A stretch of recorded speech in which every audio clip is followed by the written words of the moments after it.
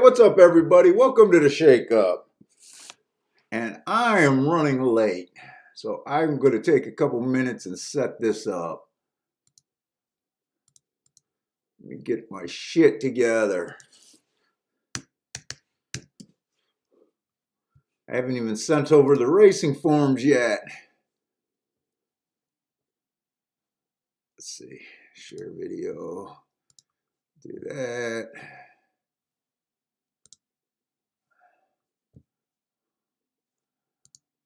Let's see. I didn't send over the forms yet. Let's see. I did do some of Fairgrounds. I'm not sure how much I got done, but I did do some Fairgrounds.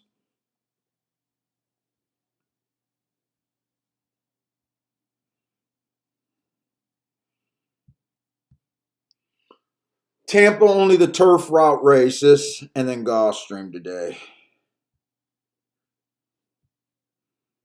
Just send all of this shit over.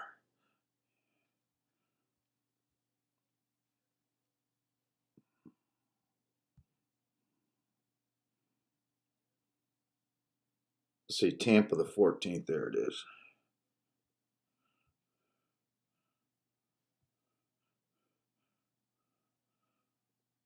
Oh, no, I didn't put an address in there. All right, what we got? Where the hell is my chat room? Hey, what's up, everybody? Who we got in here? Dean's already here. JW, what's up? Run is due.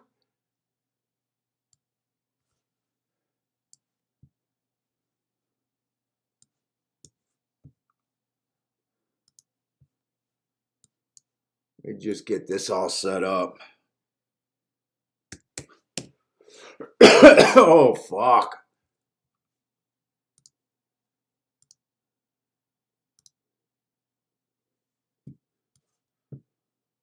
Let's see, we got Tampa Bay.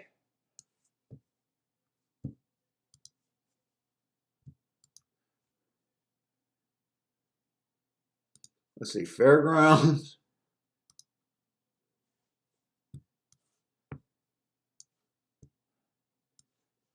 And the golf.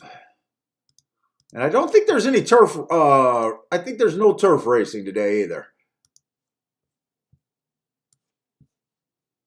I think I did see that.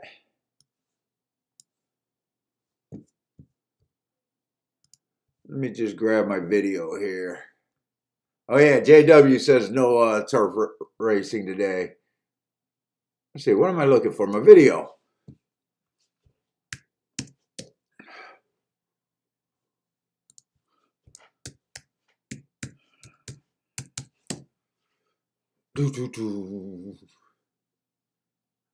Let's see, I don't want Mahoney, I don't want Fairgrounds.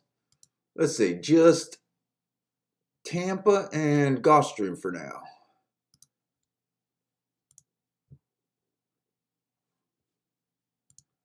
Video there. Hey, what's up, Joshua? Yeah, I had nothing else clean. I had to put on I had to go in the dress part of the clothes.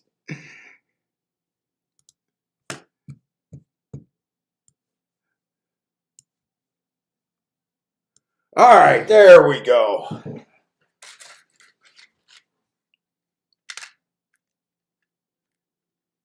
Dean says, does Gulfstream Park even have a turf course anymore? Doesn't seem like it, does it?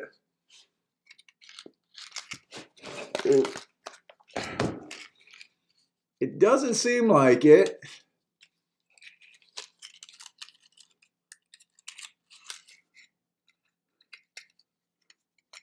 Let's see, we got 23 minutes for the first race. That's going to be a dirt race. A dirt sprint, maiden claiming 12.5. Trying to think, did we see any dirt? I don't remember any dirt sprints yesterday. Jesus Christ, my memory is going. I know we had some dirt routes. I'm trying to think. I think yesterday was a Tapeta heavy race card.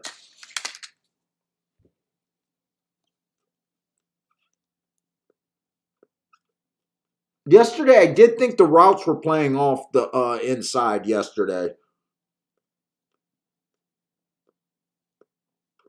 But I don't remember for sprints.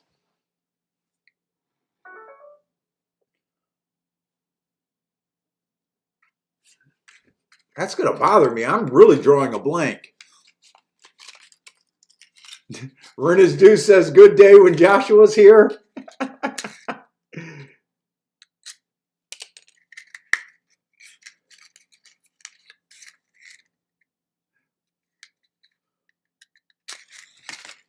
Oh, man.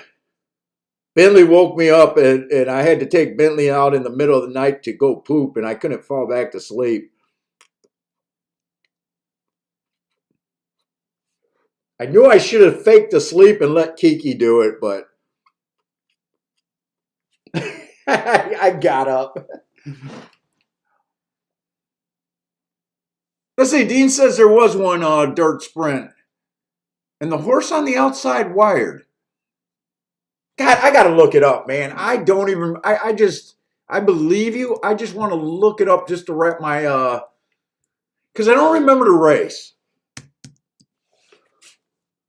And I didn't do the charts.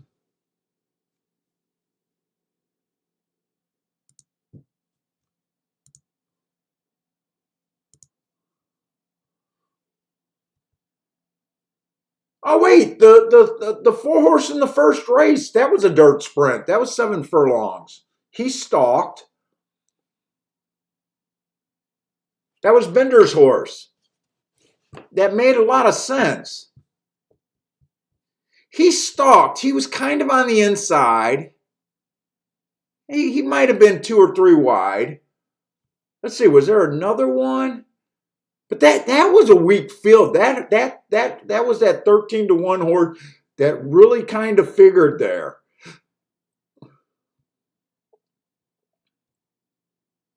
Sometimes when you like a horse, it's even harder to say if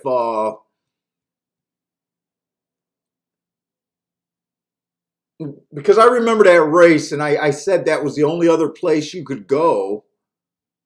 I didn't bet the race. Bender really liked it. I know a lot. That was the only dirt race yesterday, and I'm not sure what that's telling me. We did think on the routes that it was favoring the outside. I do believe that.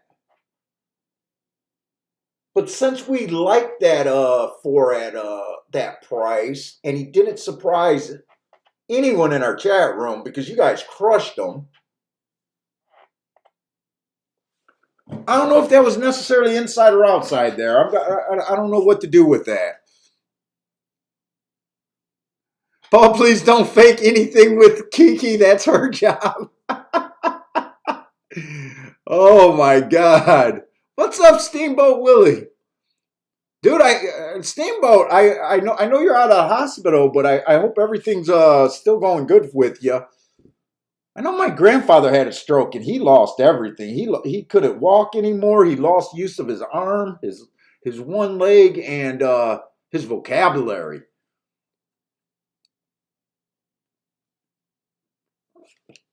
He got wiped the fuck out with that stroke.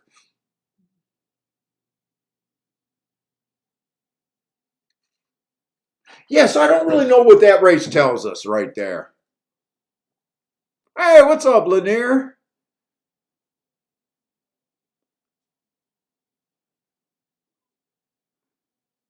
I think I said Greer. What's up, Greer? Parsons here. So I'm just going to start looking at this race. I'm not sure what I'm thinking about the dirt right now. Let's just see if the race is playable on its own without thinking too much about biases and all of that. Let's see, we got 6 furlongs, maiden claiming 12.5. The one horse ran 2 races. Let's see. First race was a stalking day. I guess I could have gave him an asterisk for being farther back than a stalker. Guess I could have gave him an asterisk there. Last race, it was early pressing day. He was farther back. Look, he might have two excuses, but I can't get off. I can't get to that horse off of those two running lines. Just can't do it. Let's move that up so I can see. Let's say the two horse 3 races ago was a stalking day. Also from the 10 hole. We know the 10 hole is usually not where you want to be at Gulfstream. I don't mind that race right there. But he comes back early pressing day. He was just average, slow. Looked like he chased one of the slower paces that day.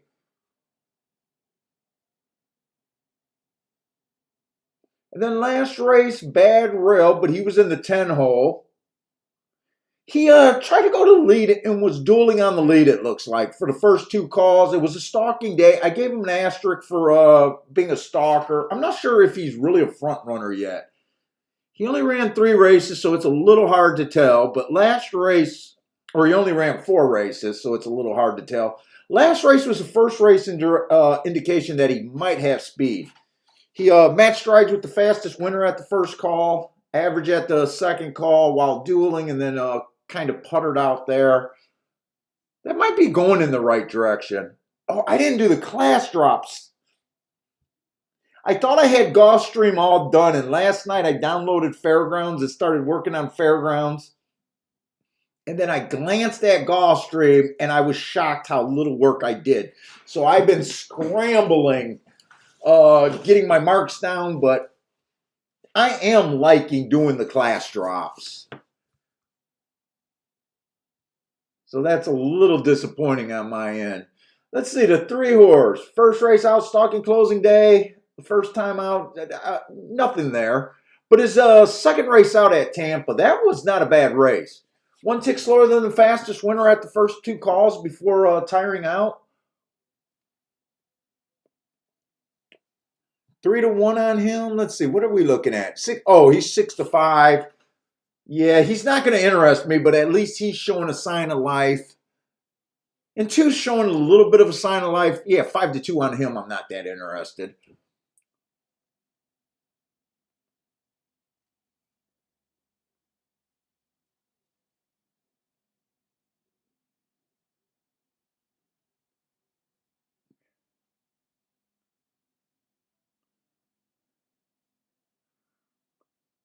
Steamboat says he's doing very well. So hopefully he didn't get any of the really bad things like my grandfather did. Hopefully he just had a little minor one.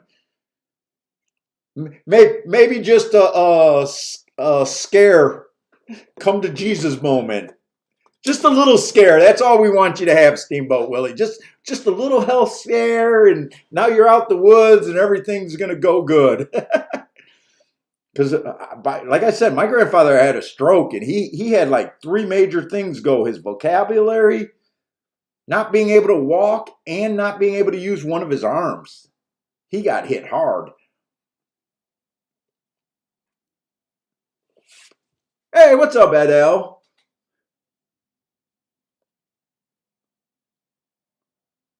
Let's say the 4 horse. I don't like him or hate him. This just looks like a weak field right here. That I don't really know. If I thought a certain way about how the track was playing, I might be more into this race. But right now, 6 horse might be a little appealing if it's outside, but he needs it to be outside. He has a couple good excuses. Is anyone like crazy odds here? No one's like crazy odds. Let's see. 7 got scratched.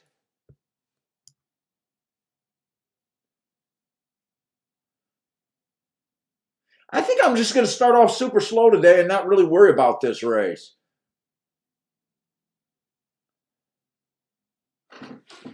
Let me get my stuff set up. Let me grab all the stuff that I'm going to need throughout the day.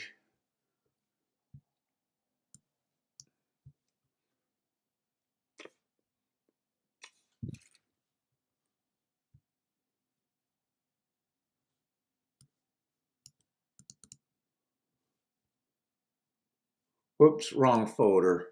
It's this folder. Let me just grab this. Let me see if I want to do an odds line or not. We got one scratch. We got one scratch, so we got 7 horses in the race.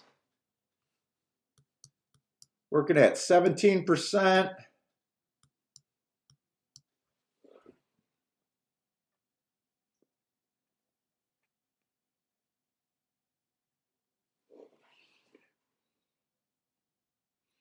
Let's see, Steve. Oh, but do you still have those symptoms, unable to speak and trouble walking, or was that just when it happened?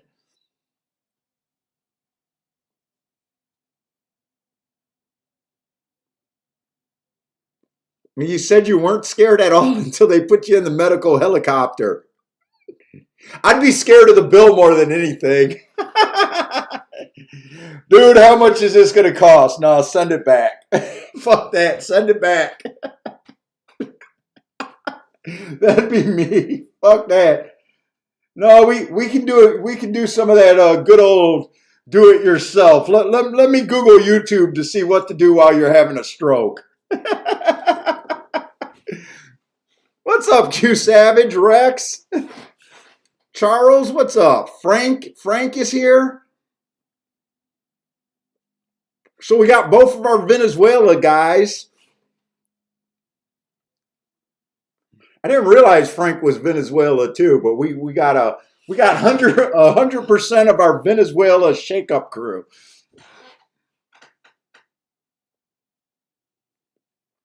Let's see if I can mess with this race a little bit more.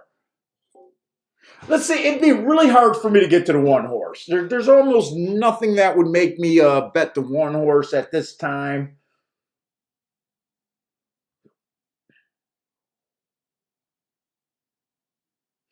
Man, I'm even thinking like 2%, like 50 to 1. Even just giving him an odds line. Hey, what's up, Damien? Let's see, 50 to 1 there. Who else can I get to under almost any circumstance? I guess he's the main one, huh? Let's see, 2 I can see some angles on. 3 I can see some angles on, especially last race.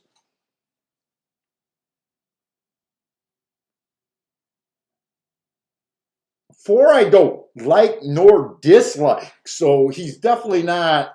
He definitely gets some points. Let's see, I probably got the 4 and out. Let's just go with that.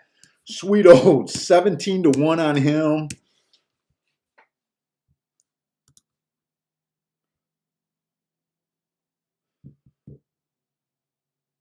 Let's see, everyone starts out with 17%, so 5, he got a little bit of front speed maybe, but I'm not crazy about him. He's getting Lasix, not that I care.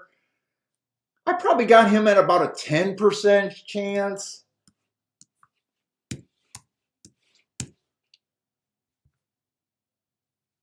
I got him at 10%. I'm not sure if 10% right now correlates with 9 to 1 or 10 to 1. I think it correlates with 9 to 1. It's not a big deal that I'm changing this, but I'm just gonna try to do it right. Keep it nice and pretty. Let's see. 6 is definitely a little appealing to me on the outside. Let's see. The 8 horse, I really don't like his running style. For him to win, I think he needs the race to break down. I think he needs the outside of track to be playing better than usual. He feels like a 9 to 1 to me. He feels like I need 9 to 1 on him.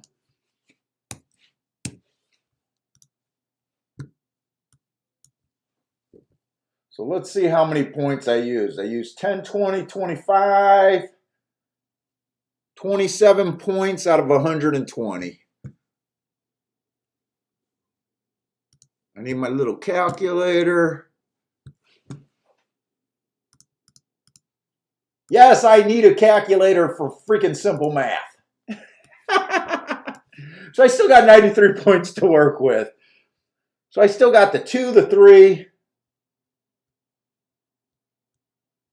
Oh, I only got the 2, 3, 6 as my main contenders. Fuck, just divide that by 3. That puts everyone at about 31%.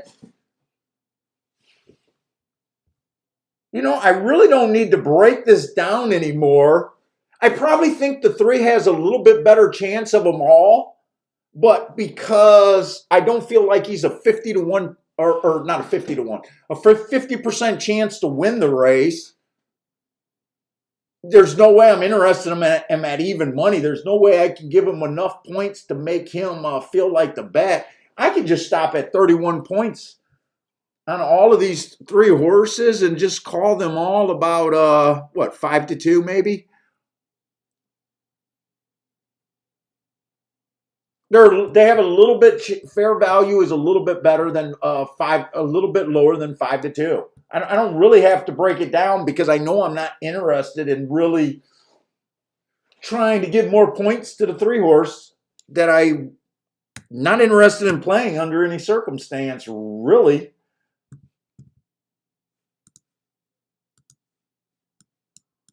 So it's a loose betting guide here.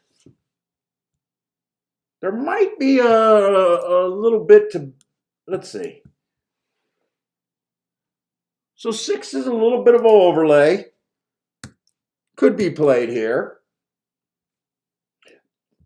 I know it's probably a little boring when I do these odds lines, but yesterday it was the reason that I hit the race that I hit, and it was a 10 to 1 winner. And a 25 to 1 exacta that made me a winner for the day, even though I went 1 for 4, 1 for 5. I don't quite remember what it was. So I'm willing to be a little bit slower and a little bit boringer for that trade-off.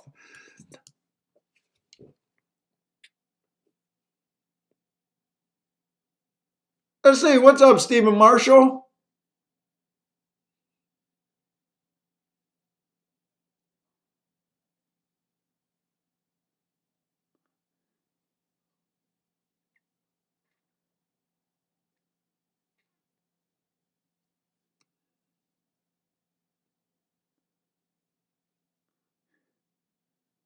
Yeah, we're worldwide with, well, we got the Canadians. We get people from Venezuela. We got 100% of our Venezuela market.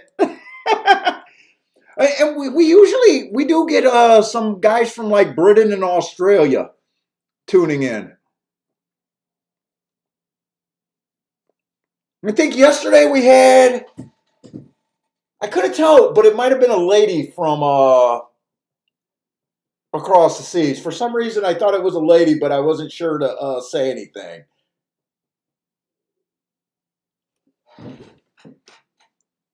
Hey, what's up, Joe?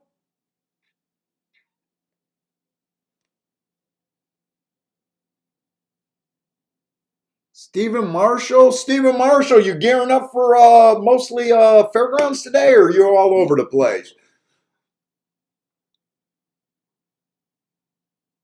Let's see. So by the way that my line works, you want to get overpaid. I think the 2 is playable a little bit at 7 to 2. You're getting a little bit overplayed. Little dangerous to throw that bet on because, you know, he's in the range where he can easily drop to be 5 to 2 or even below. The 3 is definitely on the radar, but at 4 to 5, I just think he's overbet. So I wouldn't be interested. You want to get overpaid, not underpaid. Technically, you could play the 5. I think he has fair value at 9 to 1. As long as he's at 13 to 1 or higher, he's technically an overlay with a chance. And 6 is probably the most appealing because I got him as a relatively low odds. And he's getting, I got him at 5 to 2. It's about fair value in my head. So at 6 to 1, to me, he would be a good bet. I just got to decide if I really want to play this race or if I just want to start off slow and just watch a race. That's the big question right here. Stephen Martin. Oh, you're just looking at Tampa Bay and Fairgrounds mostly today. Oh, Paul Nelson is from Alaska.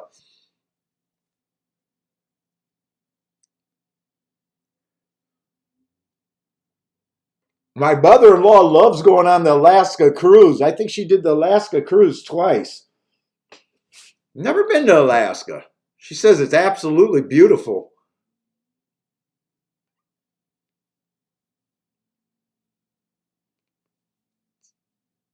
Rex is looking at a double. I'm not going to try to look at a double right here. I'm leaning towards I'm probably just going to sit out this race. Maybe because I got an email saying I only hit one or two races a day. I got another one of those emails that I don't play enough. Get the point of the show. We're trying to win money long term. I don't care about giving enough plays. The handicappers in the room don't care about the plays. They like to hear the breakdown and they do their own shit. We're at the shakeup for profit and that's it. If it's making less plays and you don't like it, it's too bad. I don't know why I keep getting that email like it's a diss on me. You only hit one race. Yeah, it was a long shot, but you only hit one race out of four. You must suck.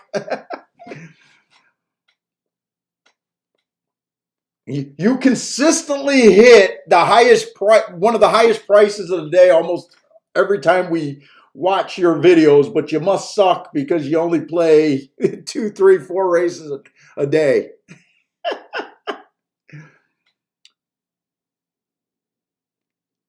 Oh, I'm wearing the same watch, man. I only got one real watch. It's the Breitling. My 50th. I settled on the Breitling. It's goddamn. I'm getting the brands mixed up. I want to say it is Seamaster, but why does that sound wrong to me? Seamaster. It's Ocean Heritage. That's what it is. Ocean Heritage with the chronometer. I've been looking at watches so much. The names blend to me, mainly because I'm stupid. I was looking at the Omega, the Breitlings. Yeah, I looked at the Rolex, but I never was a Rolex guy. Let's say, but some of you guys got bets, and you guys are just as much help as me. Because I swear to God, we got the sharpest chat room on the planet.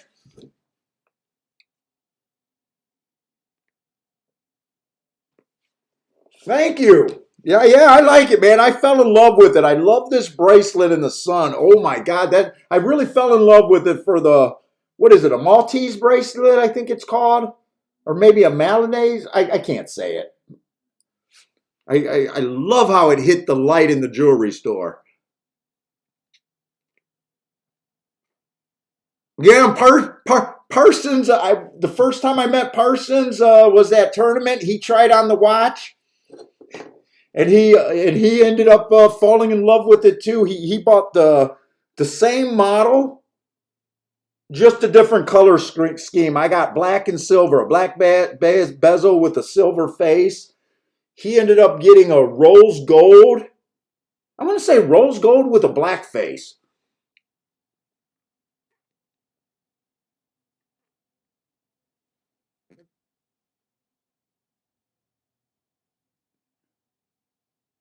But yeah, it's definitely my first big boy watch.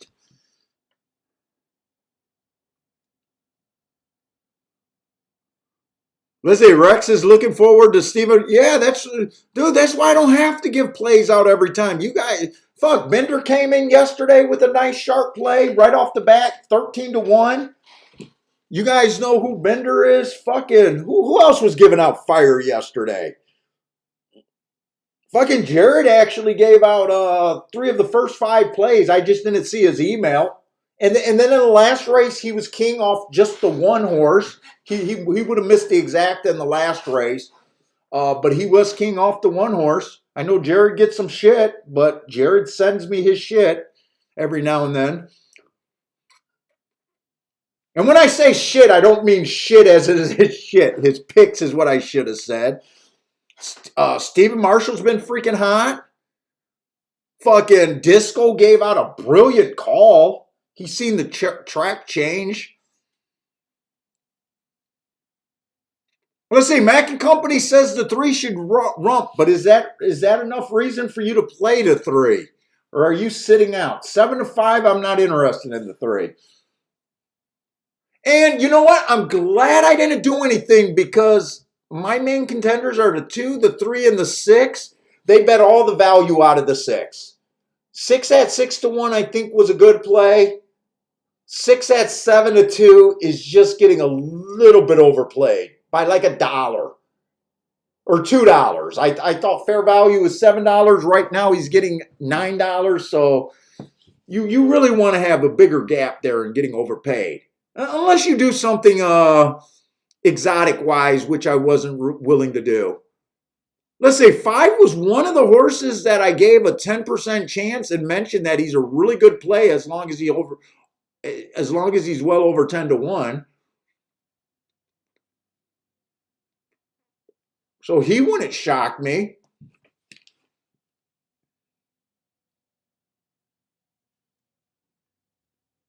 Let's see, Frankie Tubbs likes Frankie Tubbs. Oh no, that's a 6-5 double. 6-5 double. I was thinking it was exact a 6-5. Let's see, 5 does look like he's done, and really everyone got a chance at this. 3's getting control, but I'm not sure this 3 is gonna. Well, let's see if he re-breaks. He definitely needs to re-break here. It looks, everything looks safe now with the 3.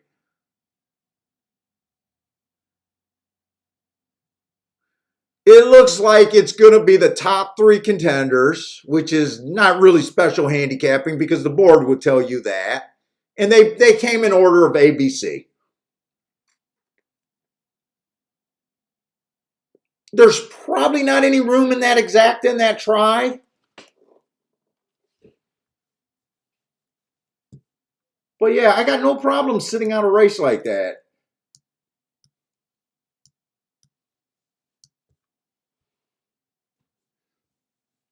And by the book, by the way, if you thought the 3 horse had a 50% chance to win that race or greater, he would.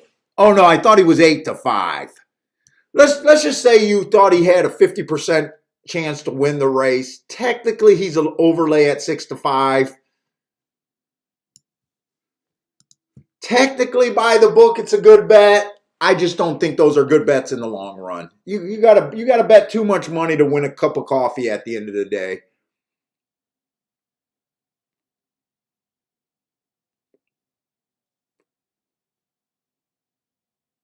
Let's see, Joshua, you're already saying the inside's no good?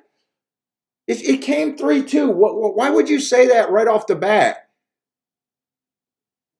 What wasn't 3-2 kind of on the inside? I'm just curious. I'm not even being argumentative. I'm just curious on the thought there that the inside is not good.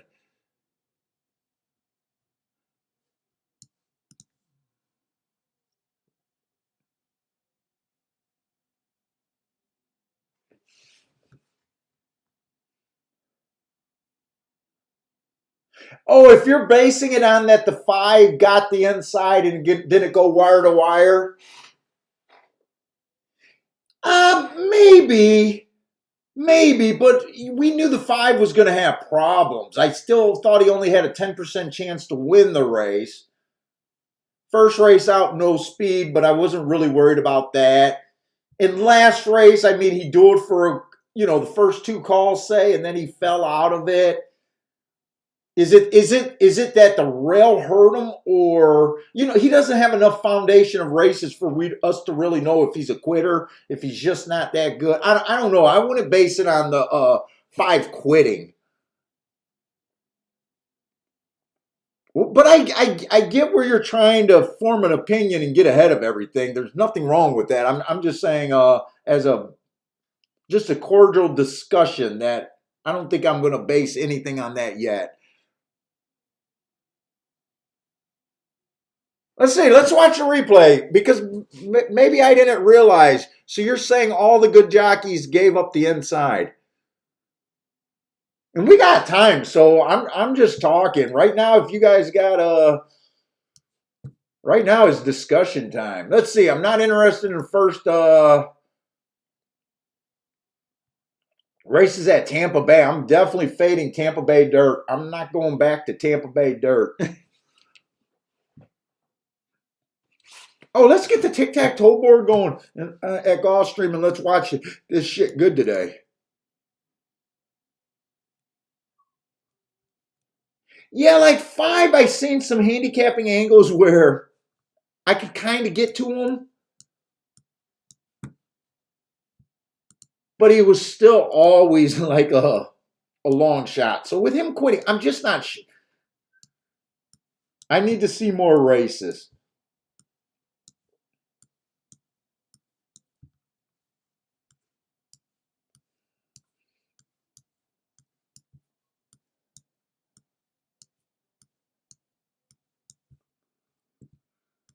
Let's see. 3-horse stalked that first race.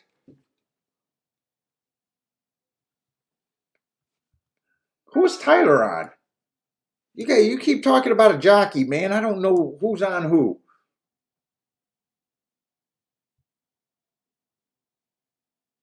Who was Tyler on? Oh, I'm looking at. Did I just do the tic-tac-toe board at the wrong damn track? I did.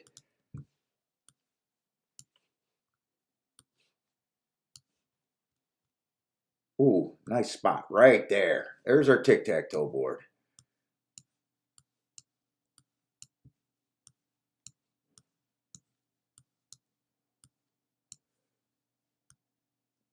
Three stalked the first race on the dirt.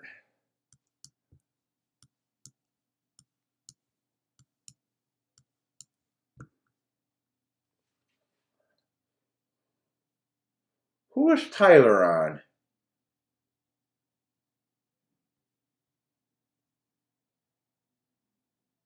Oh, is Tyler on the 3? I'm betting Tyler was probably on the 3. Ah, fuck, I missed the break. Let's see, 5 does get the rail. A 2's kind of inside. 3 does look like he's about 2-3 wide right there. And 2 does not look like he's exactly on the rail. He's probably pretty close. I'm not sure you could fit a horse in between him. Probably going to want to watch the head on. Let's see. 3 always had the 5. I mean, 3 was always close enough to the 5. I don't know if 2. I don't know if 2, like, I want to watch this head on because I want to see if 2 was always off the rail.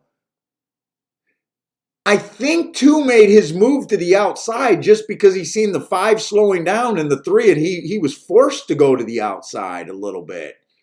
No one's that. I don't know. I'm like one race isn't going to tell us anything. Let's see. Let's see who how close they were to the rail.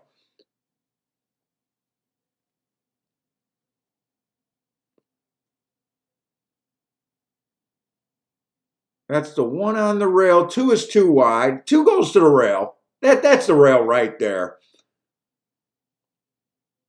5 got the break. 5 actually took the path from the 2 horse a little bit there.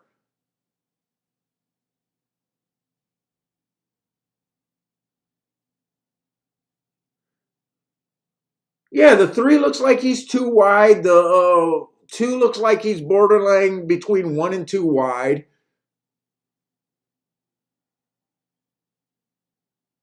I don't know. We'll see. It is something to maybe point out if the track changed a little bit. It might still be towards the outside. There wasn't much on the outside here, though.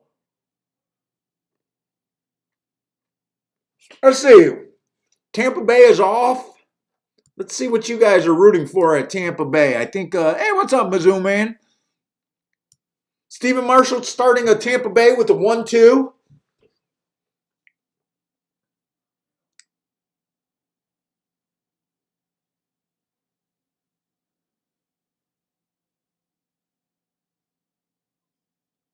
Does anyone else got a Tampa Bay play? I'm trying to see.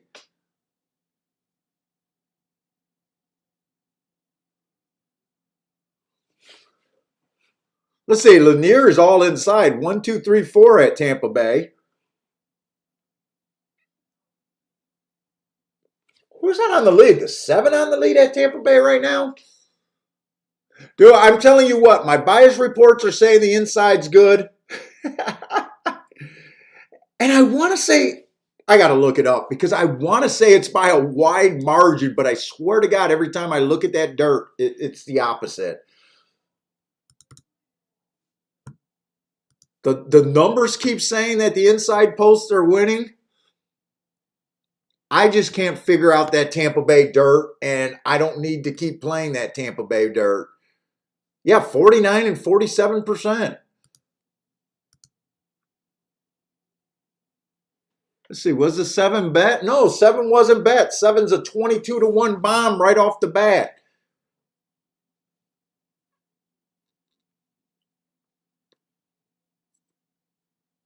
And it came in 7-6. So outside, this is why I'm avoiding. This is why I say, you want to use your numbers on the edges. Like, I think the bias report is, obviously, I believe in it. But if whenever you play the track and it's not working out like that, to me, it's better just to say, you know what? I don't need the dirt. Now, if you're doing good on the dirt over there, keep playing it, but I'm not. I'm doing great on the turf, so. Oh, Rex, did Rex get that 7? Nice hit, Rex. 22-1.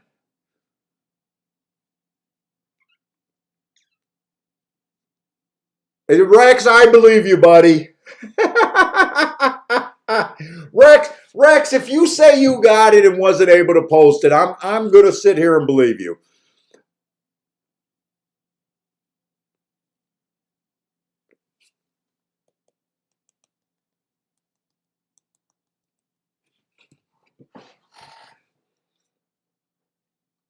I believe in most of the shake up chat room. I believe in you guys.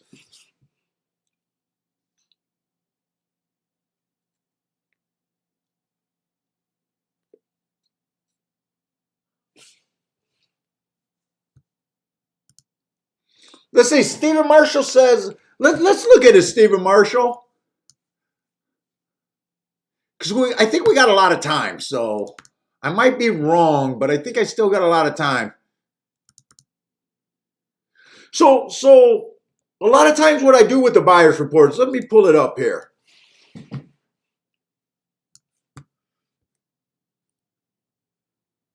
So this is why I give you the meets breakdown, right? So the meets breakdown is 47% 1 through 3, 38% 4 through 6, and 15% on the outside, 7 and out, right? And then I give you the last week's breakdown. So last week, it was definitely playing even. 38%, 25%, 38%.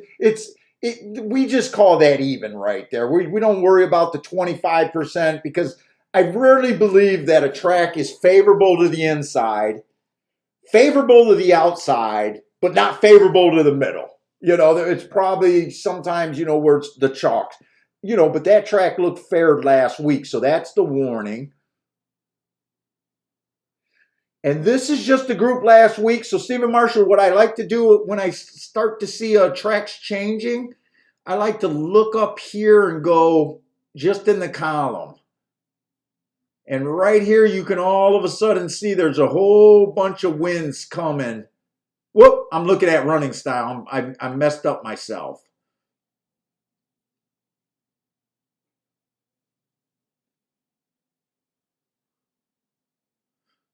So this last group of races right here, it looks like there was 1, 2, 3, 4, 5, 6, 7 races. Add them up. 2, 3, 4.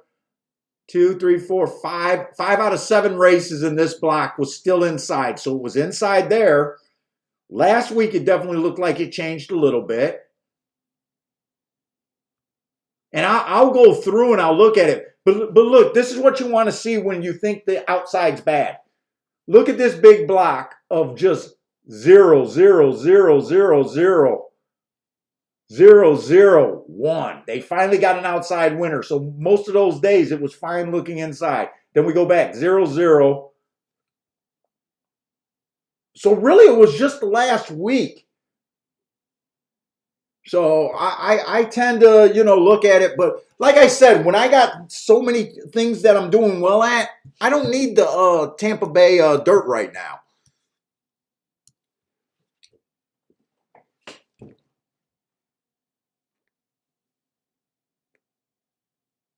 But I tell you what, it might be a good indicator going forward today. You should be really interested today. You should probably say right now, after the first race, I've seen a horse on the outside go wire to wire, never looked like he was on the rail. I seen a 6-horse. 6-horse ran one race, but it was terrible. That got second. Maybe I might look at the track like it, last week it seemed to be even. This week we got started out with a big bomb. I don't have Wednesday's thing in there yet. So, it might be wise to look to the outside.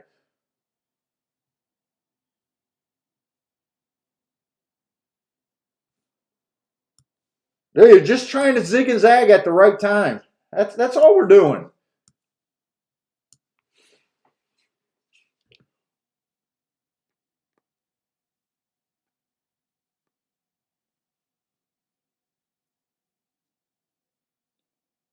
Oh, has Rex been known to be a ticket police? Has Rex been known to be the ticket police?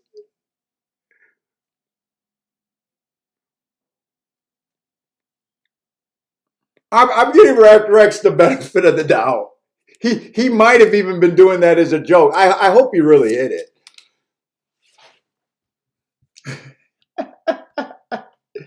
Someone said that he's a ticket police.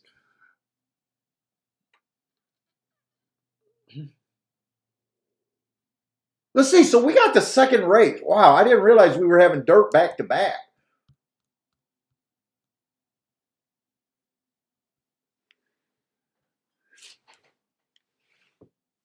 Let's see. We got a 6-horse race. So that's easy. Everyone starts at 20%.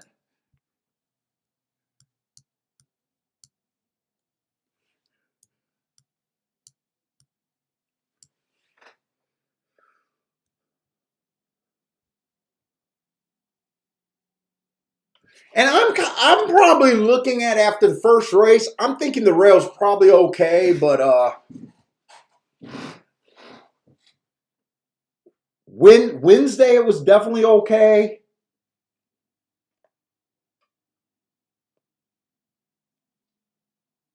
Sunday, that one horse at 10-1 that I didn't bet that I liked won.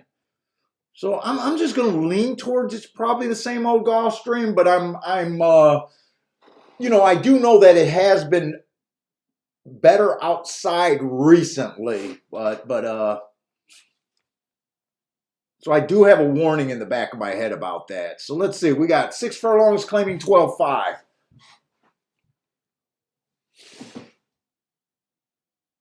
And this betting board at least doesn't look as bad as the last one. Let's see. Hopefully I don't like the 3.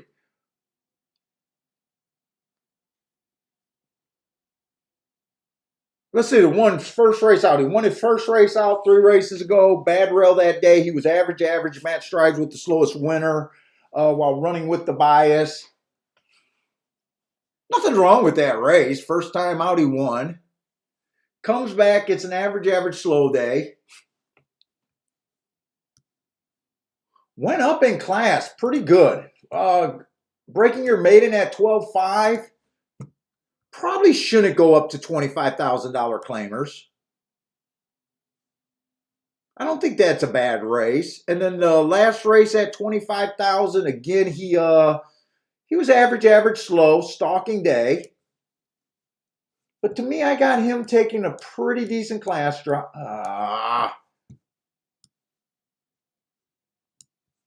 That's not when he took the class drop. He took the class drop last two races. For some reason, these markers are a little hard.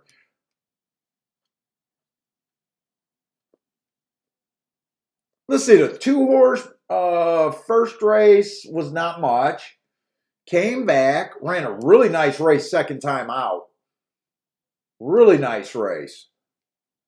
Went up to 35,000. He broke his maiden claiming 25,000, so a bit higher than the one horse.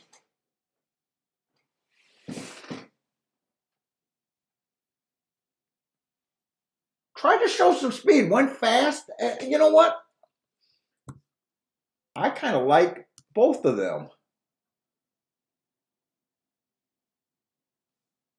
And it looks like everyone's kind of taking a drop here.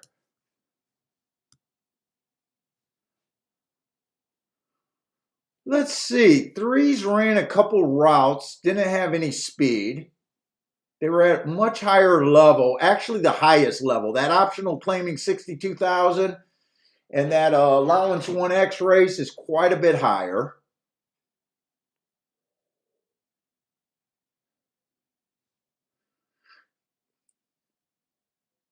Earlier in the year, this horse had speed. Man, I wanted to try to beat him because I seen those two route to sprints and I seen the last three races where he didn't have any speed.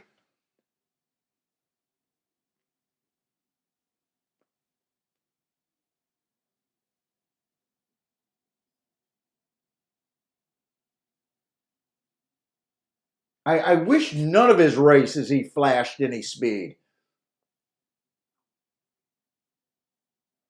But that's the favorite. Definitely got some things to like about him. I think I'm going to try to beat him, though.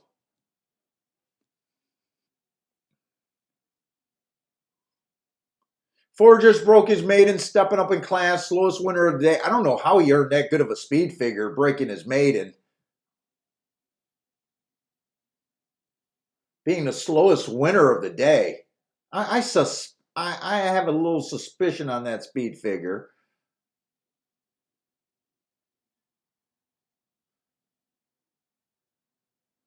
Does 3 deserve to be the chalk here? 6 horse ran with the 3 over there at Hawthorne.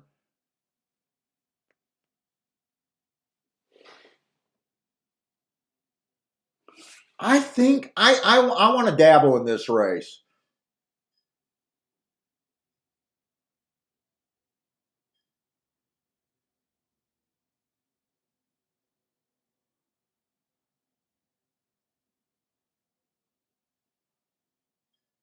I think I want to play the 1-2 and maybe even the 1-2-4. I've been kind of getting rid of a lot of play bets lately, but I think I'm going to do this in like a play bet category. I don't have enough time to look at doubles right now.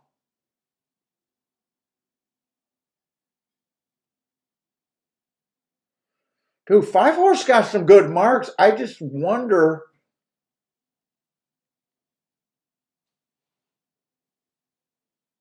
I think right now I just want to test my inside of the track here.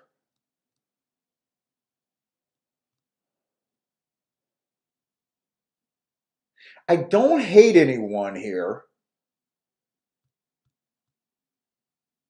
Dude, if I don't do a morning line, and right now everyone is fair value, everyone without handicapping is at 4-1. The 2 horses I want to play, just based on no handicapping, is an overlay just from the start. 9-1 on the 1 and 6-1 on the 2.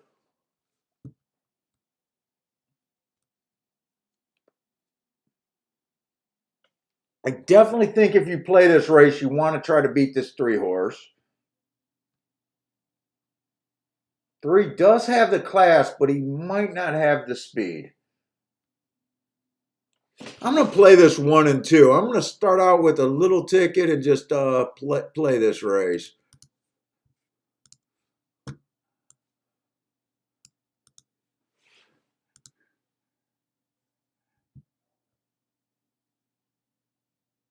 Oh, Rex says Joshua's just likes to give him shit for calling out his bombs.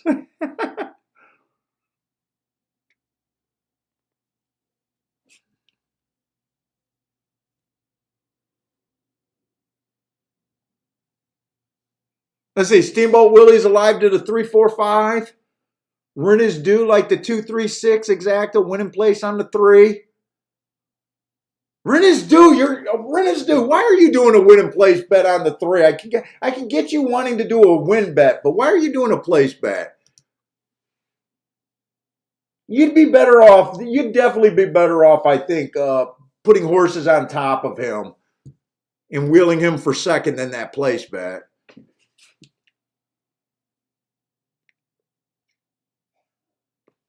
Yeah, I don't think I got enough time for a double. I don't think I like this race enough for a double, personally. It's better if I had some horses that I really like. I honestly would have a really hard time doing an odds line. I'm kind of just playing this. This is kind of a loose play for me right here. I'll be honest.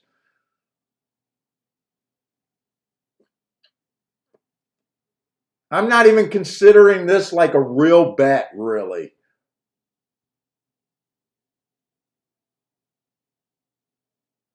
It's almost like I want to prove to myself that the inside is good, and I just want to take the 1 and 2 at nice odds. I definitely would want to play against this 3. But I think the 4's playable. I think the 5's playable. I even think the 6 has a shot in this race.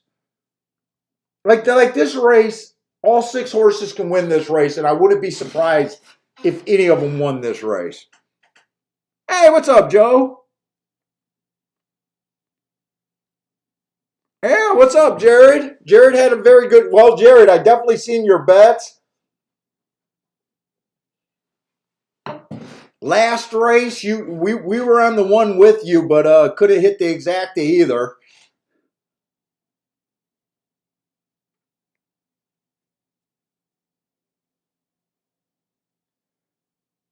Gregory's here. What's up, Gregory? Mac and Company says, let's get this too. Yeah, I'm with you, Max.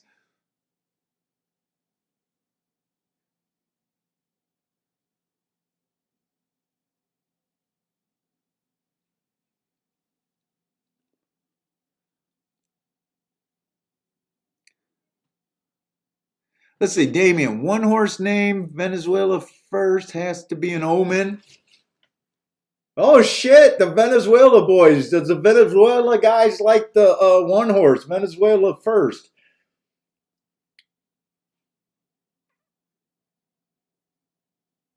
Thank you, Gregory. Gregory, I was pissed because I was watching some very bad advice on some YouTubes last night. I was pissed off and I told my wife I was done with this shit.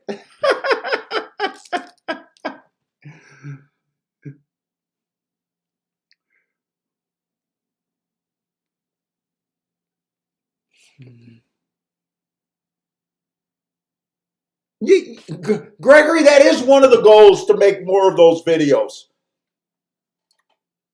I'm so behind on what I want to do.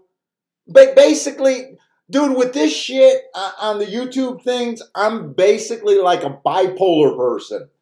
I get super high, then I get super discouraged. I really think I got good videos in my head, and then I'm working on, and then I'm so disappointed, just not with you guys, just with the overall YouTube looking at horse racing videos.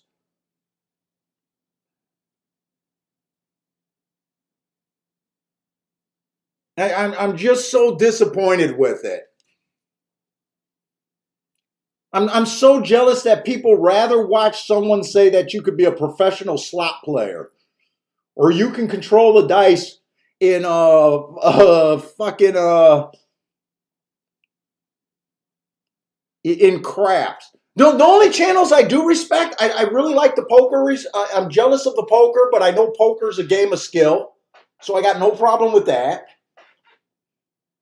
I also respect the blackjack channels, the counting channels. I like that channel. Five's gone, right?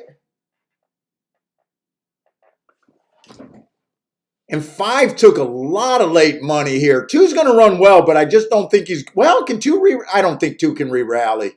It's not natural for a horse to have the lead then re-rally. Two was the right play for me there. Two was definitely the right play in my opinion. Like I said, no one would have surprised me. I thought the three would be too far back, so the reason I bet the race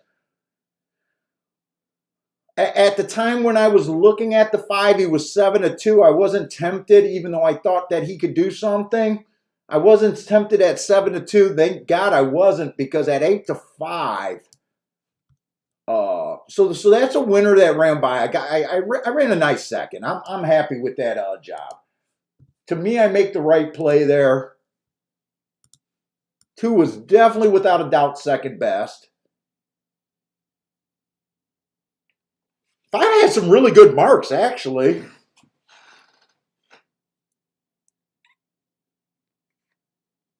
Rex is saying inquiry. I hope there's an inquiry, but I backed the two. I really didn't see anything there unless the five came over on the two or something. I don't know.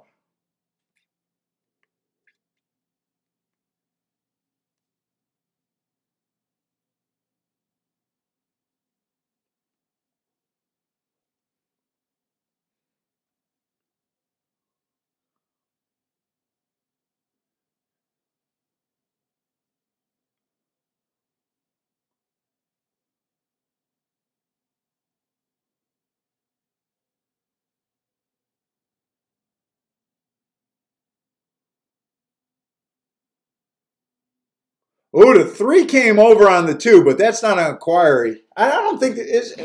Did you guys see something for the inquiry? I think the five just exploded past them. I don't know. Maybe there was something there, but right now I didn't spot it live.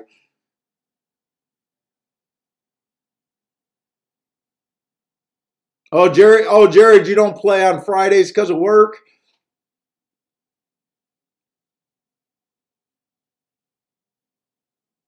Let's see. The one did not run.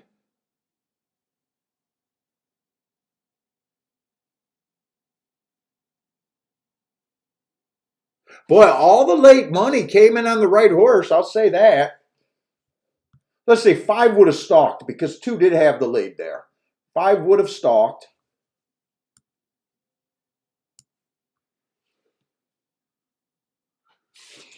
Oh, the fractions weren't that fast. I mean, the fractions were just okay.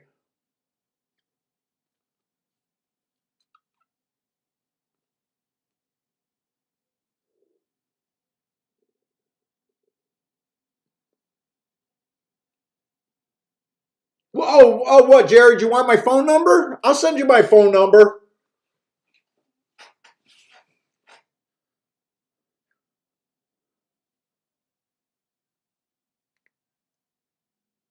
Do you? Or actually, I prefer to do Skype. If you do Skype, I'd rather you just call me on Skype. But if you don't do Skype, I'll send you my phone number.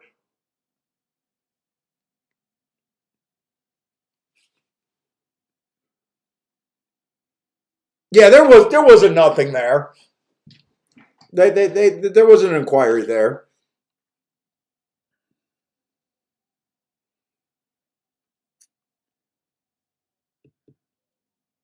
Jared, don't piss me off when you start a new show, brother. Don't piss me off. Think about what you want to do for a show. Do something different.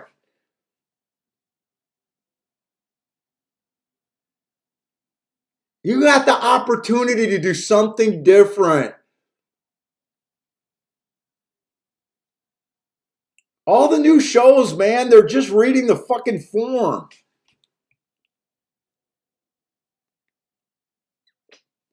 They all want to act like the regular TVG or the regular, morning show before the races. Do something different. I don't do Facebook videos, chap. I just do Skype. I'll send you my number if that's the easiest way, Jared.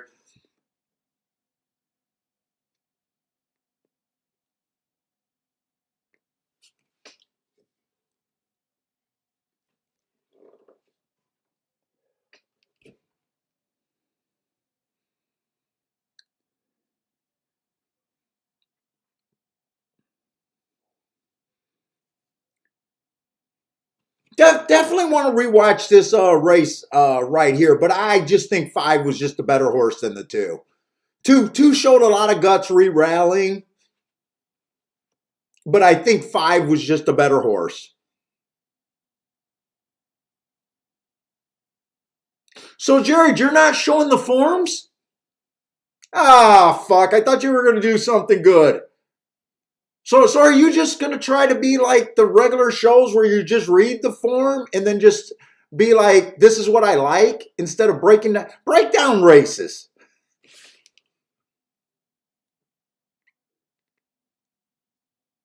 I'm getting so tired of just the shows just, I'm the host, I like the 2, 3, 4. Break down the fucking races. Do something special. I think everyone tries to be so pick oriented. This is what I like. This is what I like. Give good information.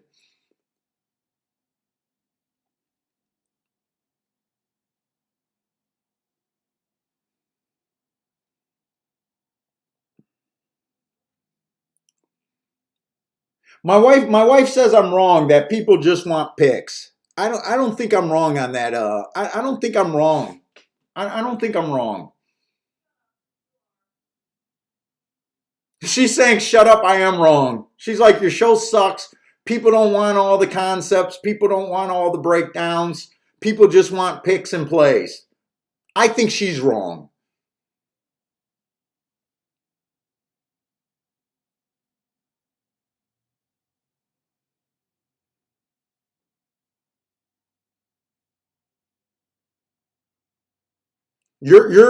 So your focus of your show is going to be how the wager, it sounds like.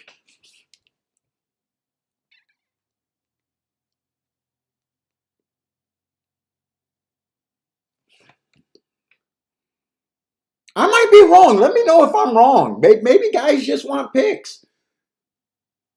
Maybe guys don't want the breakout or getting better on their own. Let's see. Rex likes the 2, 3. Oh, Rex is putting up a ticket now.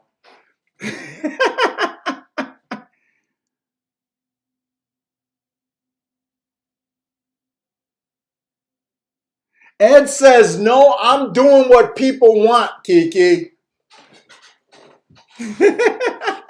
Thank you, Ed. Thank you for siding with me on the argument, Ed.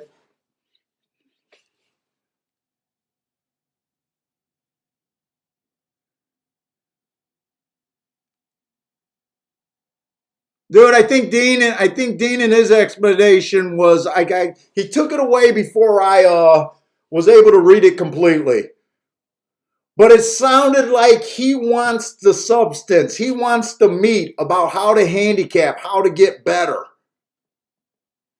See, money, for the first time, Kiki is 100% wrong. 100% wrong.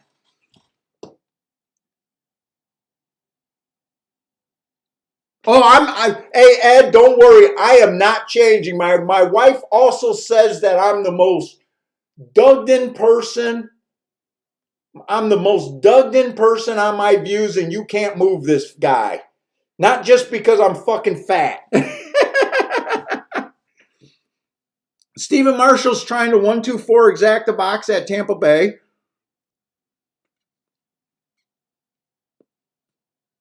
So Jared likes the idea of making quicker decisions. I get it. My show, I make slow decisions. I'm just saying, if you're going to start a YouTube channel, think about how you could be different. Think about how you could be different. Think about how you could be a help and try to be that person that breaks through this YouTube thing. Jay is a lazy handicapper. He just wants picks. So I think Jay's agreeing with Kiki here. Stephen Marshall, my man, it looks like you're home free.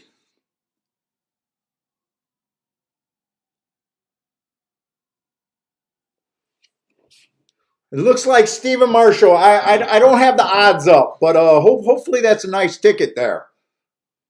I think you possibly could have played the try, but it looks like exacta.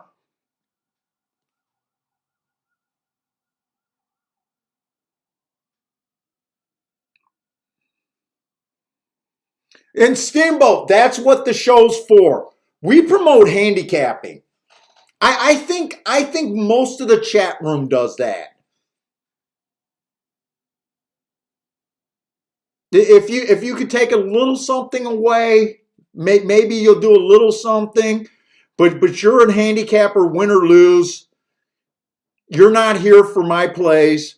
You're here to hang out. I think most guys are for this. And if there's something they can grab onto, maybe there'll be something to help just on a respect factor. But for the most part, you guys aren't really here to follow my plays. And I think that's the way it should be. Yes, Stephen Marshall, by the way, I just now seen the odds. Nice hit, brother. Stephen Marshall's been on fire.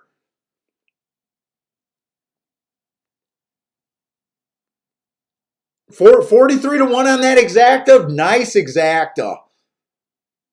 So you came back at Tampa Bay and the inside of the track held up pretty good there.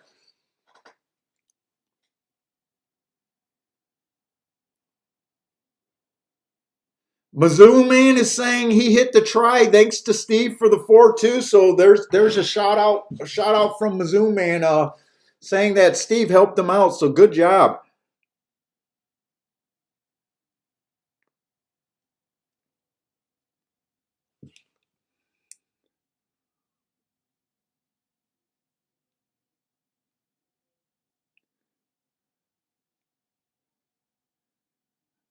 Oh wait, no, I must have misread what Jay said because he says no, Kiki is wrong.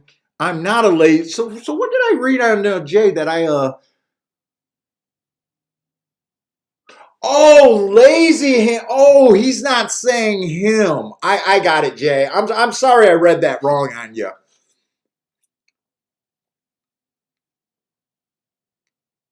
He's saying he's not a lazy. I get what he did. He says lazy handicappers just want picks.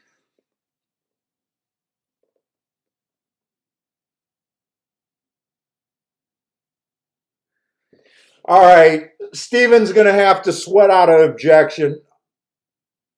I hope this is not bad for you. It looks like it's at the break. Standard thinking is they give horses a running room at the start and they tend not to disqualify horses for the most part at the break. I don't know if that's where the objection was, but they just showed the start at the gate like 2 or 3 times. Okay, nice job. Nice job. And Stephen Marshall starting with 43 to 1. Nice job. Garth B says Kiki is never wrong. Paul knows that.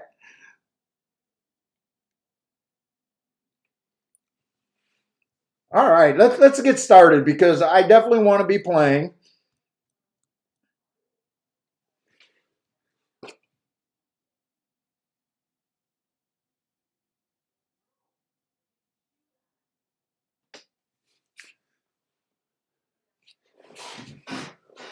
Okay, so the poly, what? The poly yesterday, we definitely thought it was off the pace, right?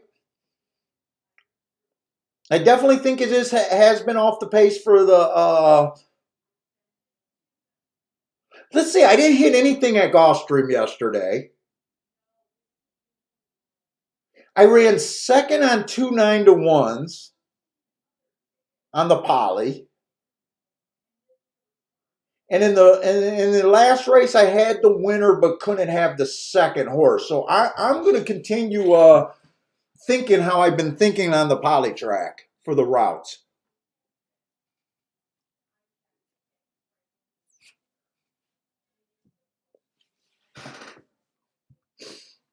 So we do got a mile 70 on the Tapeta. Maiden claiming 50,000. And I'm gonna want to mark these class drops.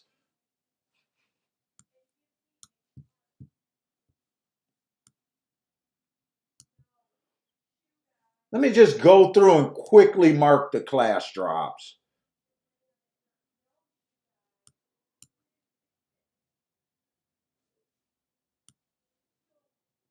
There's no one really that far out of bounds here.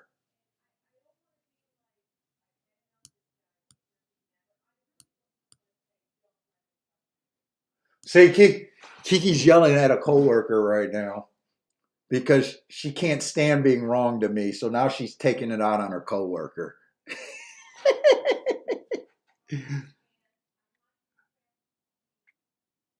I say, Marie says, dude, we've been doing good on the poly. We've been loving the poly. We had a learning curve on the poly, but we definitely think that it's off the pace. And actually, we've been doing really good on the poly, Maurice.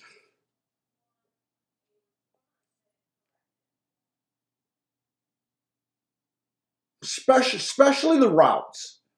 The sprints, I'm a little more nervous about, but the routes have been very good for us.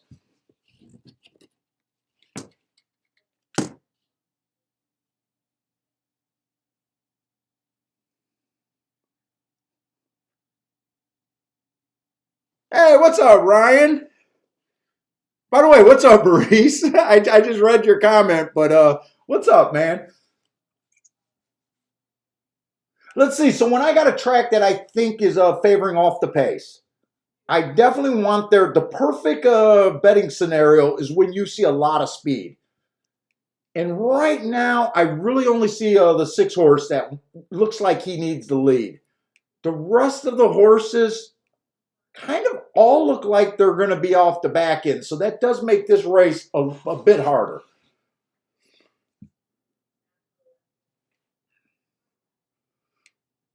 Let's see the 1 horse, Bad Rail, Stalking Day, first time out. He was off the rail and he was a closer. I could have gave him an asterisk. That was at Indiana. Indiana to Gulfstream, really not that big of a thing. That's definitely a step up, especially during the championship meet. That should be a definite step up. Last race, he was at Turfway Park. He was in the 12 hole, but that was a 1 race sample. I will say one thing about Turfway. This is the first year that I've never seen so many 1 through 3s winning at Turfway Park. That's why I haven't played Turfway Park yet this year. That outside bias does not seem to be there right now.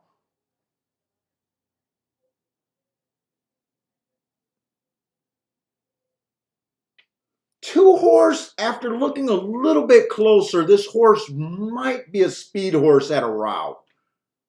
He's ran a couple 5 furlong turf races. His only route race, it was a stalking closing day. He was technically a stalker. He went too fast to win.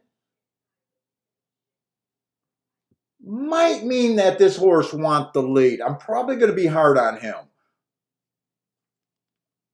I'm just educated guessing that he might go to lead. If he goes to lead, I don't like him at all. If he rates, that's a different story. I think he could have win this race.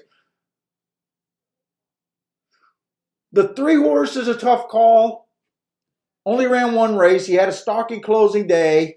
Might want to watch that replay. Shut off at the start. but I can't get to him off that one single running line. He could have been shut off. He could have been put away and not ran at all. I just don't know what kind of talent this horse, so I'd probably be against him.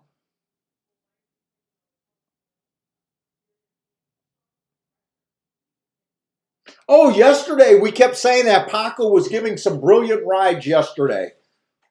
So I might want to say that Paco, I don't look at jockeys, but Paco stood out with some brilliant, we thought brilliant rides yesterday. Breaking on top, coming off, and then backing up, and then running the way the track runs to some wins with some nice numbers. Let's see, the 4 horse. I really judge my closers by getting them within 3 lengths of the lead. Last race was his first race that he really showed interest at the end. That was a 1 race sample, but it was on the poly and probably a stalking closing day. I would have liked to see him get within 3 lengths of the lead, but I can't completely throw him out.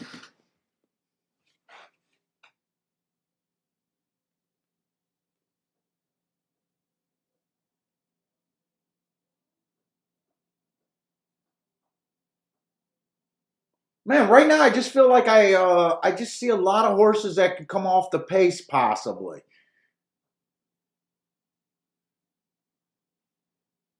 The 6 horse, I can definitely see why he should be the chalk. And I love his race 2 races ago when the inside was good. It was a stalking closing day. He went too fast to win.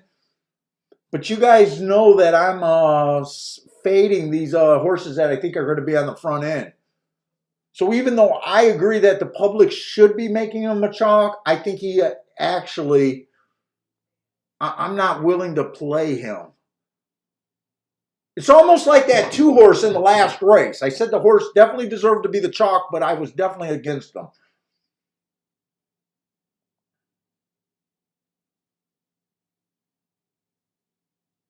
None of these horses that started their first-time starters, you guys know that I ignore first-time starters. The 8 horse made a nice close, but he just barely has not been able to get in position. He's probably the closest horse getting in position, but he's also run at the lowest level. Oh, the 8's actually scratched. I should have got my scratches.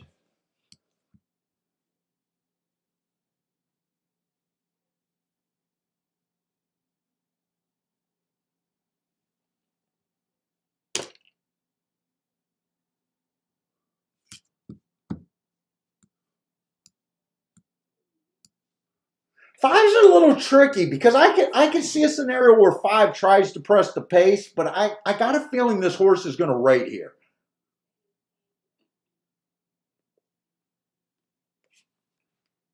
I think I'm mostly kind of interested in the 4-5, but this is not a race that I love right here.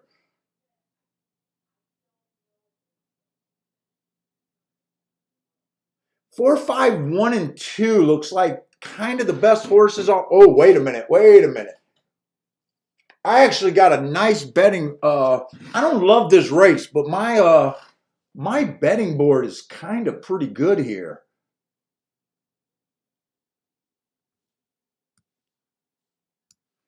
Is there any way this 2 horse can rate?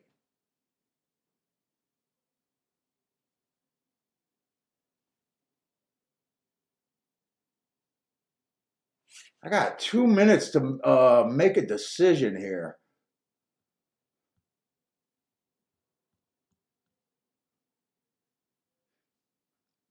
If I use the 6, I would only use him for second. Let me look up these exactas real quick. I got to be quick here because I'm running really short on time.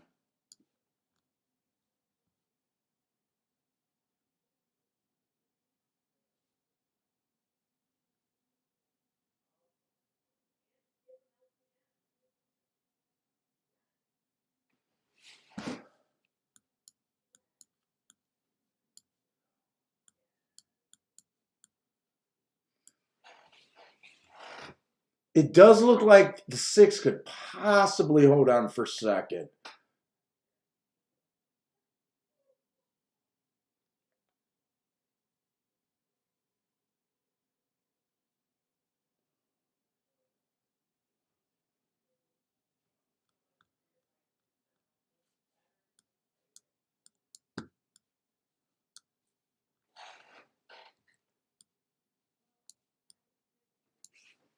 I think I'm going to do this in my smaller betting category. I definitely want to play this. Do I want to wheel the 6 in second or forget that? Let me do the bets on the 4 and the 5 to win. I definitely want those bets.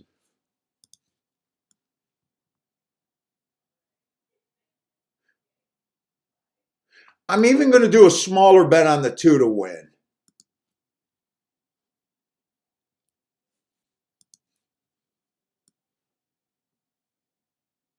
There's not much speed in this race. I can actually see this being a pretty slow pace. Unless the 2 goes and the 4 decides to go. Maybe the first time starter can press this 6 horse. I think we need someone to press this 6 horse. It's not a perfect betting situation here.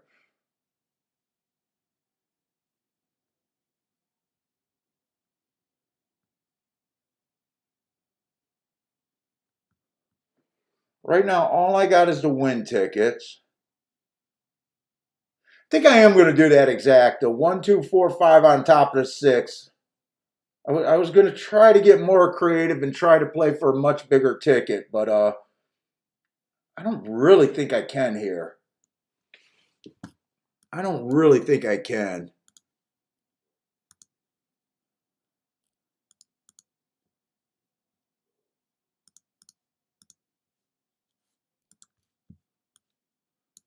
Let's see. What are you guys doing here? Steamboat Willie likes to 6 over to 2, 4, 5.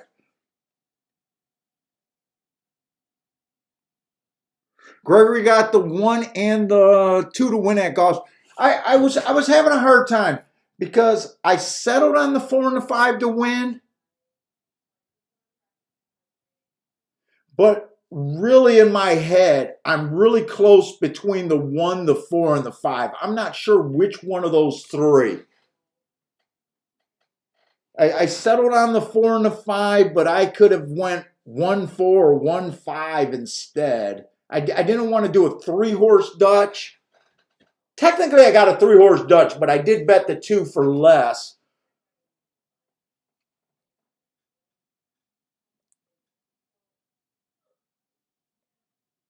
All right, Jared, I'll email you my number. Hey, what's up, Elliot? Isn't 2 the lone speed? Is that at Gulfstream? Because I think the 6 is definitely showing speed here. The only time the 6 rated is when he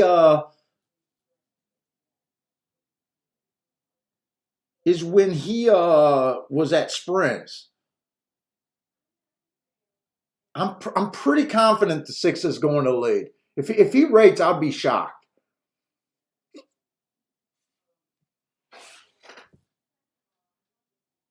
I think the 2, the 5, and the 6, and possibly if the first time starter, but the first time starter, I have no idea. I think just on form, I wouldn't be shocked if the 2 went for the lead with those sprint races. And same thing with the 5. The 5 ran in a couple sprint races. I'm hoping that I'm kind of just using Paco, saying Paco ran so well yesterday.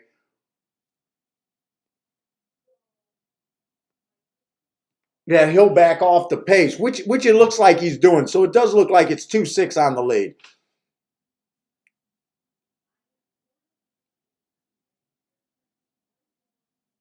Two took quite a bit of money to go from 30 to 1 to 35 to 1 to 18 to 1. I wouldn't mind if speed held here because I do have a 2-6 exacta and 2 to win. 24 and 1 is pretty just average over there.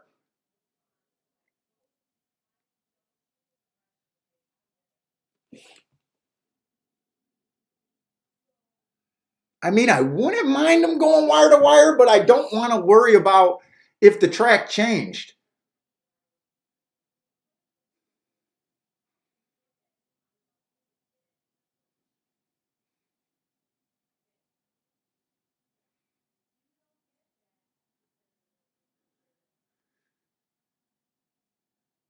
7's keeping that 5 kind of pinned there.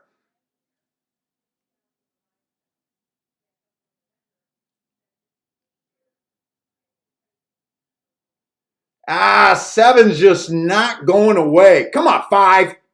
Nope, 5's flat.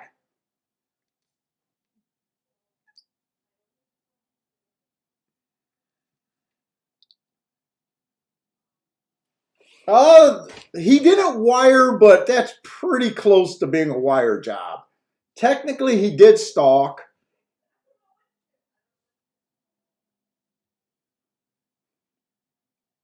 That's my second bet of the day. Two small bets though. Even if I would have just said that I thought 6, you could bet the 6. I wouldn't have had the 6-7. 6 stalked.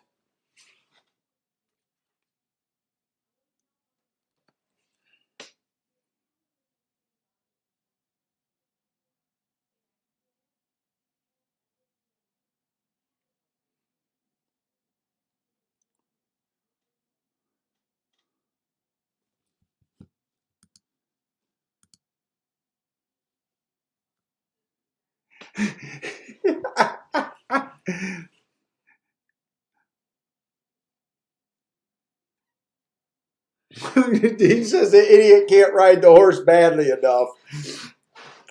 I don't know. Like right there, I knew there was very little speed in the race. I can't get to the 6 at 3-2. I'm gonna play to how I think the track's playing. Technically, he did meet the. He ran the right way.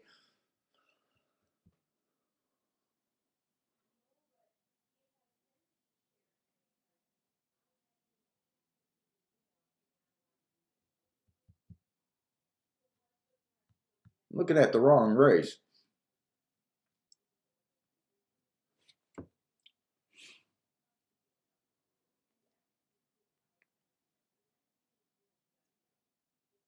Gregory got the 2 and the 6 to win over there at Mahoney Valley.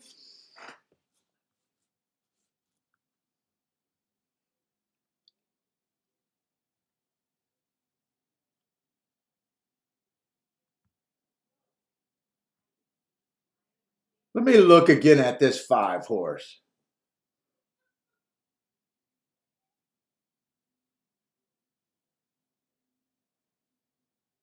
He doesn't really get in position at the top of the stretch. I don't know if I can blame Top Paco for the not being fired through. He got himself in the position I wanted, and he wasn't good enough. The one was too far back. I don't even remember what the 4 did. I don't remember if the 4 did anything. I'm guessing he was too far back and didn't do anything.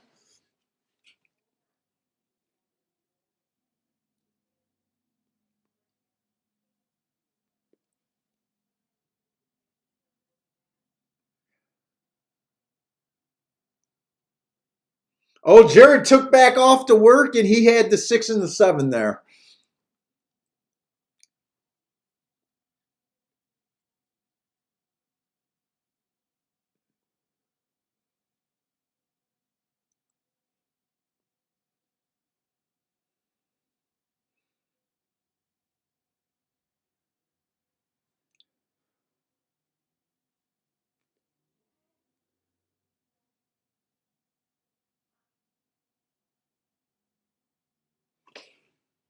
Though Mahoney Valley for the route races have been pretty good, even though I haven't been playing it.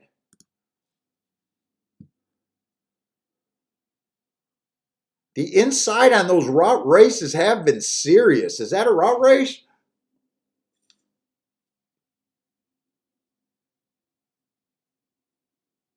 That's a 5.5 furlong race. Let's say we got Tampa getting ready to go off in 2 minutes, but I think that's another dirt race. I think there's only two turf route races today at Tampa.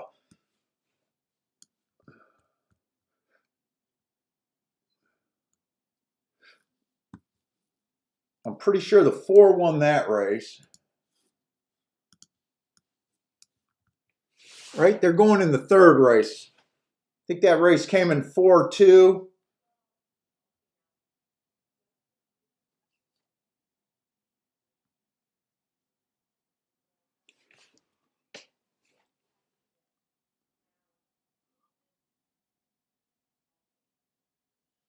Let's see. Stephen Marshall's alive to the 5-6-8. He's hoping that it stays outside for the dirt routes.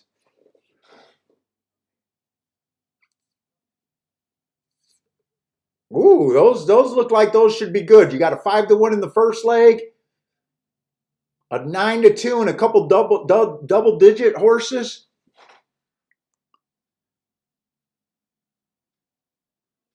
Oh, Gregory's really liking Mahoney Valley.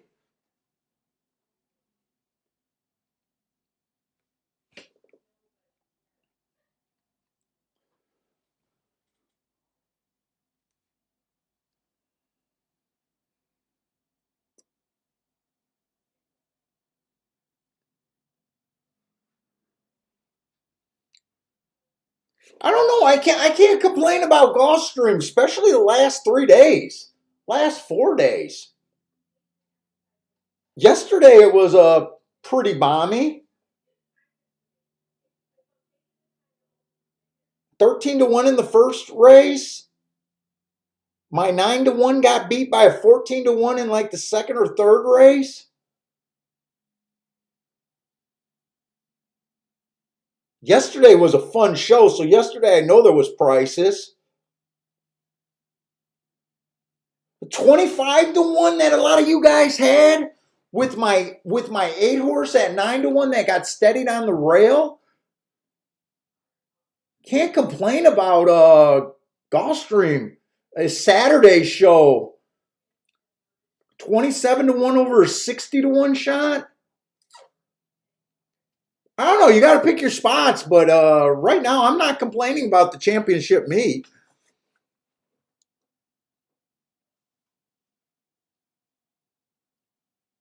They started off chalky today, but really there was. I mean, the first race there wasn't much areas to go. The third race made sense. The third race made sense. I couldn't have came up with the 7, but all the horses were there. I said that 6 was the horse to beat. I was going to try to beat him because I wanted the pace to collapse, and I knew that there was going to be a risk of not collapsing. And Andy rated. What happened in the second race?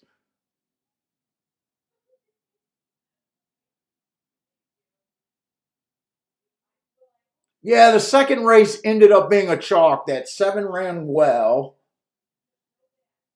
He was a late bet down horse. You were getting 7-2 all of the betting until the bet down. I'm more pissed that the bet down horses are tending to be right at a high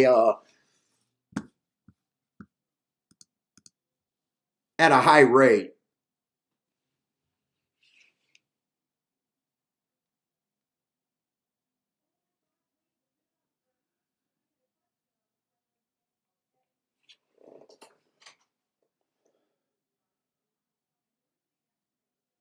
But right now, so far, I played 2 bets, but I played them both in my play bet category. So I'm not even discouraged right now at Gulfstream. I don't even. I want to hit my play bets, but they're like antes in poker, where you're just hoping to flop something.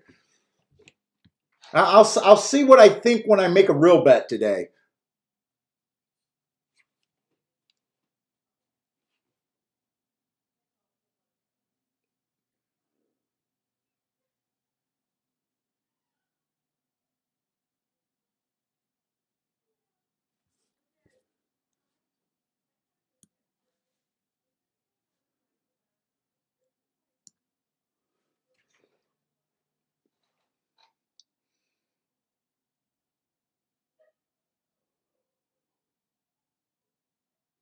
Let's see. Tampa Bay is off, and right now it looks like the two chalks got this race to win or lose by themselves right now. If you're going to beat the chalk, you're going to have to be a closer. And they're pulling away from the group, so this third race at Tampa just doesn't look like there's going to be much here. You got the 9-5 being chased by the 4-5.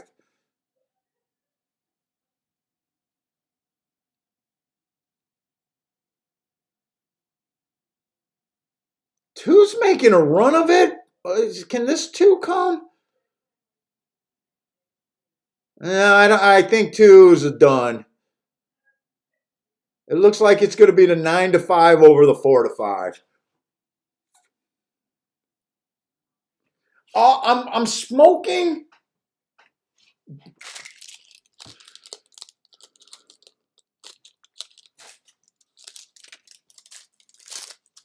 I'm smoking a Derange, and I really like this cigar. I really like this cigar. It got this little like paper condom on it that says Deranged on it. It's a Waynewood Hills. I don't even know what company that WHC. I don't know if I smoked many of this cigars. I bought this one a while back, and then my guy stopped selling them or couldn't get them, and he just came back with them. It's a pretty full body cigar.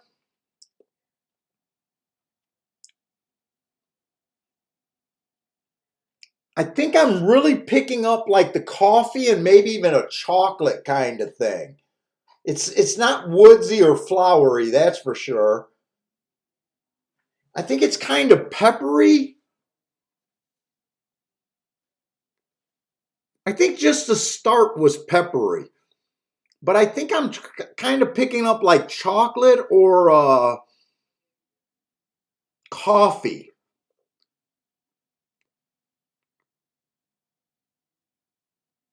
Oh, you know what? I'm not a big fan of Cubans. I'm not a big fan of Cubans.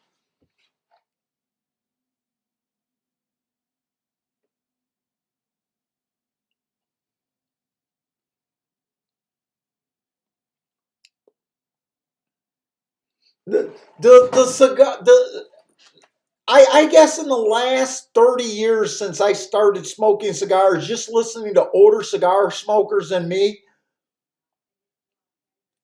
that once we hit the embargo and all of that, that all the other places really stepped up their game. And I just don't get spending the money that you got to spend for a Cuban. And honestly, I get them every now and then, especially when I'm on vacation. I still smoke them. But I tend to like the Dominicans and the Nicaraguans and all of them. I don't know. I like to spend in like the say $10 to $15 range, and there's a lot of good smokes out there.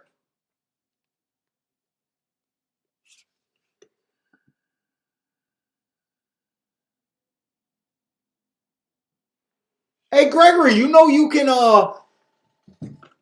that you can rehab a cigar, right?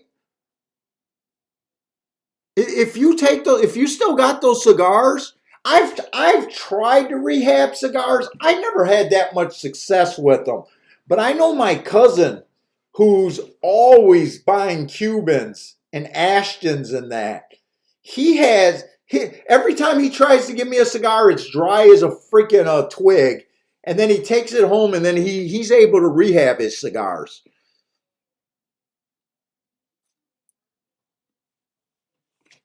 I think all you got to do is put them back in the humidor and just give them time. I think the biggest thing you got to worry about is them cracking as they take the moisture.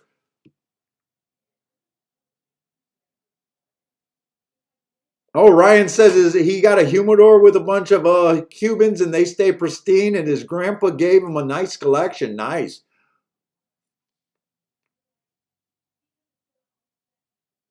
But yeah, I'm not the biggest Cuban guy out there.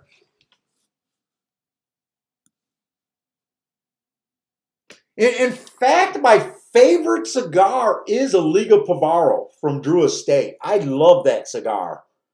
But that's a little pricier than I want to smoke multiple times. I try to smoke 2 or 3 cigars a week. That's all I want to smoke.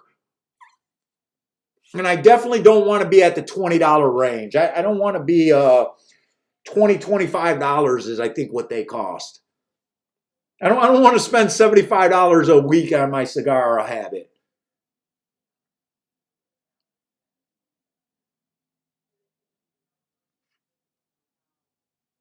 Yeah, you don't want to stick them in the fridge.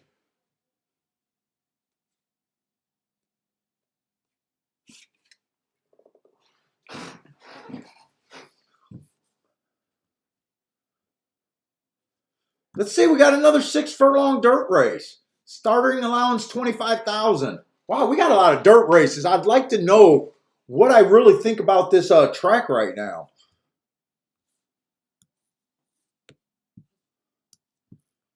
Because you guys know me, I'm mostly a biased handicapper, and I really need to feel like I understand the track for me. And we got some nice marked horses on the rail and on the far outside. So, and we got a five horse field. So right away on 120 odds line, everyone starts with a 24%. Let's just see where we're at here. It is a starting allowance 25,000. I always recommend that you start those starting allowance and say that they come up really tough and double the claiming price. So this should play almost like a $50,000-$60,000 claiming race. I love the marks on the ones last race. I got him running against a bad rail stalking day that he went too fast to win. Held up really good. If I was convinced on the rail, he would be my main bet here. I'm just not convinced on the rail right now completely. And he does have a little bit of class issues here. To me, I'd say he's stepping up.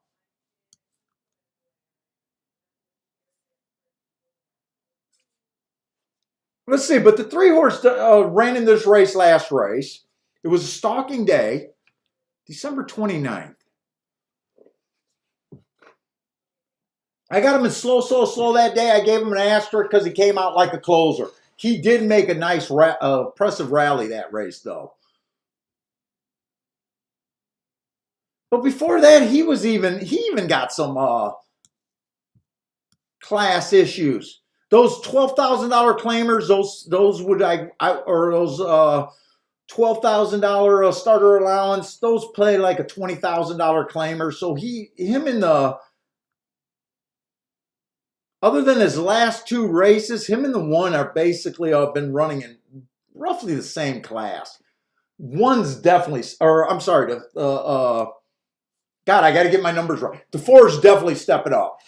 4's in good form. He won his last race, broke his maiden, but he's definitely stepping up. Broke his maiden at basically the basement. Slowest winner of the day on an early pressing day. He's in decent form, but to me, he's definitely stepping up.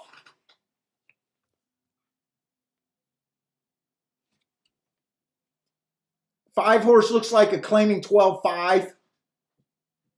He did win a $20,000 claimer, but then he had problems with optional claiming 12-5.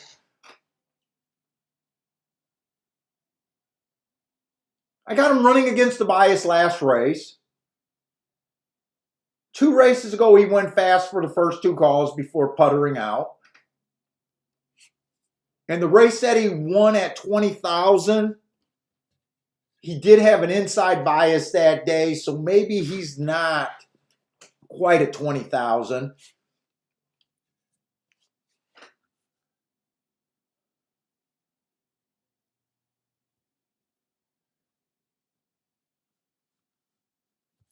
And then the 6 horse got really good marks. I love that race 3 races ago, but that was at a route. Stalking closing day, battling the whole day, going too fast to win while running against the track. Definitely a good race, so I could see him winning that race within 2 after earning the hearts. So I'm still about this one horse. I'm still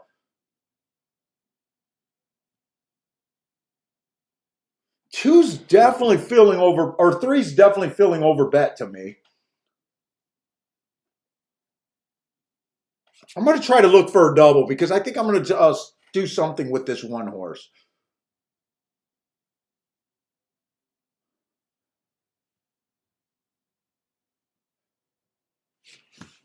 Fuck, I don't have the scratches. Let me get the scratches. I got to the computer late today, so I'm behind. Oh, only the 4 horses scratched next race. So I got enough room to make doubles here. Next race is going to be on the poly. Right now I got to go quick, so I'm against the 1 because of the speed.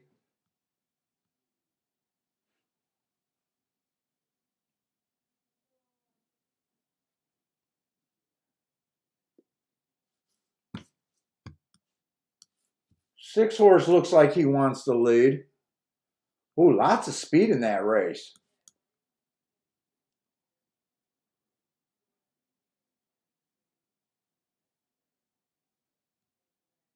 Lots of freaking speed next race.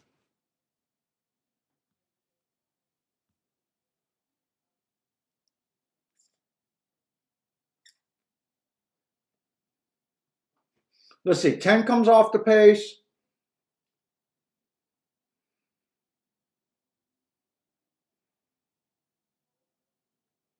Eight comes off the pace.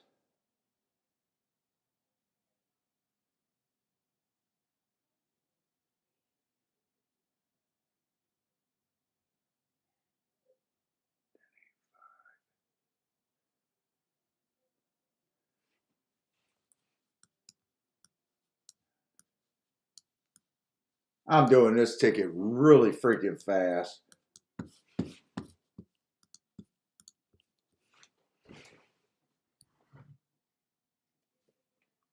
Ah, shit. I was hoping I would get 9-2 on the 1. I'm not going to get that lucky here. I got to go back to the 4th race.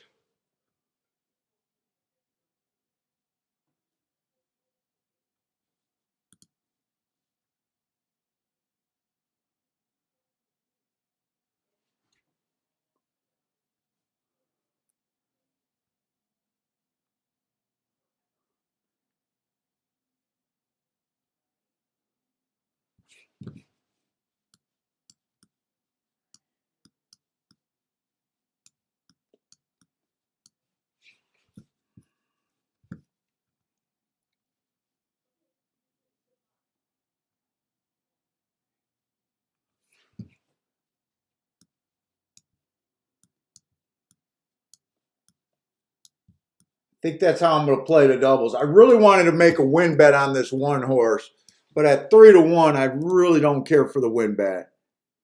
Hey, what's up, Heb?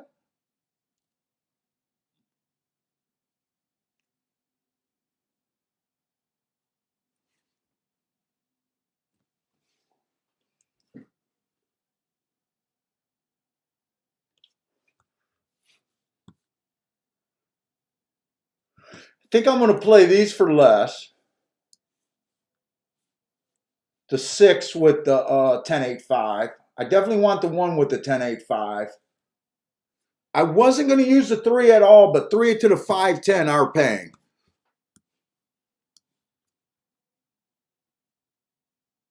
$18.23. I think I'm going to throw those in there. I think I'm going to do all doubles here.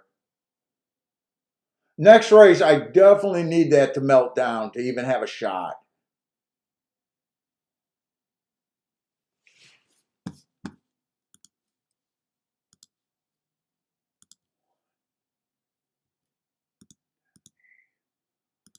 5. 1 to the 10, 8, 5. 3 to just the 5 and the 10.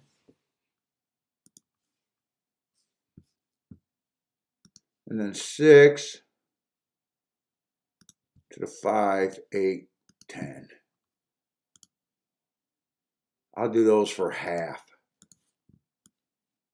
I'm still not being that aggressive right now. I'm still not being that aggressive.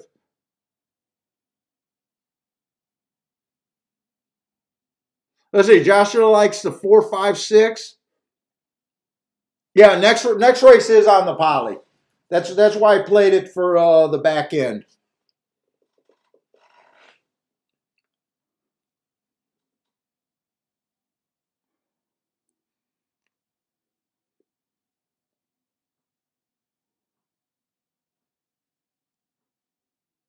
Let's see. Mac and Company says, can we beat this 3?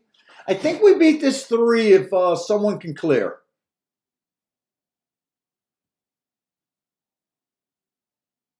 I think he's going to be tough. That's why I used him on the 2 doubles that are paying at the time that I bet him. He tends to let horses get in front of him.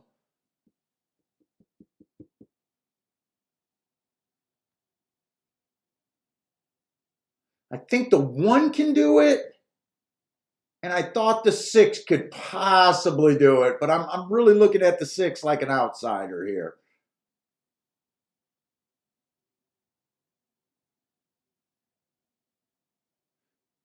And really, I probably should have won with the 5 instead of the 6, to be honest. 5 might have that's a tough call between the 5 and the 6 here. That's a tough call.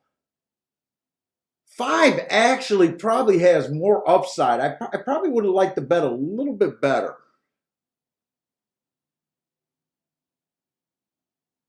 Now that I see that the 6 has just been in non-winners of 2 lifetime.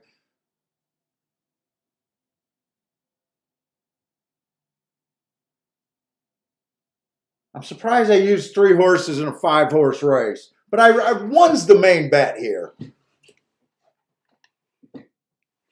At 9 to 2, I definitely would have bet a win bet on him. But at 5 to 2, 3 to 1, I'm not that interested in it.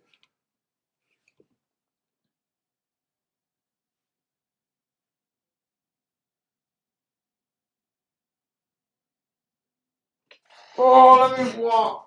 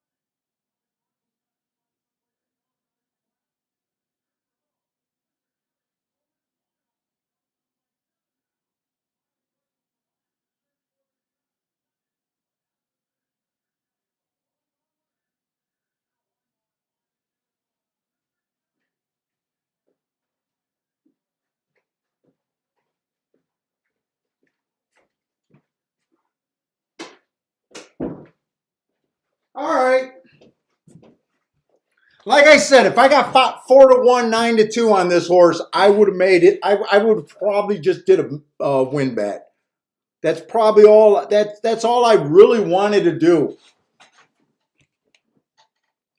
At 5 to 2, at 5 to 2, I don't know if I missed this double. Maybe I should have just did the win bet, but I got to make something pay more than 5 to 2.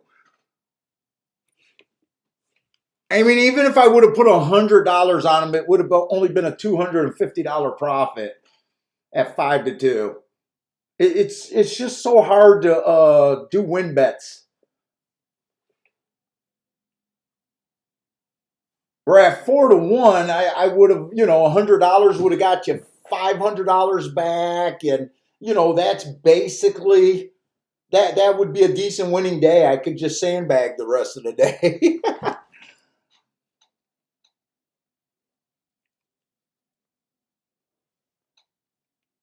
Six did manage to get second, so maybe I should have thought exactas instead of doubles.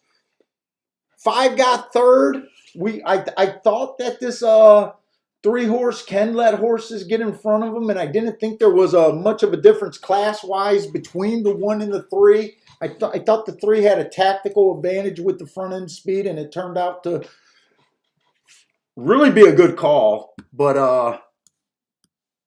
I'm in a spot where I have to hit a double. And like I said, the one was the double that I, played the most. So it's a good start, but right now I got a handful of nothing.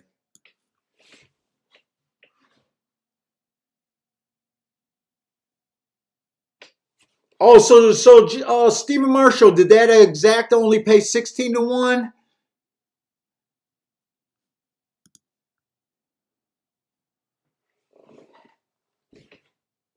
Yeah, if I would have looked at the payouts, I probably wouldn't have done the exacta.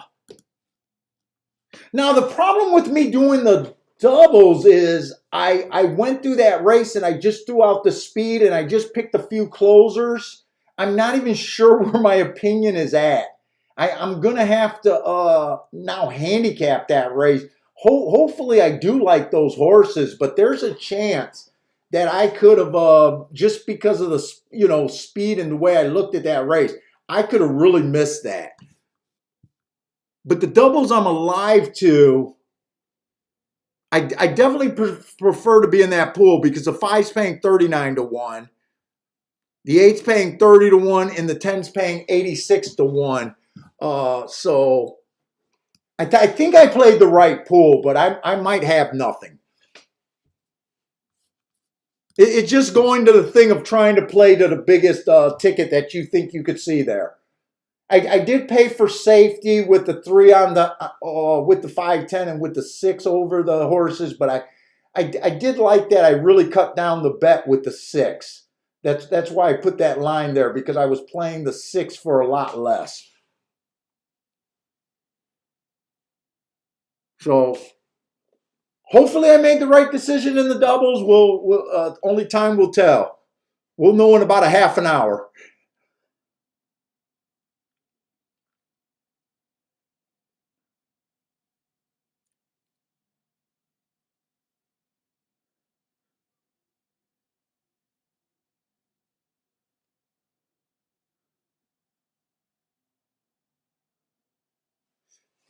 Dude, it's cold next to this freaking window.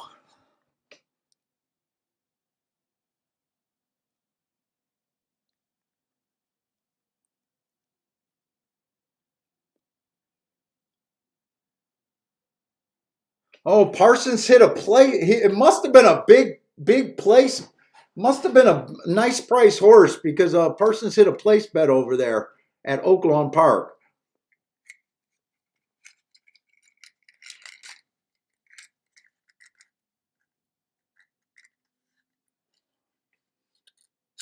Well, I don't think the rail is bad.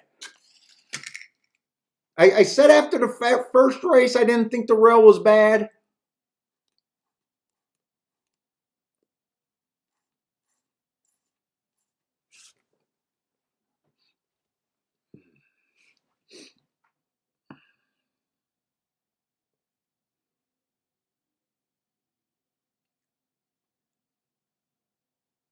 All right, I'm just outside of Detroit.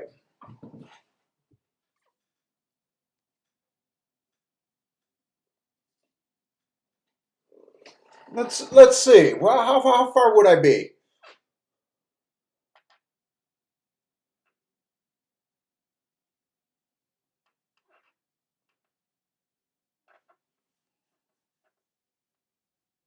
Let's see. I'm probably like 10 minutes away from Detroit.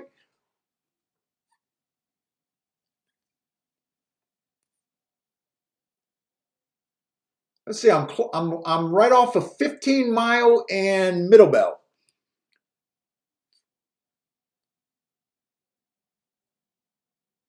Where's Detroit? Detroit's basically at 8 Mile and what, Telegraph?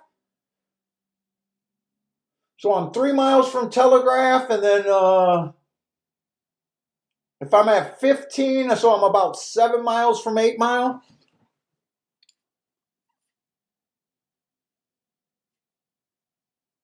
Baker's Keyboard Lounge? Is that right there on Telegraph and like Finkel, McNichols?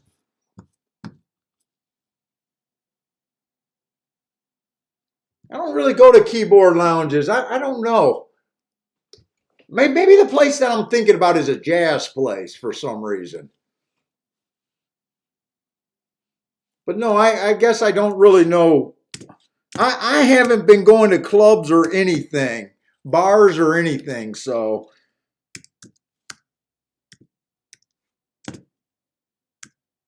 and I'm 50, so I kind of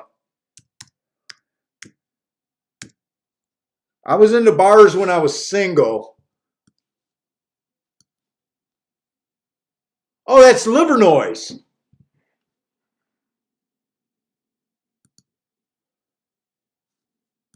That's Liver Noise.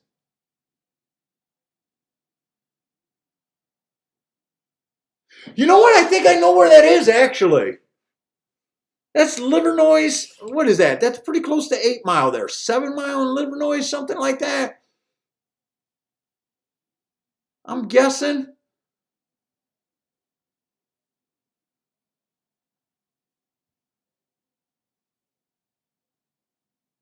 No, I've never been there, and I never really heard of it, but I do think I know where the building is. Dude, bars change so much. I don't know.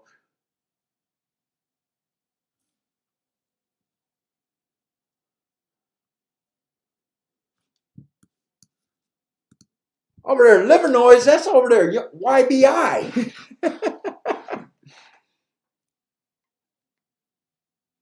Dexter Boys.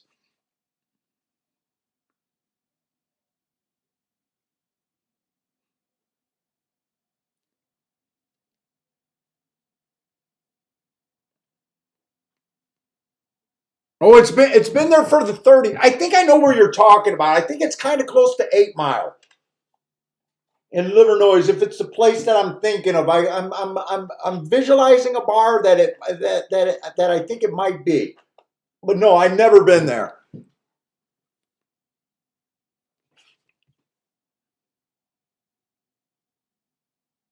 Oh, you're coming out to Detroit? I'll meet up with you.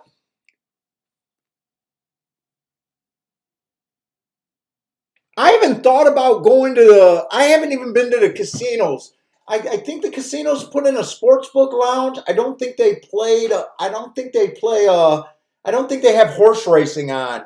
But I think they put some lounges in with all the TVs and everything. And I actually thought about going down there and taking my tablets and just playing the horses around other sports handicappers and shit. But I haven't had the energy to actually do it. If I met someone, would meet someone and go do that, I wouldn't be against going and doing that. I even thought about playing in my cigar bar. I asked about their Wi-Fi, and I even thought about maybe trying to do a show from there, but I don't know if they'll let me sit there for 4 or 5 hours nursing a cigar and a single drink. Hey, what's up, Lloyd Green?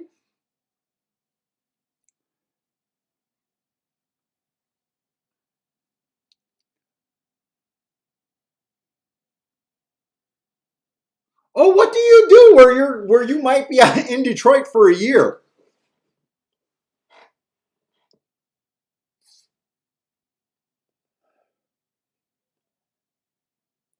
Yeah, basically for the longest time, you got Detroit, and then most of the people, the suburbs around Detroit. I lived in Redford, Farmington, uh, Canton, and now West Bloomfield. Oh my God, I don't like Greektown. Populus or whatever. I do not like that deep dish. Bill. Bill is big in Greektown. Oh, you work in finance. I thought maybe you were doing construction or something to be here for a year. Finance, huh?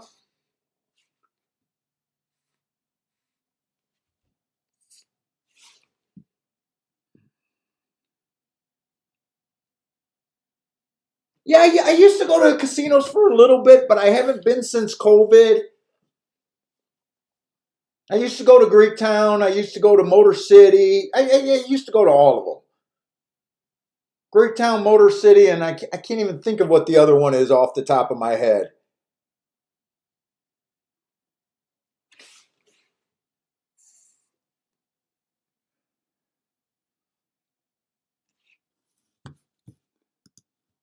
Garth, who the fuck is Bill?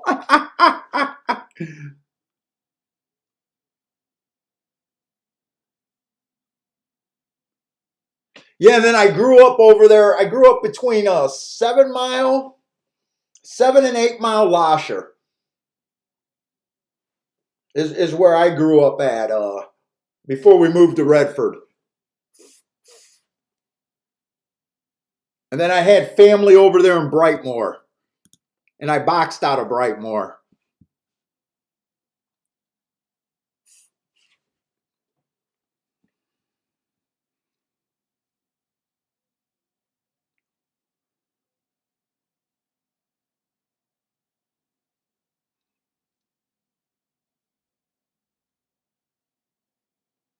But no, I'm if you're in Detroit, it's definitely doable.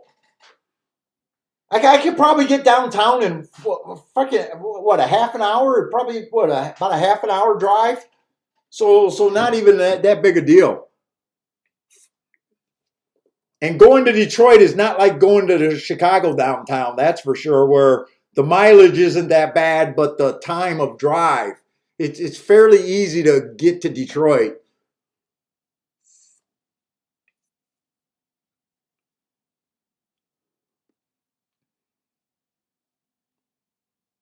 Oh, Dean's coming back, two in a row.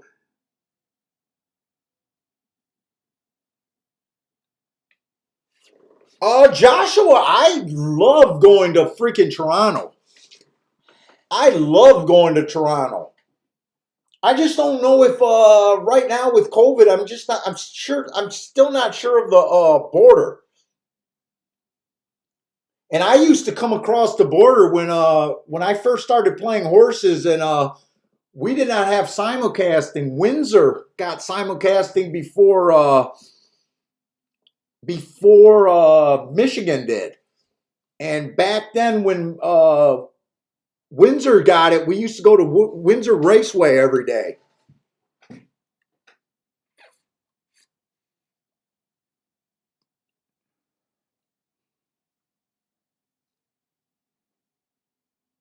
And back when we were trying to count cards before the casinos were built in Windsor, they used to have all those poker rooms, not poker rooms. They used to have all those like Vegas nights over there in Windsor. And we used to go to Windsor to try to count cards.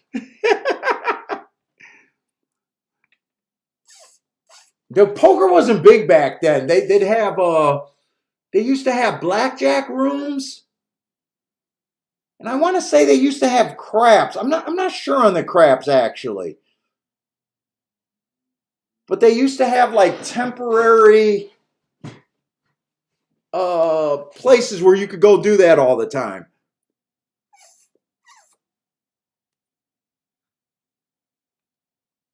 And yeah, when we first turned like 19, that's where that we used to go to Windsor all the time for the bars.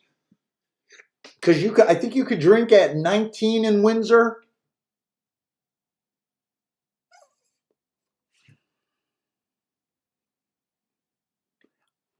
I think Windsor Raceway was closed down.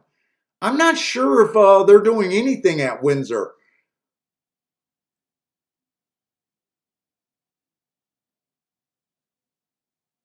Yeah, give me a holler when you're out here.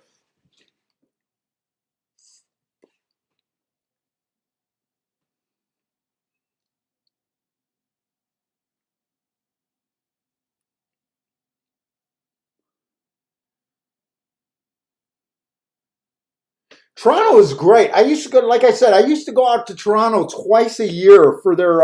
They used to have two nice big tournaments twice a year over there at Toronto at Woodbine. I'm not sure if they're doing those tournaments anymore. In fact, it's been quite a few years since I that's even came on my radar.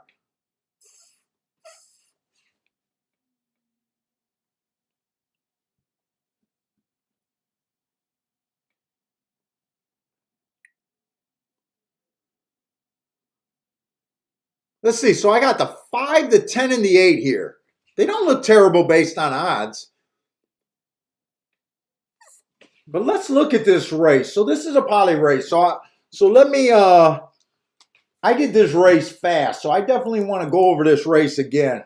Let me get rid of these slash marks because I was just doing a quick double look. So I definitely think I like my position, but I definitely got to look at this race. Hey, what's up, Frankie? 888 is here.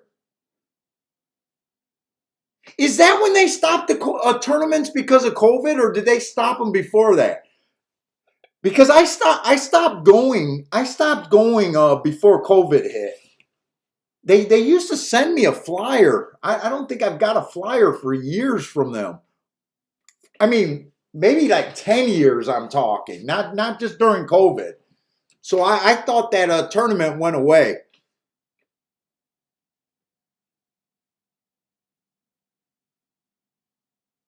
Oh shit, Lloyd, that's out where Wild Bill lives. Howell and Brighton. That's farther away. That's farther away from me.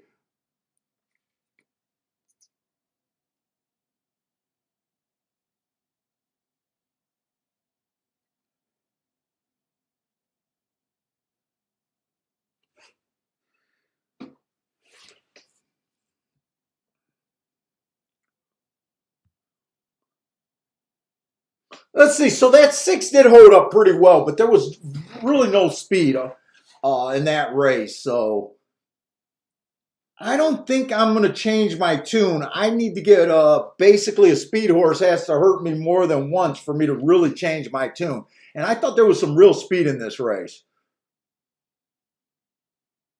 Here's another December 4th horse, but he was on the outside. That December 4th been a good angle, but it's been inside horses, not outside horses. He did run a really nice last race. It was a bad rail stalking closing day. He went too fast to win. I do like that race. I just think he gets chewed up on the front end. I'm hoping I keep that opinion.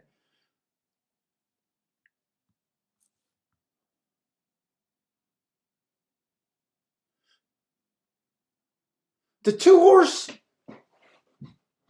looks like he could be fast, dropping a bit.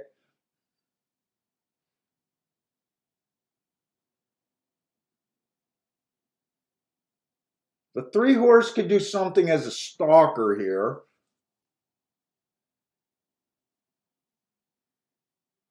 I got this 5.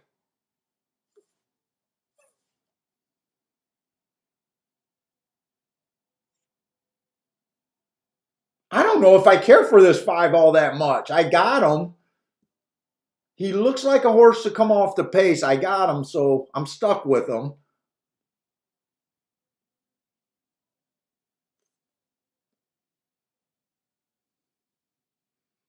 I'm hoping the 6 goes to the lead and puts some pressure on. I'm hoping the 7 horse goes to the lead off of the last 2. That race 3 races ago can be a winning race if he runs that race. But overall, he looks like a front speed horse. If he runs that closing style, I think he'll be a threat. But let's see. I got the 8 horse. I still like the 8 horse a bit. Sometimes he could be a little far off, but I like that race 2 races ago. Oh, that was at Press Style.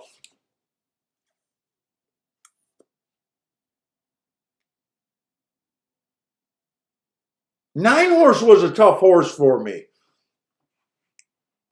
If this horse goes to the lead, I think he gets beat, but this horse could rate. 3-1, I'm not going to do any protectionism or anything. I think I'm just going to ride with what I got. Because I really don't think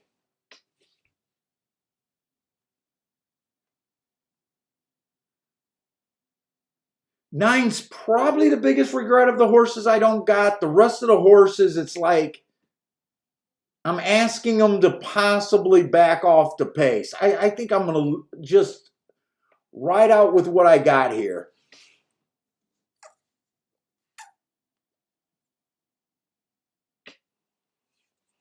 And I got to see where Tampa Bay's turf races are. Yeah, I'm going to focus on this race right here. Because I think I only got possibly 2 races at Tampa Bay that I could play.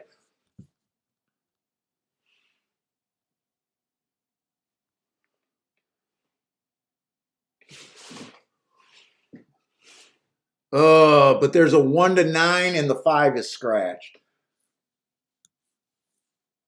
Let's see. So Tampa Bay, and let me see when the Fairgrounds is supposed to be starting too. Shit, Fairgrounds already started. No one let me know about Fairgrounds. Fuck, who won the first race? We didn't miss anything. The one horse won the first race over there at Fairgrounds. And it looked like it was scratched to nothing because they only played, there was no show betting. So we didn't miss anything at the Fairgrounds. The one horse did win, but he was even money.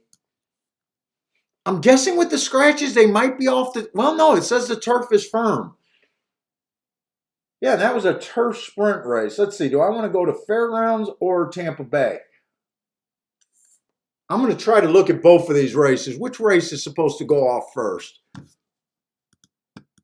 So I definitely don't need to look at Gulfstream this race, other than just seeing the what happens. Stephen Marshall saying it was a non-playable race. Yeah, I think so. Just looking at the results and seeing all the scratches.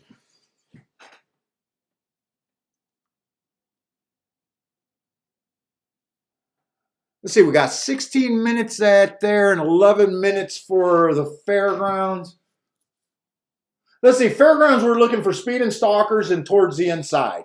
I'm going to do Fairgrounds first. Let's see, the one's first time out.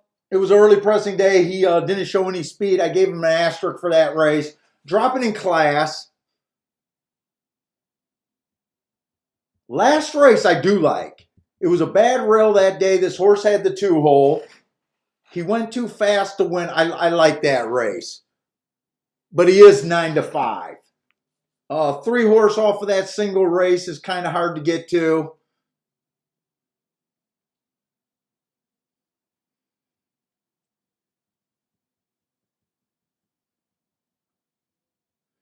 Three horse, I would be a little interested in him, but that last race is hard to explain. That last race is really hard to explain there. And at 5 to 2, it's not worth doing the mental. You know, if he was a price, I may be willing to forgive that last terrible race that I can't explain. But at 5 to 2, I can't make that mental jump there. Let's see. The 4 horse is a first-time starter. 6 looks like he's going to be too far back. He has a couple excuses, but his excuses are he's been running against an early pressing track. That's usually what Fairgrounds is, so I'm not interested in him. The 7 and the 8, I'm really not interested in the outside right now. I think 1's pretty much the horse to beat there. And at that price, it's going to be tough to do anything with him. Let's look at Fairgrounds here. Or I'm sorry, Tampa Bay. Tampa Bay, we got a claiming 35,000 on the turf, mile 16th. This turf has been backing up pretty consistently.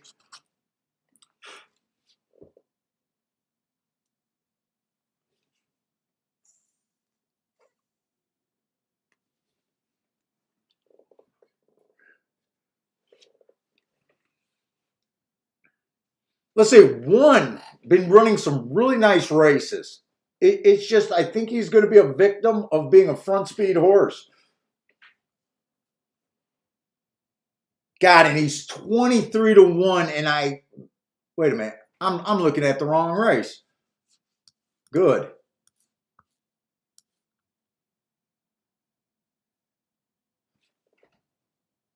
But still, the one got the same mark. He went too fast to win last race while stalking.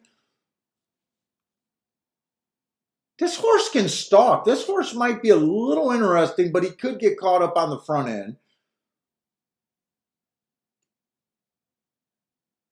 3 looks like great marks, but I think he's a dedicated speed. Wow, he's 62-1. Who are they betting? Who I got to go to the favorite here because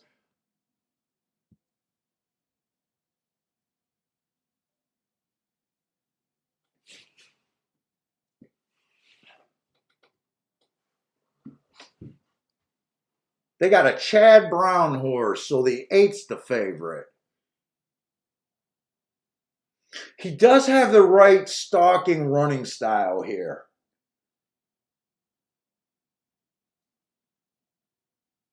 He's not really a closer.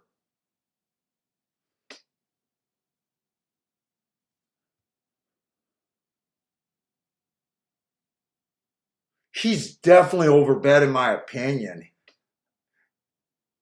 He is really overbet. He can win by 10, and I'd say he's overbet.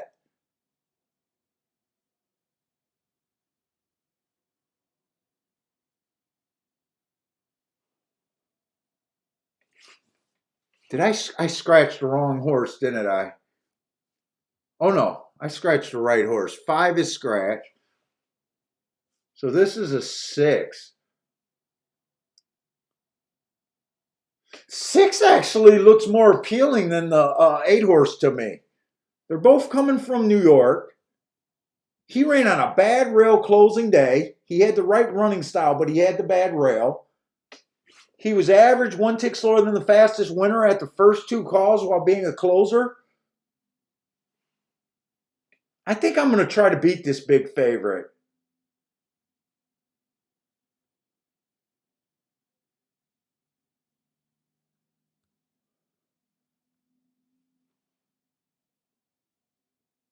I like 1, 2, 6 there a little bit.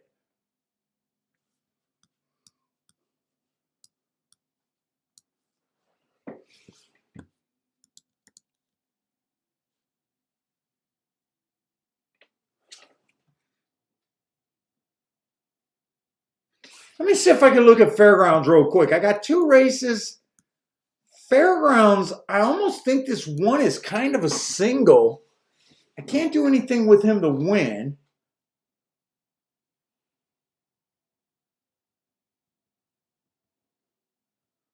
Three's interesting, but man, I can't take 2-1 on him. But could I? Next race is going to be a route. Could I play a double there?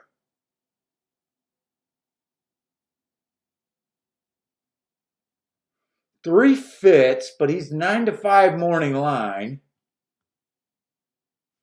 Fairgrounds in Tampa, the turf races pay the same. Let me get the scratches over there at Fairgrounds.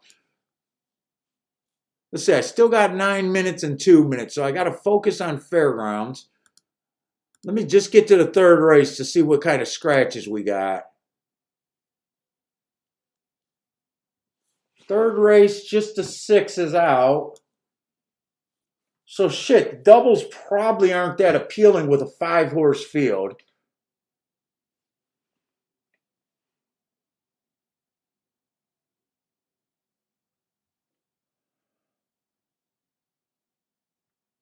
The doubles probably aren't appealing.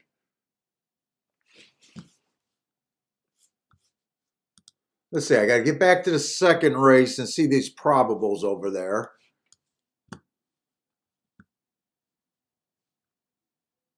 One to the 3 is paying $4. The highest double is paying 19-1. Let me look at the exactas. Is there any exactas? They're hammering the 1-3 exacta. They're also hammering the 1-7.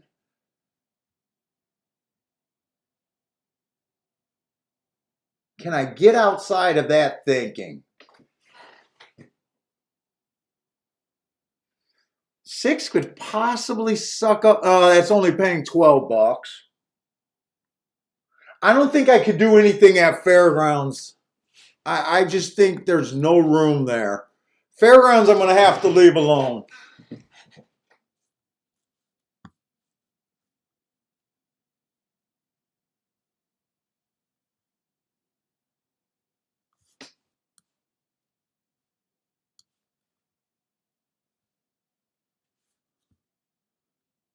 Unless I could get myself on the 1-4. Yeah, I'm leaving Fairgrounds alone.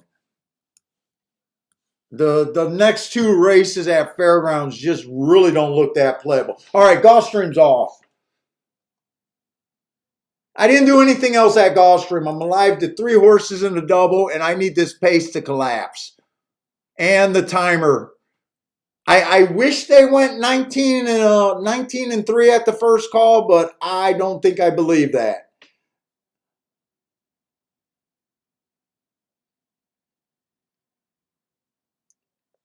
If they went that fast, I'm pretty sure I would be able to close.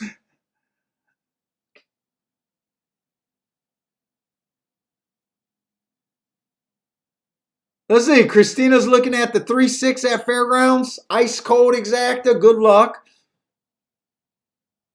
Hey, what's up, Matt Dale?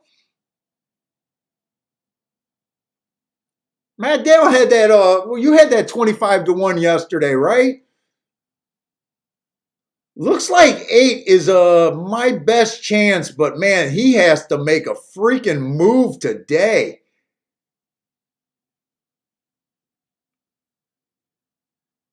I don't think I'm gonna come on, 8. Does 8 have a shot here or no?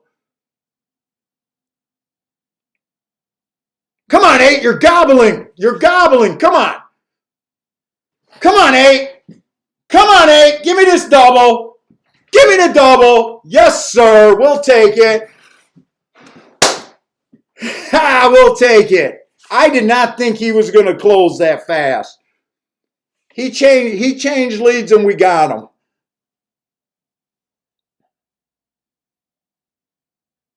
8 went off at 5-2, but I'm pretty sure that double was still pretty solid. I don't even remember what the doubles. I think the double was paying 30-something to 1.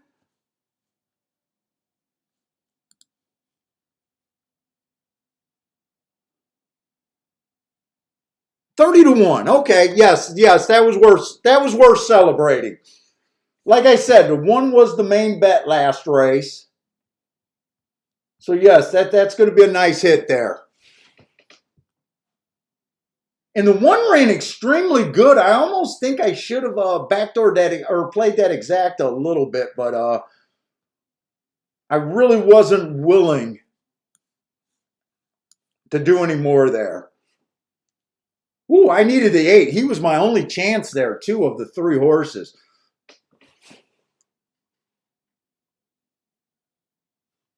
Let's see, and I'm considering doing something with the 1, the 2, and the 6. 1, the 2, and the 6 here at Tampa Bay. So I think I made I made 2 small bets today and then 1 decent bet today. And I hit the decent bet. So I hit the bet that I needed to hit today.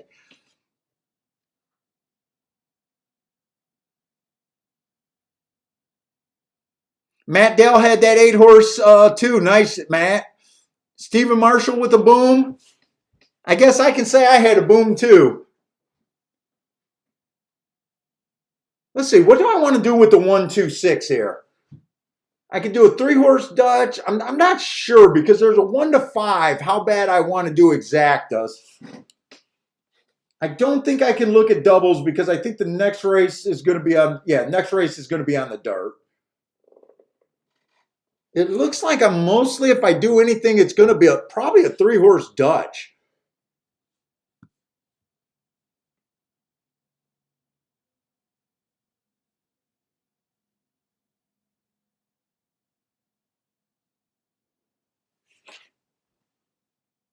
Let's see, and the 3 did outbreak the 1. I gave warnings on the 3, but to me, I just couldn't explain that last race. And to take 9-5 on that, I wouldn't be shocked if this 3 horse held on, but man, I could not have really done that.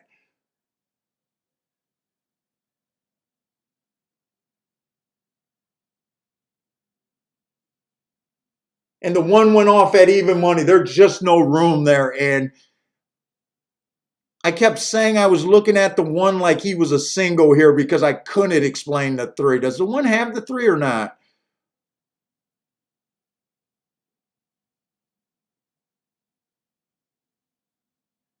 I don't know. I think this is going to get close. I think the 1 probably has the 3.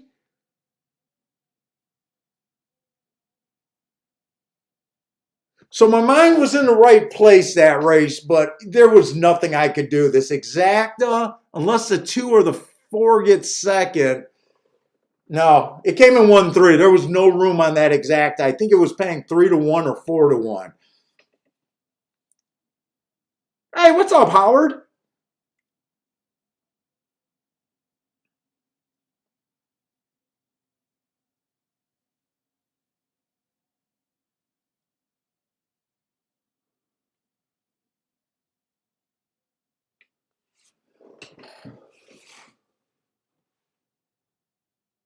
Let's see.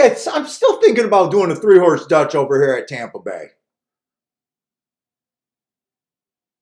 Betting, and I think I'm probably going to do this almost like a real Dutch. More to win on the. Let me just make sure. Let me just see. Because if I got to play for 3 combinations, do I really want to do this? Can I really bet those 3 horses and make money here?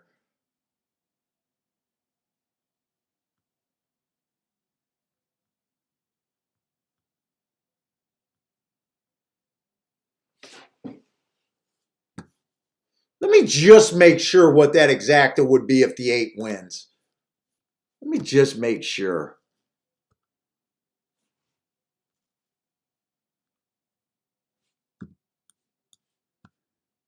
Yeah, 8 to the 1 is paying $11. 8 to the 2 is paying $10. 8 to the 6 is paying $9. No, I can't do that. I can box my 3 horses, but I don't really know if I want to play the exacta here. Let's see, 6-1 and 6-1. So let's see. For every 20 I put on the 2 and the 6, I could put $10 on the 1.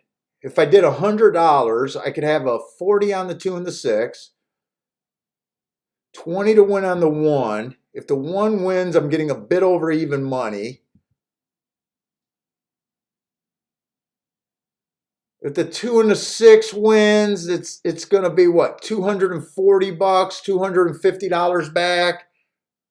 You know what? I don't think I'm going to do a 3-horse Dutch. I think I'm just going to say that those were the horses I was interested in. It's not really worth it here. It won't be a home run. At the most, it seems like I'd be getting basically even money back. Trying to play 3 horses to get even money isn't always a bad thing to do, but when you're trying to just beat a 3 to 5 that you do think fits, I think I can let that race go. I don't need that race. Let's see. Matt Dale got the 3 at Tampa Bay. Howard likes the 9 at Tampa Bay. Stephen Marshall likes the 2, 3, 6 at Tampa Bay. Oh, but he's thinking about throwing in the 1.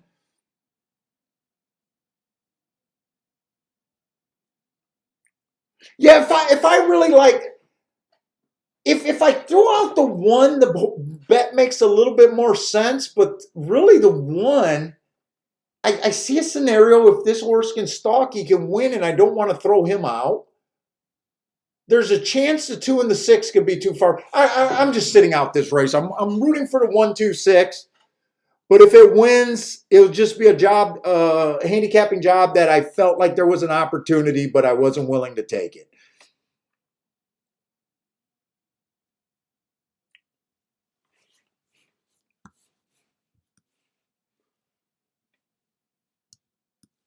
and I got nothing going anywhere. Just closed out the double at Tampa or at Gulfstream. I did not continue or didn't do anything else there.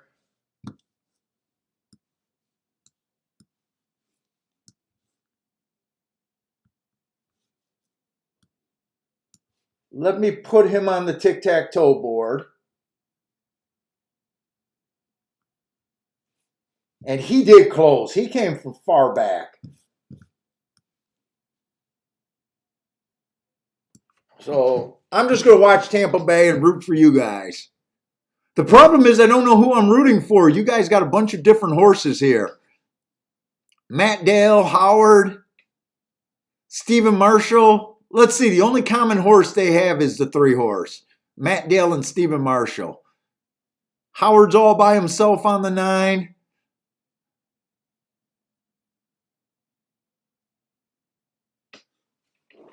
Oh.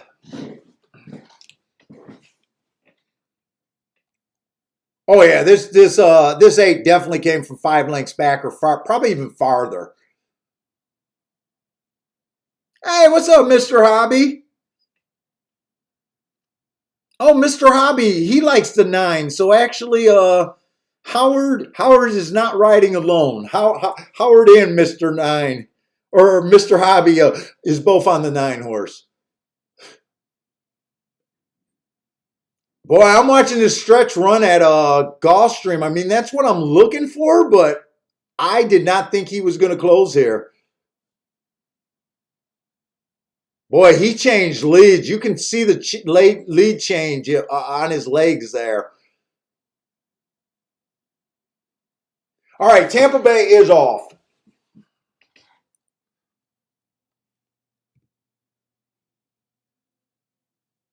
Three and 9 are dueling for the lead. I don't think that's where you want to be. Let's see, Gulfstream, where's my Tampa Bay form?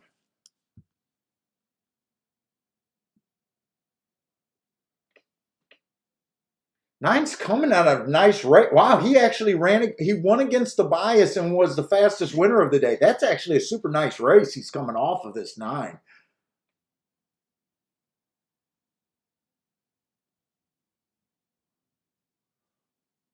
Three horse was one of the horses that I always thought was going to lead.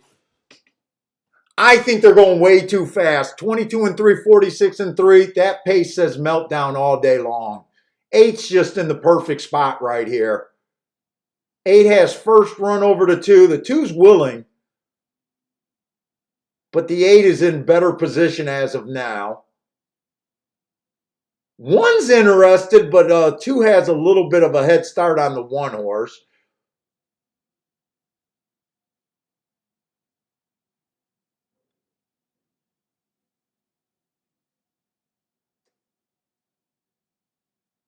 They're going to go wire to wire. And you know what? Nice call, Howard, and nice call, Mr. Hobby. I wasn't believing in the wire to wire right now. Now, this is the first turf race today. So, you know, the track could have changed. But right now, I'm impressed by what that 9 did. That 9 did it under fast fractions, too.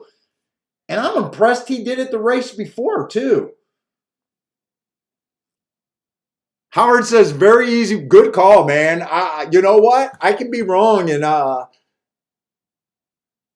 good call. Oh, I thought you got a better price. The only thing I don't like is the 5 to 2, but for some, I just thought with the 8 taking so much money that he had to be a better price than that. But well done.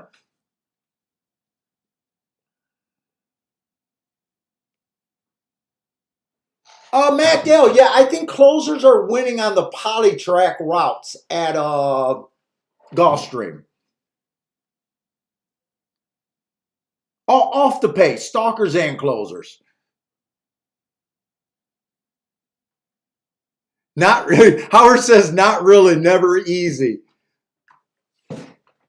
Dude, I'm impressed with this 9. Now, I'm going to hold out judgment because they might go wired this race, which they did. I'm going to be interested to see if they go wire in the last race of the day or the ninth race. I don't know if it's the last race. Because we just know for the meet that the track's backing up. But on any particular day, we know someone's going to go wire to wire eventually.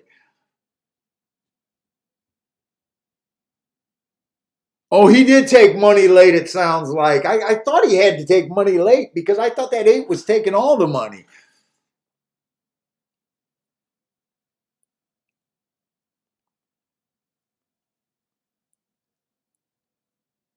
I'll be right back. I got to use the restroom. Maybe grab a water, too. Billy, you want some treats? Oh my God, this dog is just the best.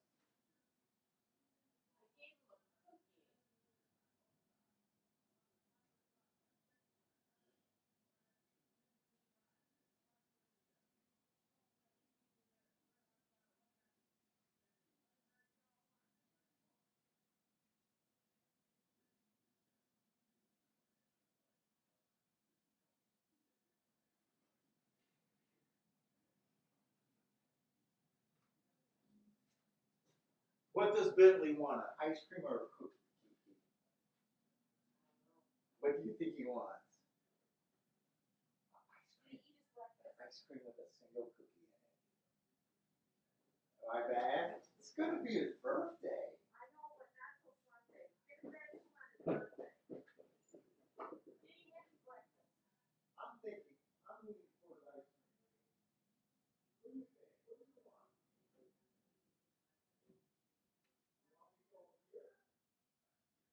You want to go over there?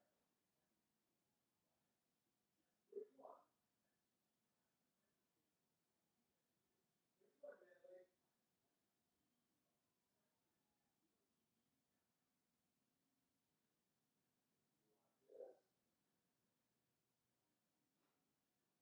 Or do you want this?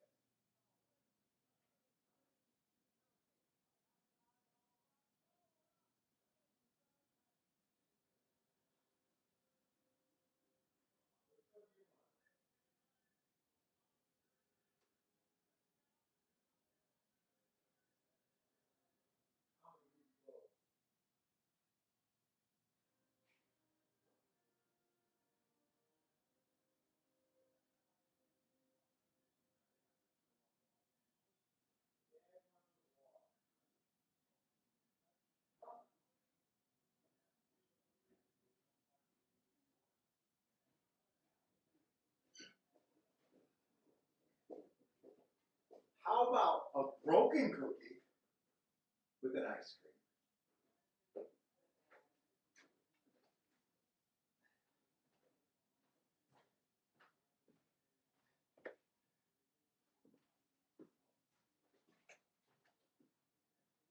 He took the ice cookie out the ice cream, set it to the side, and went to the ice cream.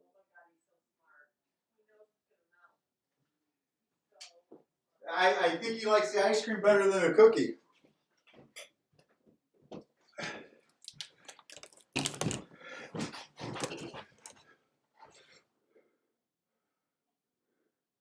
Now, Nine technically stalked there, but he did it under such a fast pace. He technically stalked, but we're talking technicalities. He's 2 lengths behind.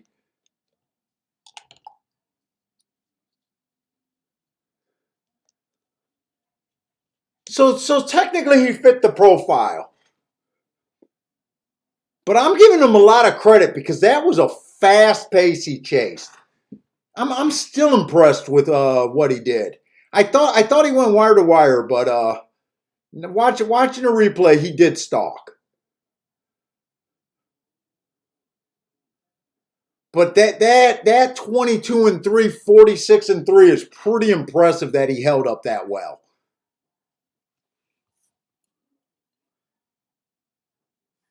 Lanier's algorithms, he says, been on fire today.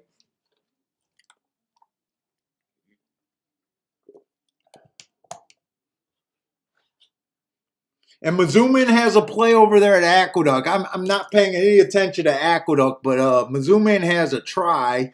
3-4 over the 1-3-4 to the all. So good luck, Mizuman there.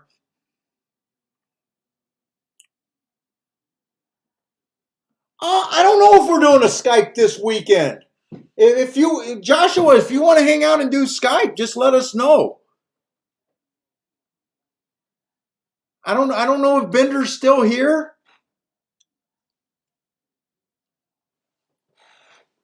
But you're welcome to join.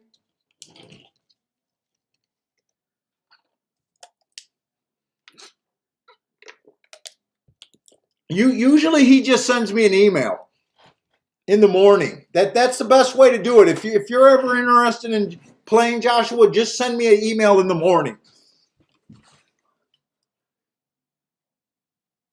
Parsons and I, we don't always Skype. When we play, a lot of times we just got the cell phone, and the cell phone is just on speaker the whole time. But if a third person joins us, it's no problem setting up a Skype.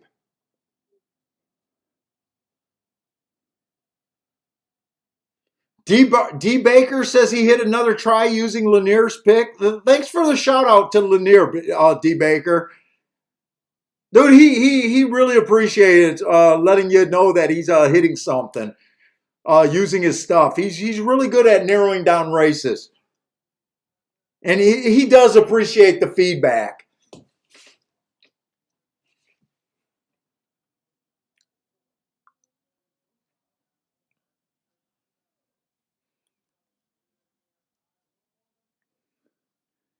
Hey, what's up, Jevin? Let's see. We got to look at a Gulfstream now. I already know that this turf race at Fairgrounds, even though it's coming off the pace, or, that's the profile I want to play, I don't remember, because remember I wanted to single the one in the second race that did end up winning, but there was nowhere I could go.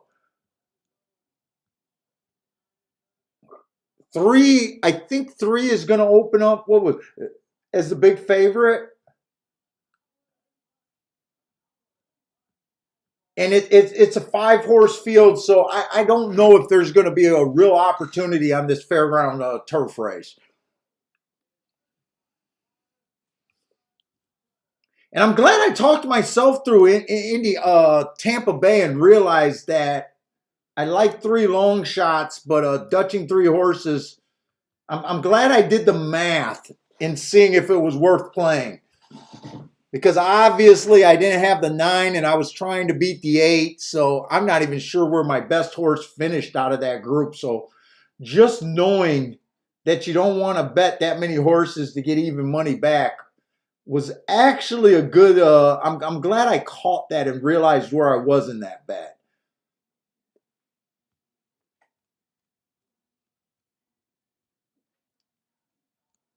It got me off of a wrong opinion. Let's see. Rex likes the 2-3 over there at Fairgrounds. I'm gonna spend time over here at Gulfstream. We got the 6th race. It's another poly a Tapeta route. So we did have a horse stalk. We did have a horse come from way off of it. I'm hoping to see a lot of speed in this race to make it a little bit easier. But it is a relatively short field. Optional claiming 50,000. Let's see, the 1 is stretching out for the first time, which makes him a little bit tricky. He does look like he's a stalker. Sometimes these horses go to lead and these sprinters stretching out, and I'm not sure what to do with him. Did you already eat all that ice cream, Piggy? And the cookie? And now you're over here sniffing for more food. You never get enough, do you? You gonna say hi? No, it's about the food, not about, I don't have anything. Daddy got you snacks. I didn't get anything for me, man. I just got a boring water. That's all I got. He's so damn spoiled. He's going to have a birthday this weekend. He's going to be 3 years old this weekend. On Sunday, he's convinced I got food. He's like, "How did you go to the fridge and you didn't get you anything, fat man?" Now he's disgusted and walking away. He's like, the fat guy didn't even get himself a snack. I just got a water. Let's see, the two looks like front speed to me. Lightly raced, but he does look like front speed to me. He did win running against the bias last race. It was a stalking closing day. He went wire to wire. He did get a slow pace that day. And I labeled it as a stalking closing day, even though a horse went wire to wire. Probably because the other times were so much faster than that race. So him going to wire made sense.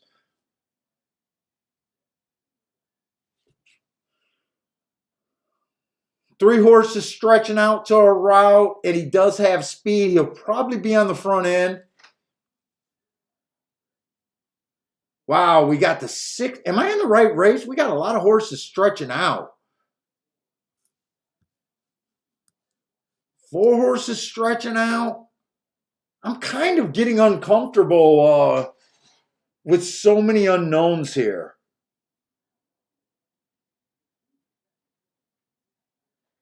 Six looks like he could possibly get caught up on the front end. The favorite's coming from New York. He's been a quick stalker, but as long as he stays stalker, I really like he earned that heart 2 races ago, came back and went at 16-1.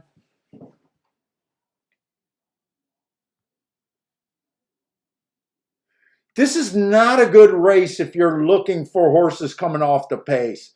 I don't think my opinion is going to be worth too much here. It doesn't feel like, it doesn't look like a spot that I really want to play here.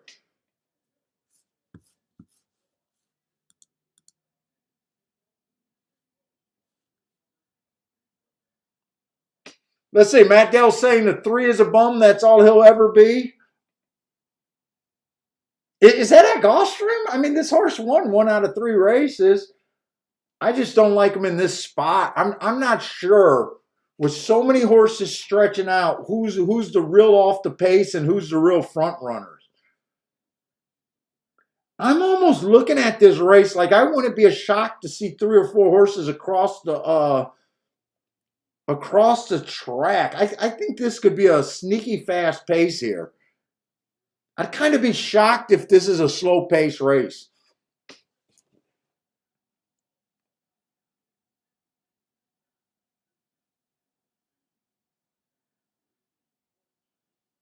Oh, Matt Dale might be looking at Arlington or at Aqueduct today, because he says you should be looking at long shots at Aqueduct because all the good horses got shipped. Charles is saying all outside horses at Aqueduct today. So it looks like Charles might be calling an outside bias at Aqueduct. I'm not following Aqueduct at all.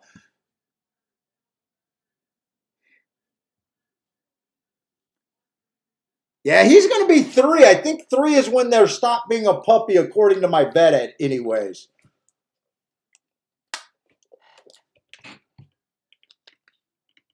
Yeah, we're good. He's good. He's good. He gets spoiled every day, but yeah, he gets spoiled for his birthday. Kiki and I don't even care about our birthdays, but we're going to be like a big deal about Bentley's birthday. Well, Kiki likes her birthday. I actually hate birthdays.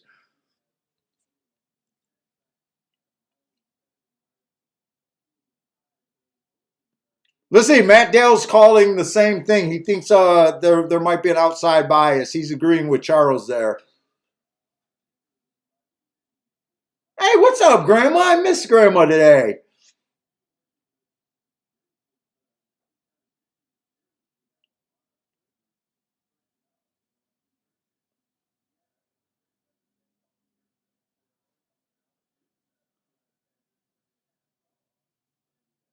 Although Grandma's pointing out that so far, I guess no odds have.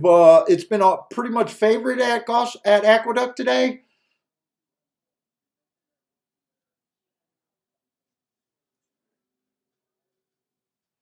Yeah, so right now I got three tracks going, but I don't think there's a real possibility over there at Fairgrounds. I'm not feeling this race at Gulfstream, and my goal is not to play any dirt races at Tampa Bay. So I kind of have nothing right here. So I need you guys to be fire. I need the chat room to be fire with some good takes. If there's anything to even be done right now.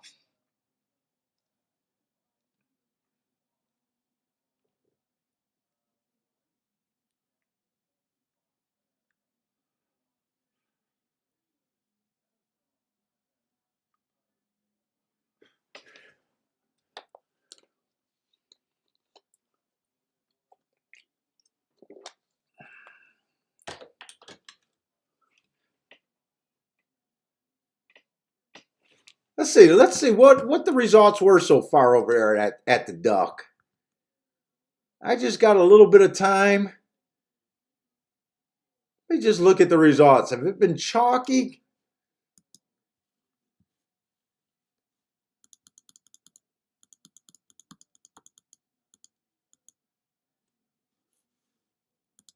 Let's see the results so far. $10 horse in the first race that came in 6-7. Oh wait, no, they've been. I might have read Grandma's comments wrong. Because the second race it came in 5-7 with a $21 horse, so I must have read her comments wrong.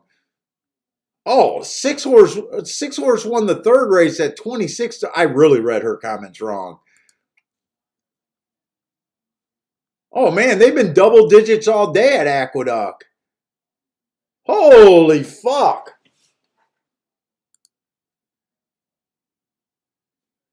Nice card at Aqueduct today. How did I read Grandma's comments so wrong?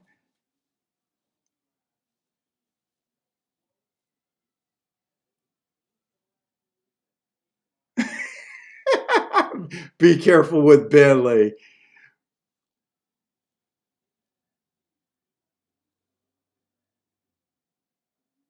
Oh, D Baker is a lady. Oh, Grandma, that's your girl, huh?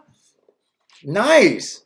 Oh, our women viewership really went up because I think we had a Christina earlier in the day. I didn't know what Baker, D Baker or D Barker. D Baker is a female too. Oh, we're moving up our female viewership. Nice.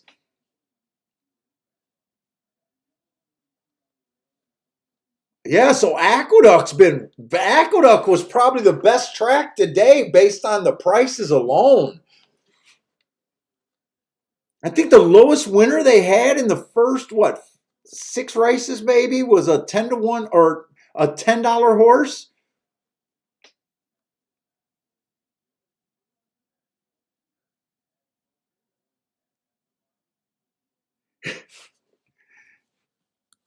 Dean says if Kiki, you'll like this one. Dean says if reading comments wrong was an Olympic sports, I would be Michael Phelps.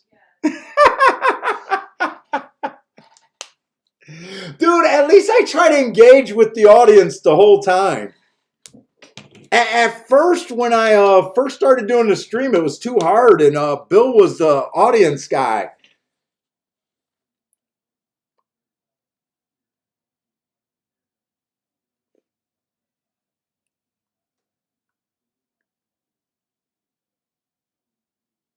Oh, we missed the bridge jumper over there.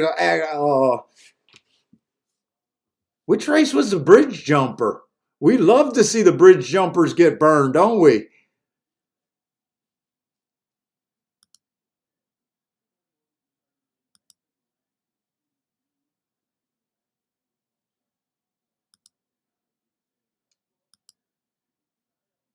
What was the bridge jumper race?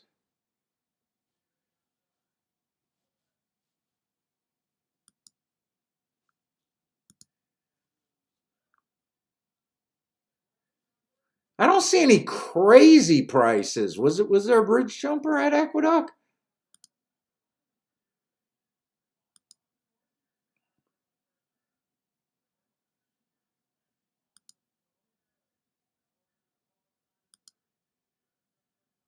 I don't see a bunch of double digit show prices, but let's see. So this Tapeta race at Gulfstream is off. I got no play here. Pace looks pretty lively.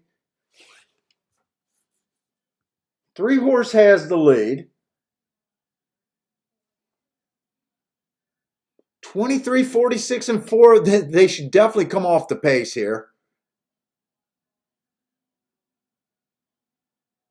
4 looks locked and loaded as of now. 5 looks like he got some horse, but 5 is 5 kind of has no place to go.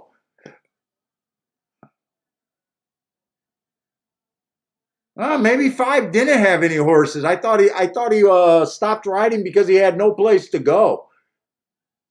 But maybe he didn't have anything under him. Is this 3 going to hold on for the win? 3 ran extremely good, but he's going to get nosed out at the finish.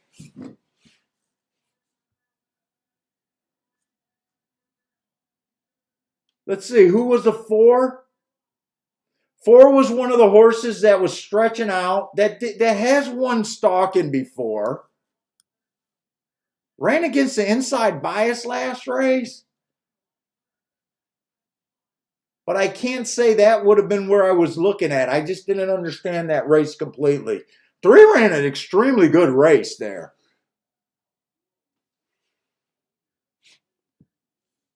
Oh, they scratched the 2. I remember talking about the 2, but I didn't see that scratch unless that was a late scratch there.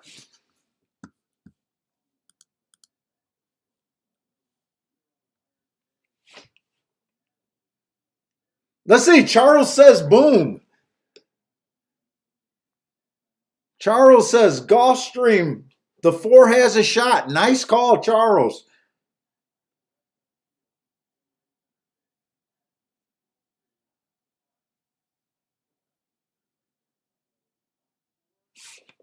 He was just good enough. I think he was 8-1, so nice price. Nice job.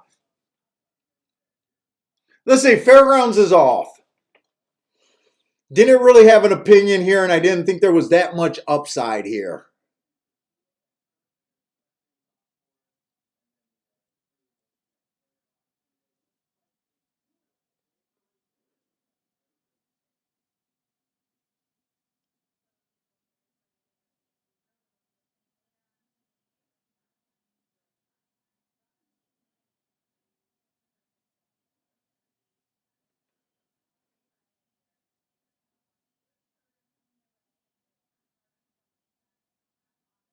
What is Lemire saying? This one won the house. The executioner does not forgive.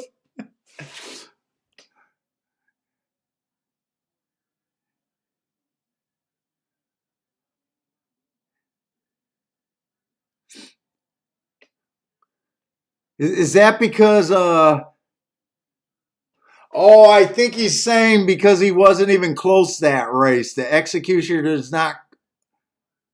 The house won that one. They beat him. They beat his algorithm completely, I guess. Hey, what's up, Boulder? Is Gulfstream ever going to be on the turf again? 3 horse was the horse that I thought was going to be the big chalk over there at Fairgrounds. I'm not sure if he's going to win. The 4 still has a shot here. Coming off the pace. Ooh, the 5 might have held him off. I'm not sure where the 5 came from.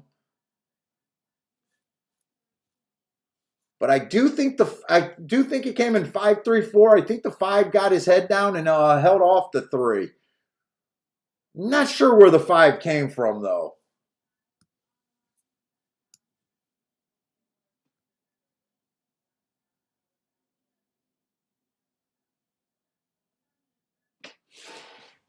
They did go, because it was a 5 horse field, they did go extremely slow. So even if the 5, I'm not sure if he went wire to wire or he was up there the whole time. When you got a 5-horse field and you're able to get 26 and 1, 52 at the half, those aren't closing fractions.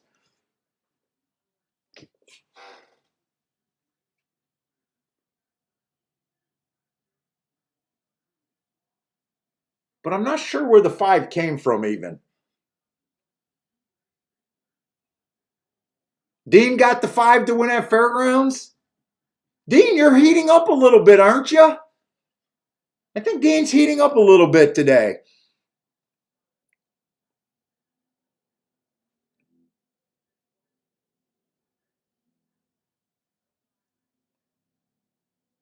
Boy, I thought the 3 had this horse. He did have the 5-horse pass.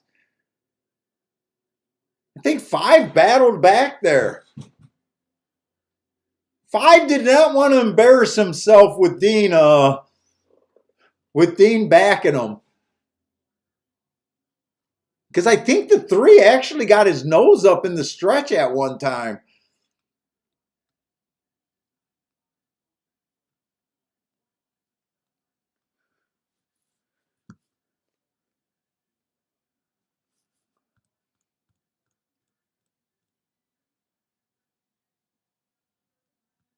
Let's see. Hopefully I can look at Fairgrounds 4th. Wow, Fairgrounds is having some very short fields.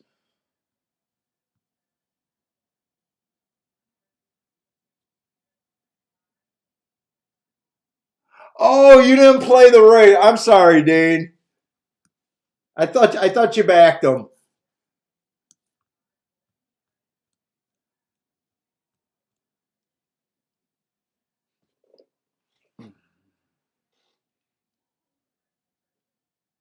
Oh, you didn't even play the race. Oh, but you were between the 5 and the 3, so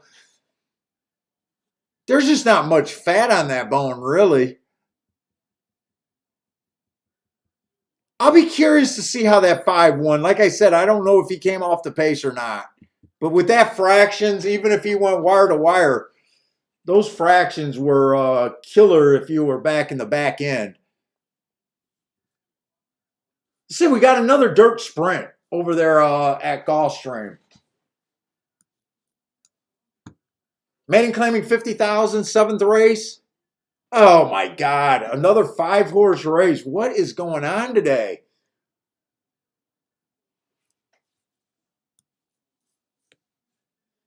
That does make this race a bit unappealing, but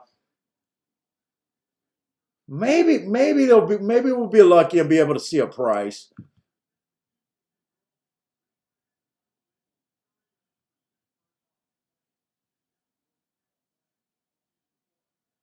I don't think I'm going to be able to see a price.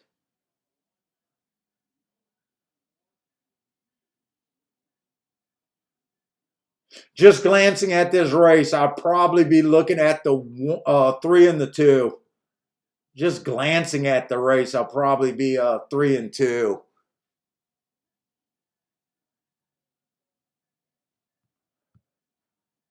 The only horse that's thinking even a little outside the box would be the 5. I got a feeling this race, we're just going to talk about it a little bit, and there's just not much room here. I'm going to go grab something. I'm getting a little cold here.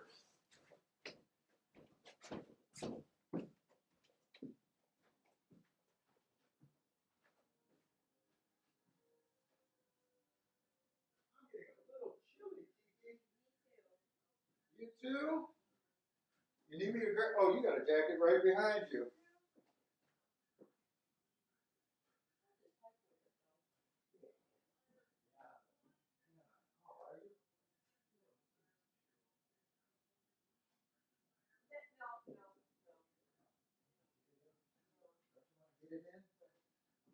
Come on. Yeah, he doesn't like it when I get a kiss. He's like, no, you guys love on me. You guys can't kiss each other. No kisses, no hugs without Bentley getting involved.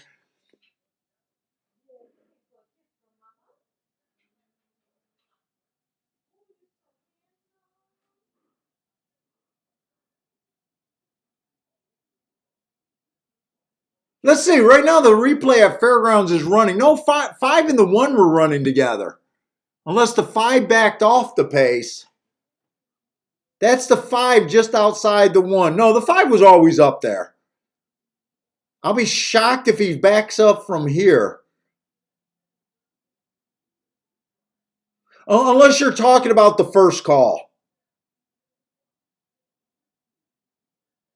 Maybe at the first call they were together. I'm not even sure because I did not see the start of the race.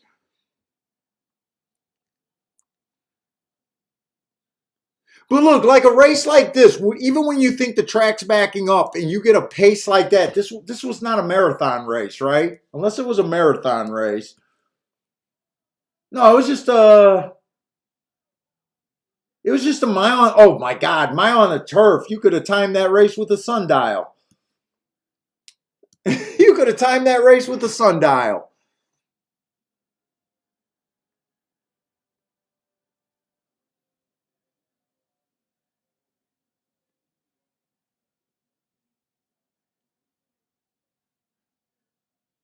One kind of squirted away from the 5 for a little bit in the stretch, and it looked like the 3 and the 5 was together.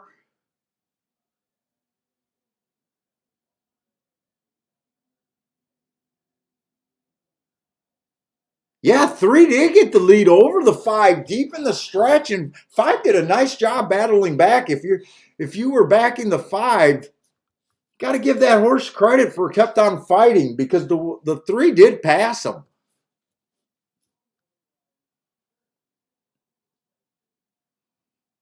Let's see. Let's just get Gulfstream out the way.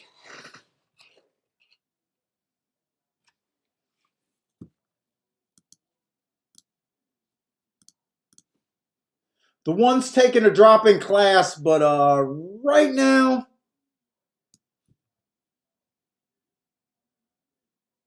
after 2 races, I don't trust him on the front end. It is a little dangerous saying this horse has no speed, but after only 2 races, but I got to go by something. So I'm not a big believer on the 1 horse. The 2 horse 3 races go inside speed favoring day. Should have got an asterisk. He came out as a stalker on a day that everyone went wire to wire. That's a nice race, and he just missed. To me, that's a nice race there. He also was match strides with the fastest winner at the day at the second call, so I like that race. He comes back. He gets an they like that race because they raised him up in class a little bit. They went to maiden special weight. It was an early pressing day. He was average, match strides with the slowest winner of the day, average. But he got in position, almost a lead at the top of the stretch. It looks like he's trying. I don't mind that race. And then last race was a bad rail day. That's his worst race. I think I got enough time to look at a replay. I'm curious to see if he was on the rail that day. He was in the 4 hole, so there's a chance that he could have went to the rail. And he might have deserved an asterisk. So that race could be a little bit sneaky there.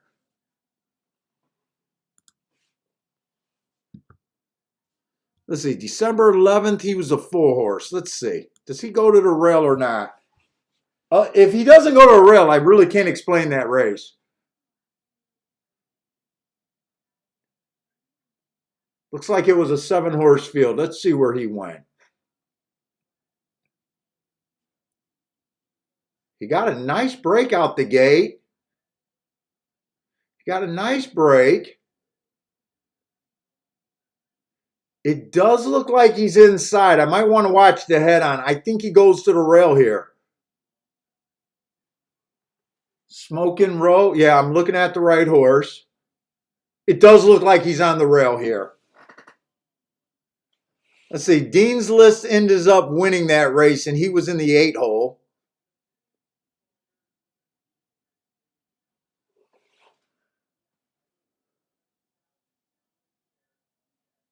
They went extremely fast that race, 21-3 also. He does fan out. Let me look at the head on. I want to see on the back stretch. Make sure he was on the rail. Because once he got to the turn, he was definitely in the middle of the track. Let's look at the head on here. Get a nice break. He crosses over. He's about, say, 2-3 wide right now. He settles into 2 wide. I think I can forgive him for that race.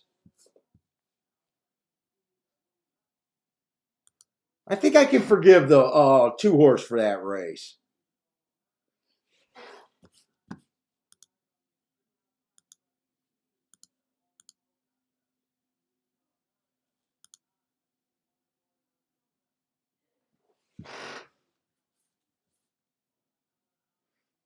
Three-horse first time out ran with on a stalking day, got a slow start, it says. I gave him an asterisk just because the running style was wrong. I don't think I need to watch that replay. 2 races back, he came out stalking closing day, asterisk, was dueling, went too fast to win. I love that race. And then last race, I don't have a problem with last race either. The timer malfunctioned. Ran a nice second. Three's obviously on the radar here.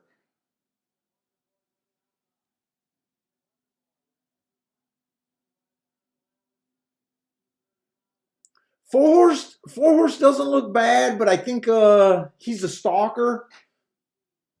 I do prefer front end speed. I don't think he looks bad, but his first 3 races he was at a lower level.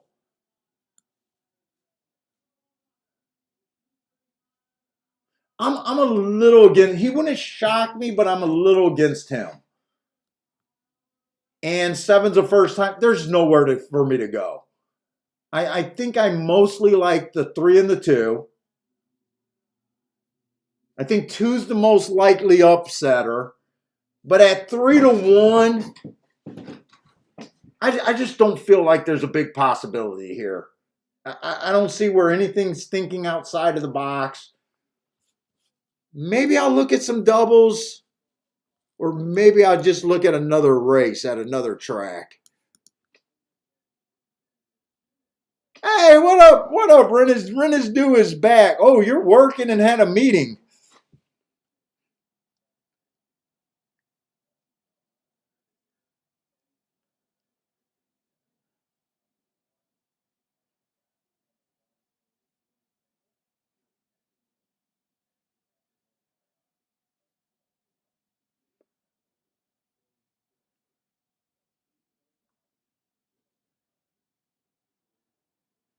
Let's see, did I miss any comments? Because I'm not that interested in this race. Let me just write down the 2 and the 3, but I'd have to really like something long to be able to do anything here in the next leg. Let's see, next race is going to be a poly track race. It's going to be a sprint, so speed can win on the sprint. I think it's more of a stalking track, stalking and speed. Stalkers have the edge a bit. We got a horse that hasn't raced for a year. Won't really know what to do with him.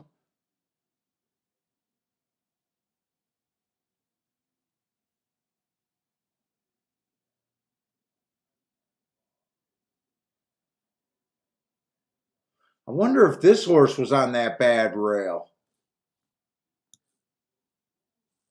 Bad rail, might want to watch that replay because 3 races, oh, that was at a mile, but that's a nice race. 3 races ago on that 3, it was a closing day. Went too fast to win. He has showed speed at a 5 furlong sprint at Hawthorne, though. I thought that was at Gulfstream at Hawthorne. So this horse could show some speed here. I might want to watch the replay. Is his morning line supposed to be big? I don't really want to invest too much time if He's an 8-1 morning line. I might want to watch him. I don't know what to do with the 4-horse.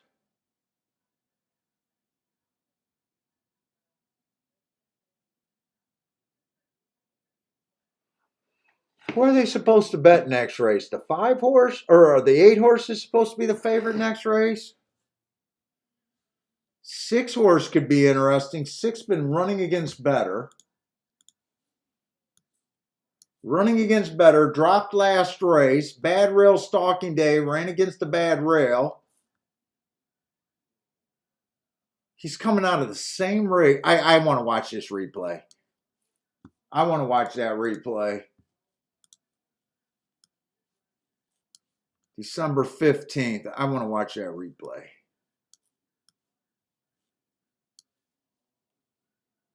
6 looks like he could be a player.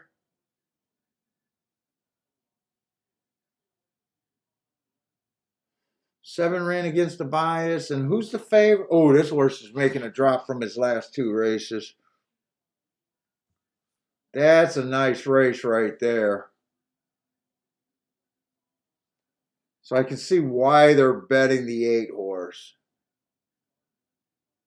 But I only made 3 bets. Really, I only consider myself making 1 bet today because 2 of the 3 bets were play bets. I hit my main bet today, so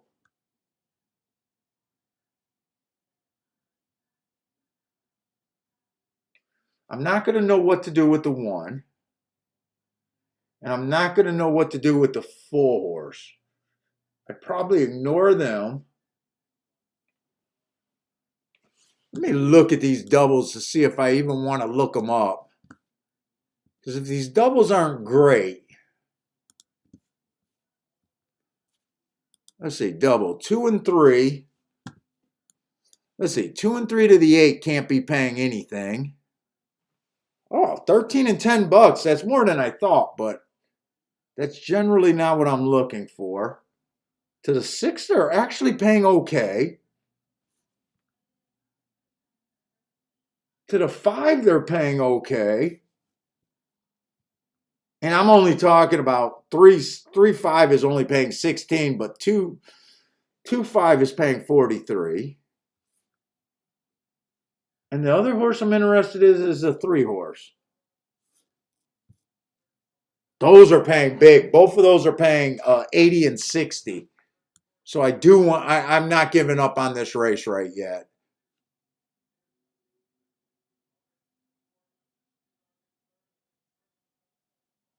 Fairgrounds, we got a 5-horse race. Let me see if I want to do anything with Fairgrounds. I think I can look at that race pretty damn quick. Fairgrounds, we're going into the 4th race.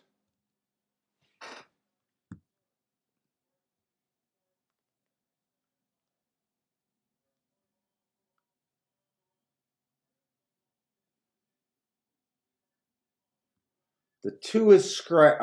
2's the horse that caught my eye, but he's scratched.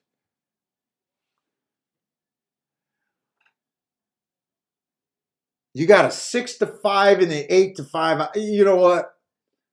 You don't want to try to beat both of them. I'm going back to Gulfstream. I think Gulfstream is where I want to spend my moments here. And let's see, Gulfstream, I need to look at the 8th race, and I want to look at a replay in the 8th race.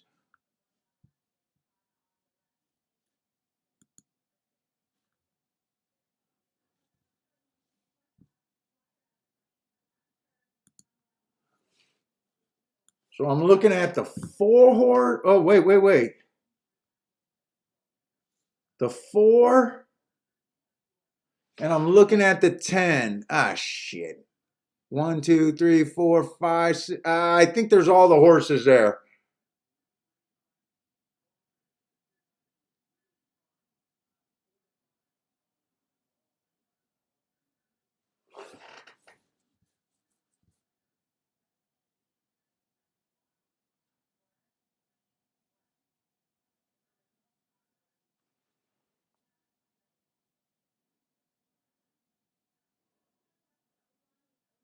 Four is kind of on the rail. I want to pick my nose. I can't on camera. I got to act like I'm not a gross person.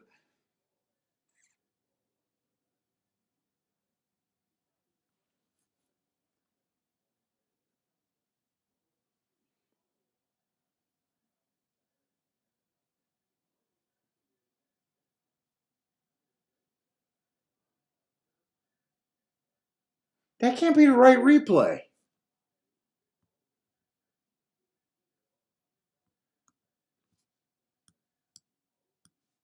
Oh, it's December 17th. Wait a minute. I'm looking at the wrong. It's this horse. I want to be looking at this horse. Not this horse. He was a 2. I was looking at the wrong horse. Oh yeah, I want a part of that too. I think I do want to play this double.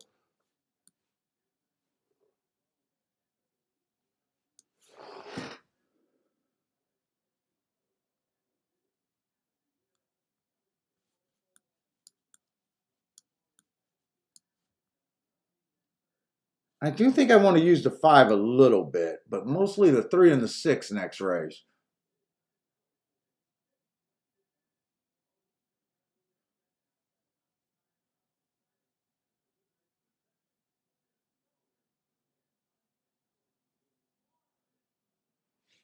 And what is the double paying to the 7? I might even throw the 7 in there.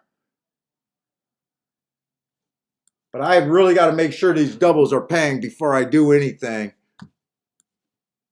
And I still got 2 minutes, so I'm okay on time. So 3 to the 3 I want. 3 to the 5 is just okay. 3 to the 6 I do want. 28 bucks for that. 3 to the 7 I don't want. So I don't want 3-7.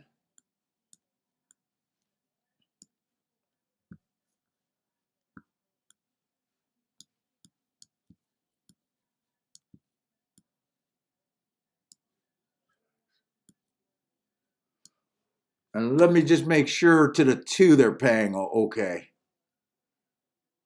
2 to the 3 is paying $95. Definitely want that one. 3 to the 5 is paying 50. I want that one. 3 to the 6 is paying 30. Or 2. 2 to these horses. Yeah, I'm going to play that like that. Let's see. If 7 beats me, he's a first-time starter, so I can't have him. Do I want to weigh these exact or doubles, or do I want to just play them? Definitely running out of time. Let's see. Make sure I'm in the 7th race.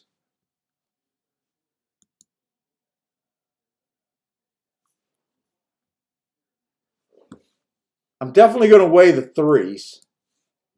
3 to the 3-6 is the ones I want more. 3 to the 5 is more like I guess a saver, if you want to call it that, that can make you money.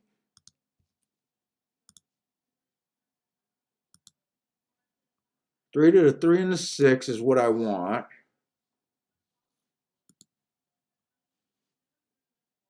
Now 3 to the 5 I want for a little bit less.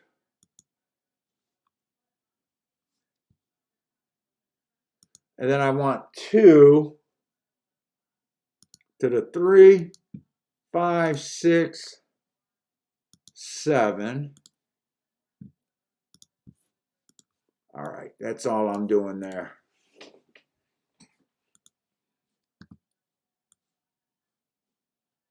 And Fairgrounds looks like they're going to go off a minute first. Let's see, Frankie 888. What does he like? 2-3, 3-2, all.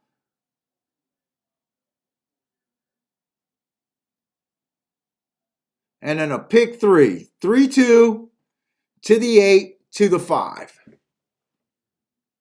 So very skinny ticket there. But isn't 8 going to be a big chalk next race? I'm trying to beat the 8 next race.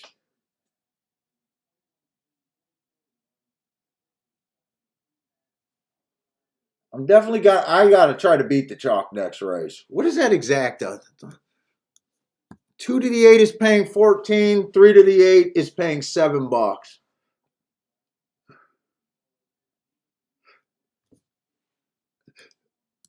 Let's see, Fairgrounds is off. I stayed out of that race because I just thought this was a better opportunity here. Another 5-horse field.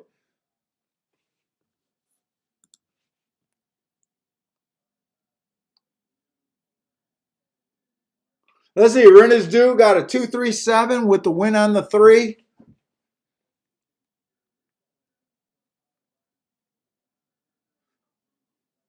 Ooh, Lanier's kind of outside the box. 175 over there at Gulfstream. Lanier is outside the box.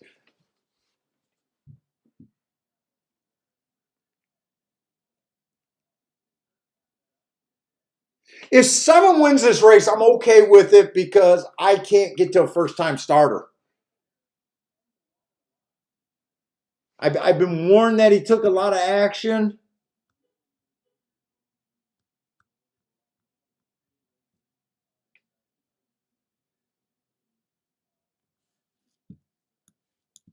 Why are they betting him? Bullet workout?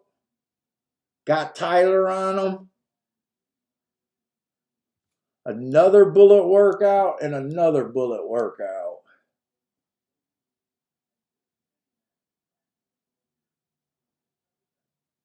He's going to be... Oh, they're off. So I obviously rather the 2 win, but I will take the 3 here.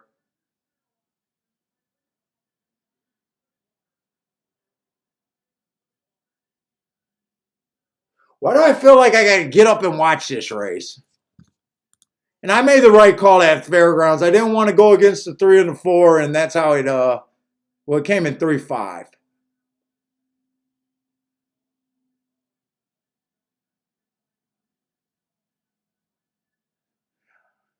Right now, it looks like the 3 has everything. He's sitting chilly, and the 2 and the 7 are pumping. Right now in body language, I don't see this horse getting big.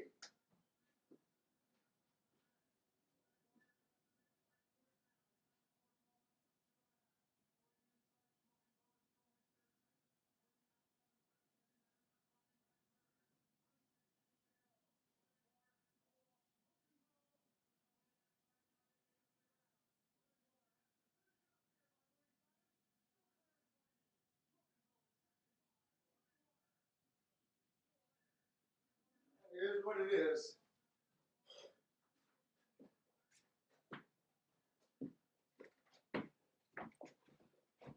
Hopefully my doubles didn't go down. If my doubles stayed at the same price, I'm definitely okay with that. I would have rather the 2 because I would have been alive to 1 more horse. Let me see if the doubles went down.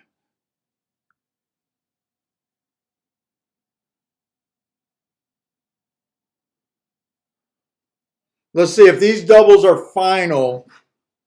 My double to the 3 is okay. My double to the 6 is okay. And my double to the 5 is okay. The lowest double I'd be alive to is $23. So, and I don't have the 7 horse, but that double was only paying $12. So, well, we'll see how that worked out. Right now I'm okay with that. I'm okay with that bet.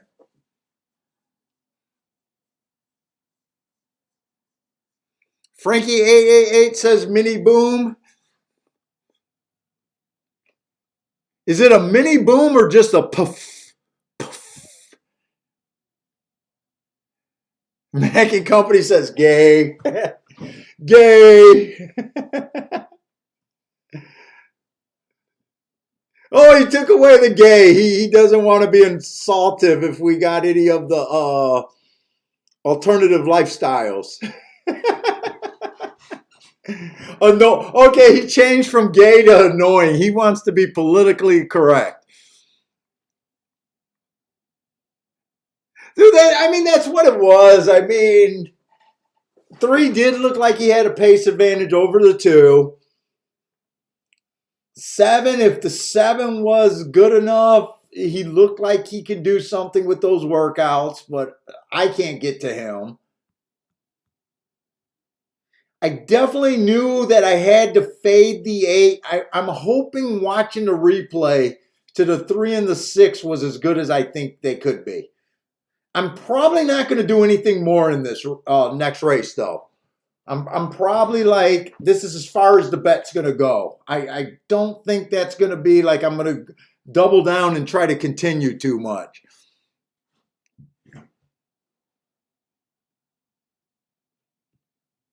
Annoying chalk. Yeah, we can't be that annoyed though. I mean, they figured, and it was a 5-horse field, and we gotta give they gotta give the chalk players something to cheer about.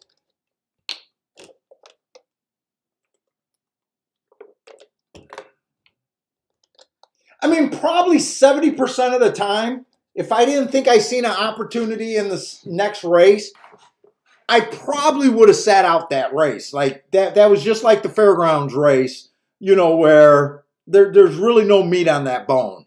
But I went down a little rabbit hole where I think the 3 and the 6 could possibly do something. So we'll see if that works out. And both of my doubles I think are paying over $30. So if I can be right, it's going to be a decent hit with a 3 to, or actually a 9 to 5 winning. So it won't be terrible, but we'll see. Oh, thank you, Grandma. I still watch all my YouTube thing, and it's so annoying hearing the host say, "Don't forget to slam, pound, poke, whatever they say about that like button. Don't forget to slam my like button and subscribe." I hate that. I feel so cheesy. I still feel so cheesy saying that. I'd rather not feel cheesy and have my channel not grow, I guess.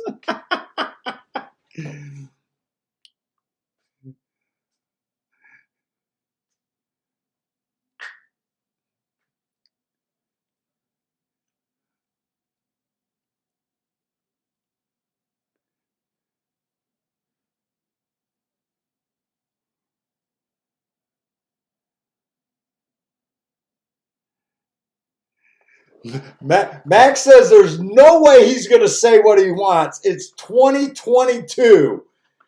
There's no way he's going to say what he wants to say.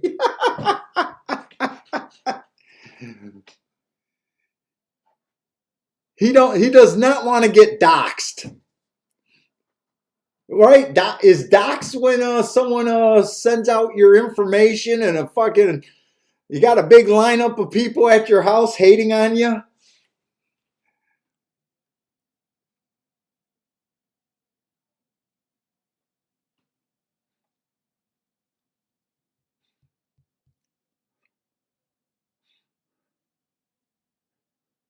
Five got a nice break, but when 3 got the lead this easy, the race did look.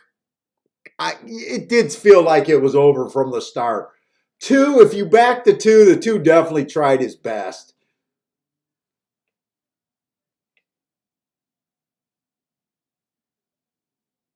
Joshua says I should have a giveaway that I give away Kiki for hitting my like button. Have a sweepstakes.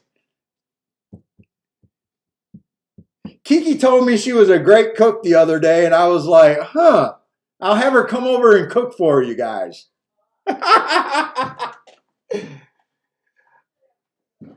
And she thought I was being insulted because I was like, really? You said you're a cook? But she had different definitions. My wife's definitely not a bad cook. It's just that I don't think she loves cooking. And I would think someone that says that would be like they're a real cooker. I mean, she makes meals. They turn out great more often than not, way more often than not. But I was surprised that she said that.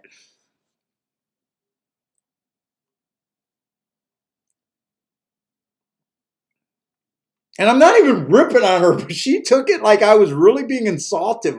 Oh shit, I didn't. Oh no, I think this is a turf sprint race at Tampa Bay. I think I got fooled by seeing the grass, but if this is a turf sprint race, they're not on my radar. They don't run enough of them for me to care about. Yeah, this was a turf sprint race, so they almost never run more than one on any particular day, and they go weeks without running them. They run very few turf sprints, so not on my radar.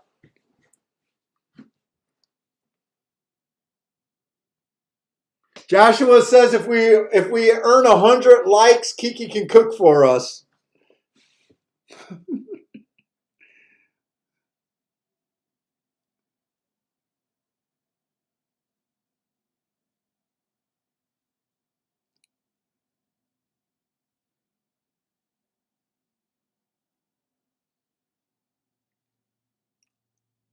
Dude, today just feels like a slow show, but it's funny when I get some stuff on the email that I just don't give enough plays. But man, I'm okay with this.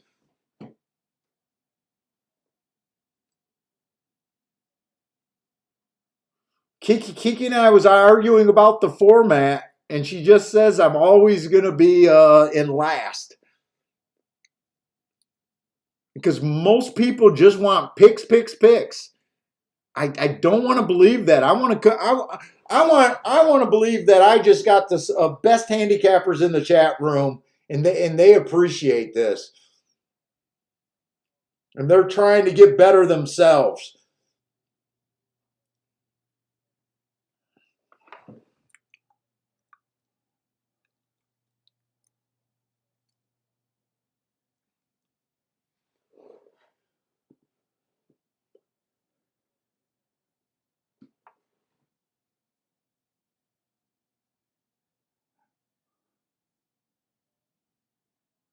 Oh, Charles got a take on this. He says, in the sprint at Tampa Bay, 6 horses a mom. So he might be interested in the 6 horse here.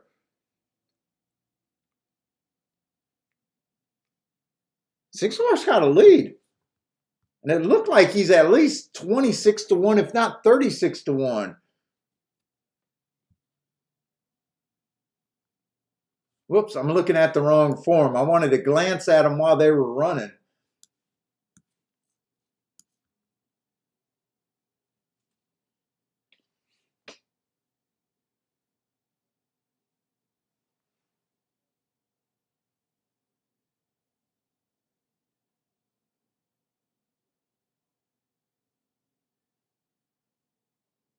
He ran well at a huge price. It looks like he finished 4th. I think he came in 10-8 maybe. Horse coming from Indiana and Arlington Park. I was so uninterested in that race that I don't even know what odds we're looking at here. I have no clue what odds that was.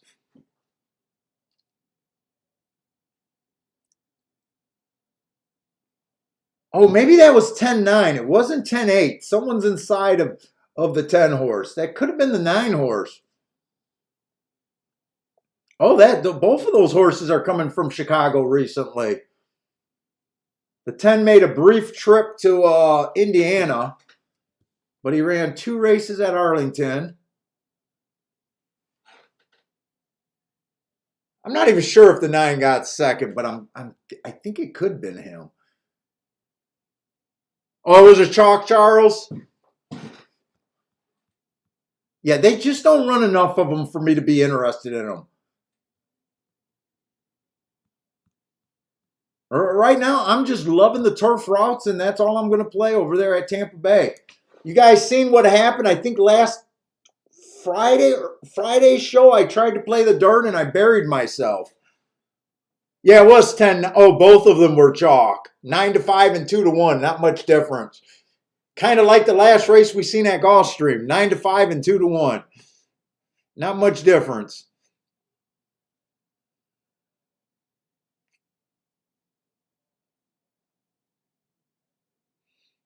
Oh, your 6 horse. Your 6 horse was 36-1. He was live. He didn't tire until late in that race. So I'm never a hater when someone gives out a horse that was part of the race at a big number.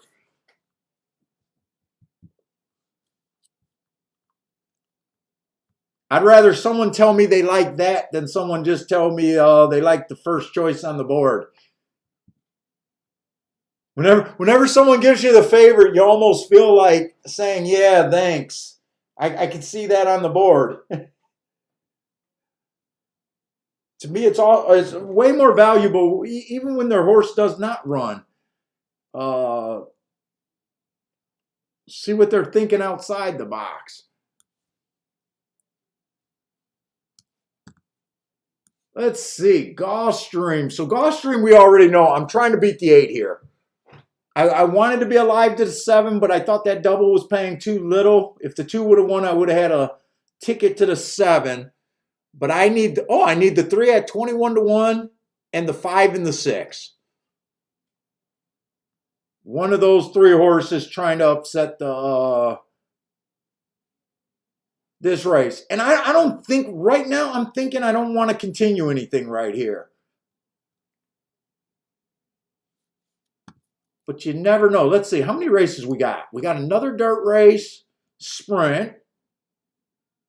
We got a polytrack route. Oh, so we're on the last part of the day here. Let me go ahead. I'm going to reach out and get my scratches here.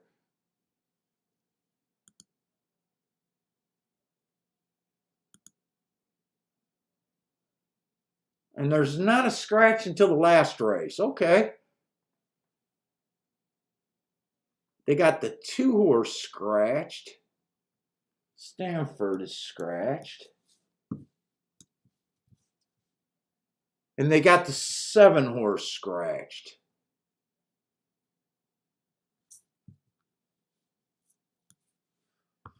So I think I got all the scratches.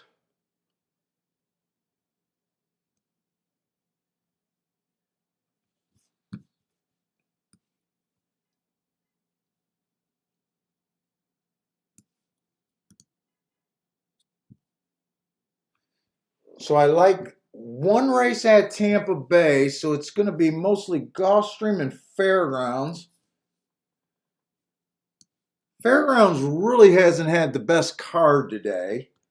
I'm not sure when I stopped handicapping there either. I handicapped the first part of the card. Looks like I stopped at the 7th race and got slow at the 6th race.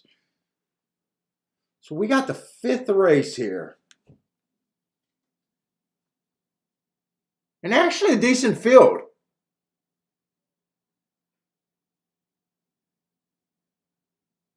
Actually a decent field here. Especially when you've seen so many 5 horse fields today at fairgrounds and non-playable races.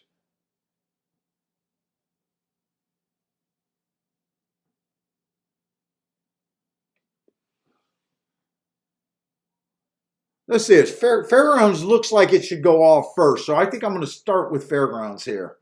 Meaning claiming 12.5, 6 furlongs.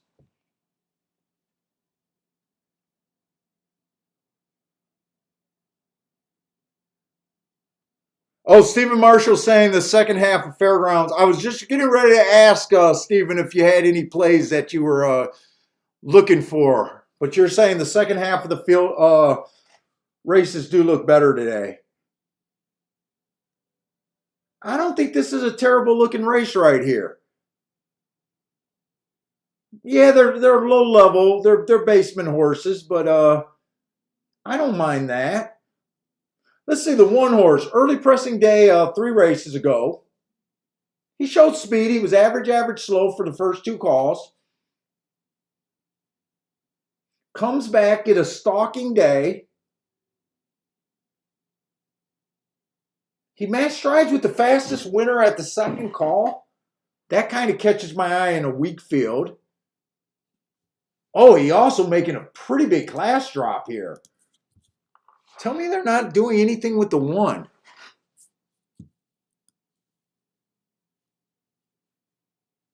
All right, that's enough to just tell us. And then last race, it was an early pressing day. I can't, he bumped at the start. Might want to watch this replay. But he is making a, okay, that's fine. He is making a big drop. I like that heart 2 races back.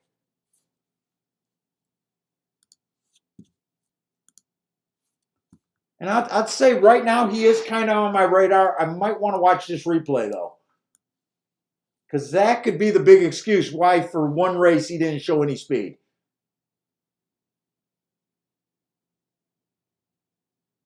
Let's see, the 2 horse flashed some speed on December 5th, 2 races ago. Earned a heart. It might only take a heart here. And then last race he ran against the inside bias. Put up a nice speed figure. I got that the inside was good. He had the inside. But I didn't like his running style. You can take that with a grain of salt. So I gave him the asterisk for being a closer that day. But did he get help from the inside of the track being good and was able to close and kind of just... But the 1 and the 2 are kind of on my radar here. They're not terrible prices yet. But the 3 earned a heart too. Oh, man. You really don't want to see 3 heart horses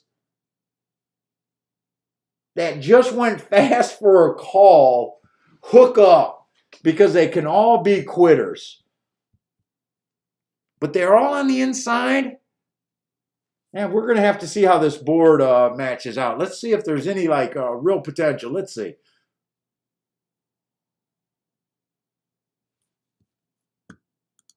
Might want to really look at some of these class drops here. Let's see. He was running against a better class. He's taking a class drop there. Whoop. Everyone's kind of taking a class drop. Everyone's either taking a class drop or just recently took a class drop. I don't like the 6. I don't like route to sprint. Wow, another cheap speed horse earning a heart. But he's in the 7 hole.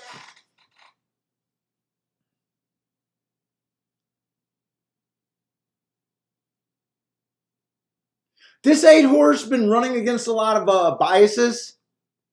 The problem is fairgrounds tend to favor speed and stalkers, and he's just the closer. So he's going to keep running against biases. So he got some excuses, but I'm not really interested in him. I'm probably not interested in the 7 just because of the outside. Plus, he's been at this level for more than the other horses. I don't like the 6 because of the route to sprint. Combine that with he never even showed any speed. So I don't really care for him.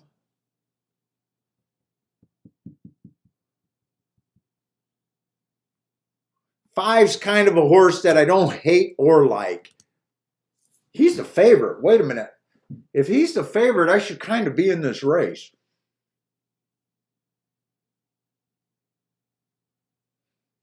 He looks like, man, he's been having a lot of starts. He's been routing. He's been sprinting. He's been all over. No success anywhere. I would be playing against this 5.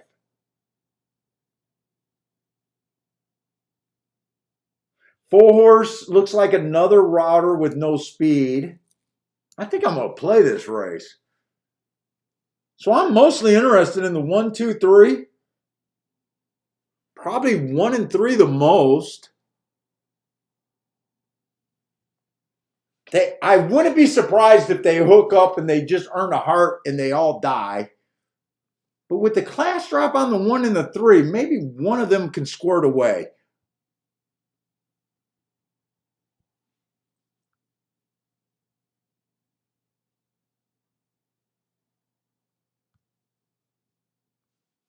I could do a 1, 2, 3 box.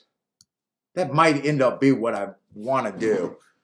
Let me get over to Fairgrounds and see. Let's see.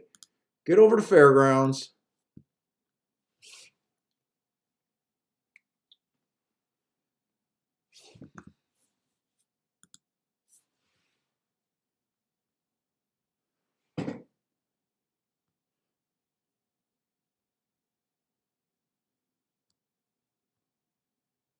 Let's see. Next race is going to be a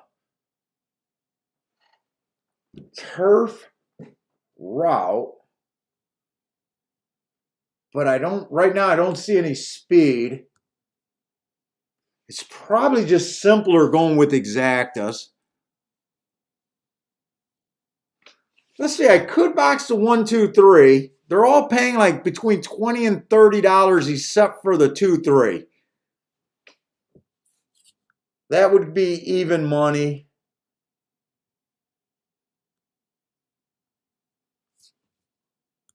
I might just take the simple way and go 1, 2, 3.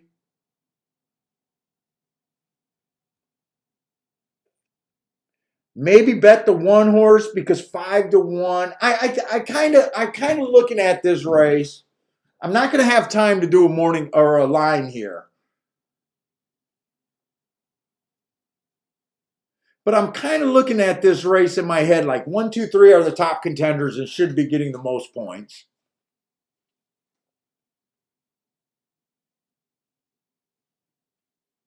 They're all pretty close.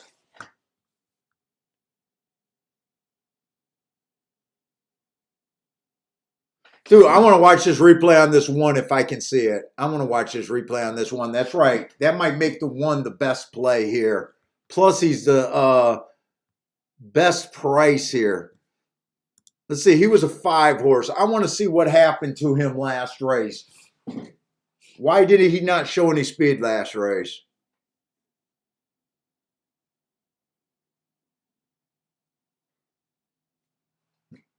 Said he was bumped at the start. I think I got to watch that from the front end. I think I got to watch that from the front end.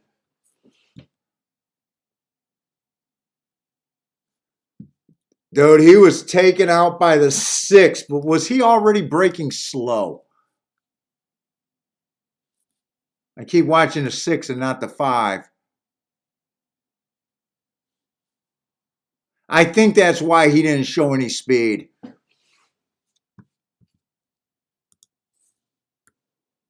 Oh, shit.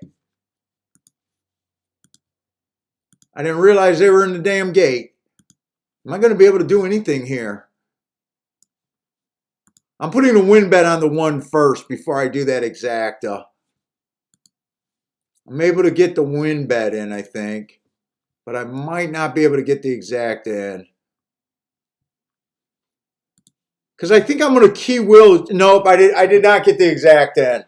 I was thinking I just want to key wheel the 1 first and second with the 2 and the 3, but I did not get that in.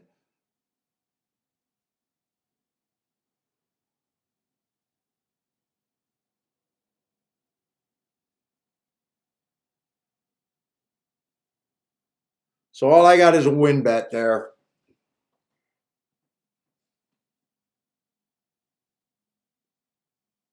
And I just lost my Gulfstream feed. And Gulfstream's getting close.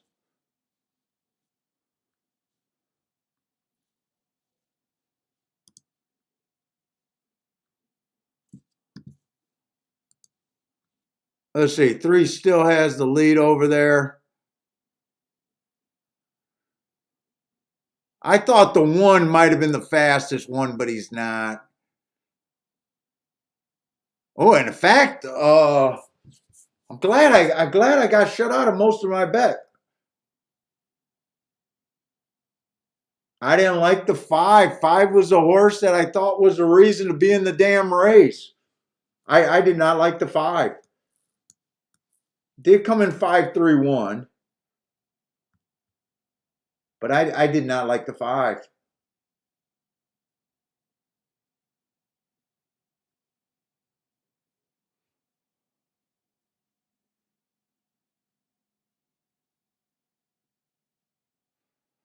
Five, 3, 1, 2. And I drooled on myself.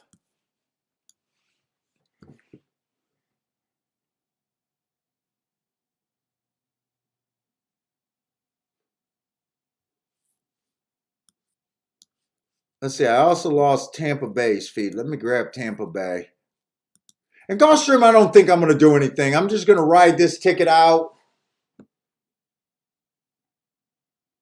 I'm alive to the 3, the 6, and the 5. I got the 3 and the 6 more than the 5, though.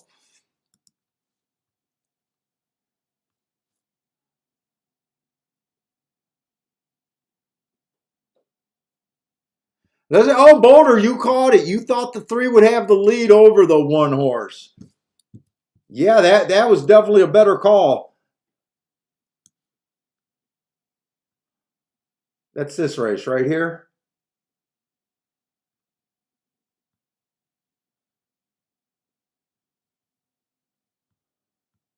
I wish the 3 would have held on and won that. I wish I was right about the 5 getting beat there. I just wasn't.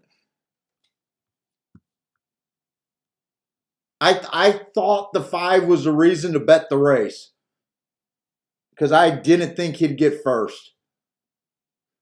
If he would have ran second and split that up, I wouldn't have had that big of a problem with it.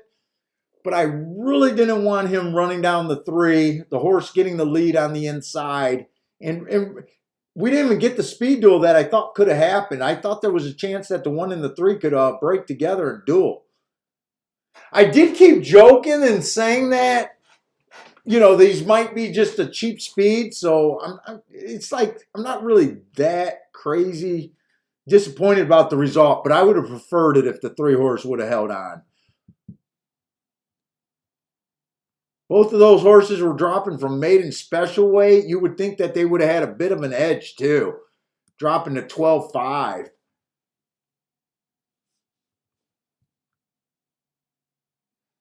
Let's see, what's up, William? William likes the 138 over there at Gulfstream. Charles has a Tampa Bay play 459 on top of the 5. So 4 and 9 on top of the 5, I guess is what that is. Unless he got a mispunched ticket.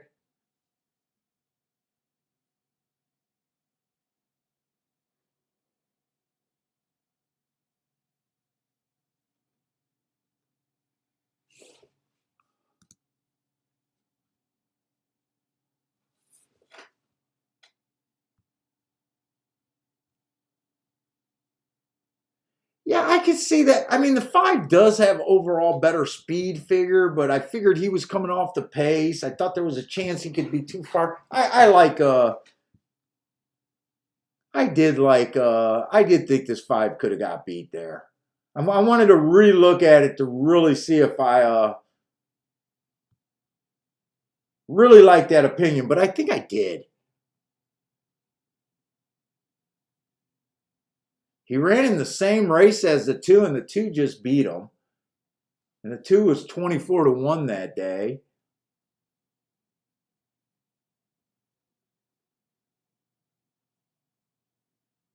But yeah, not that surprising.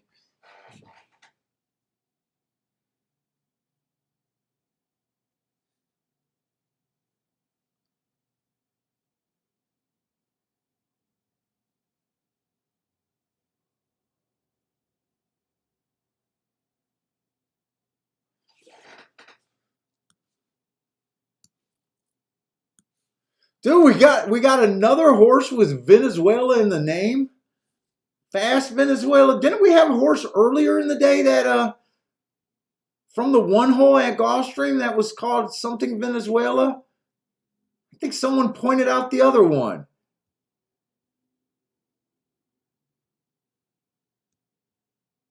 Was it the second race?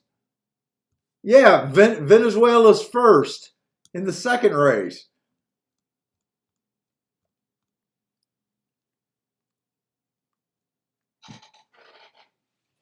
Oh my God, Joshua really likes the 8 horse here. Let me just look at this. I did think the 8 was going to be the favorite over the 7, which he is.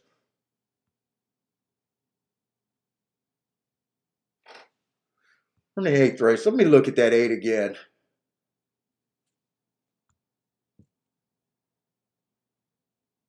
Yeah, I still think 8's the one to beat. And actually, I think 5-2. If you get 5-2, I think that's a decent price on him. I thought he was going to be a bigger favorite here. I really thought he was going to be a bigger favorite. He probably has a class edge on these two. The last time he's ran at this level once and won. He was at a higher level there. Higher level. He would not shock me. Like I said, I really thought he was going to be like an even money choice, 6-5. When I was playing the doubles, I thought he was going to be like really bet here.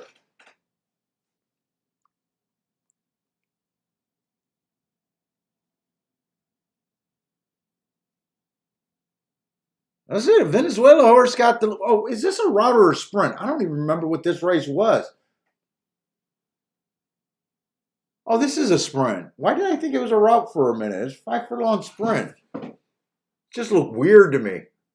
I gotta walk. 6 is on the lead. I gotta walk.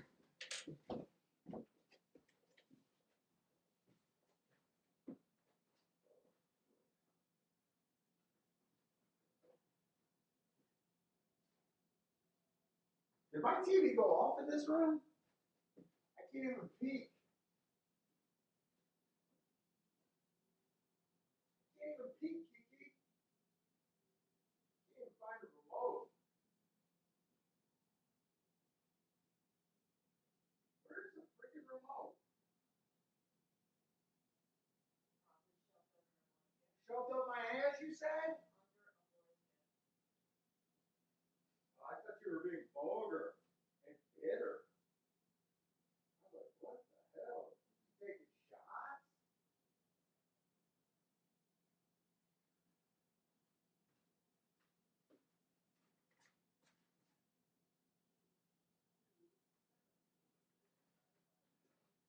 Ah, not good enough.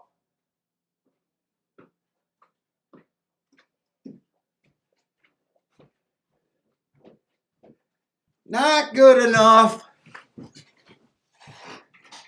Nice all in bet, Joshua. I hope you got the whole 5-2.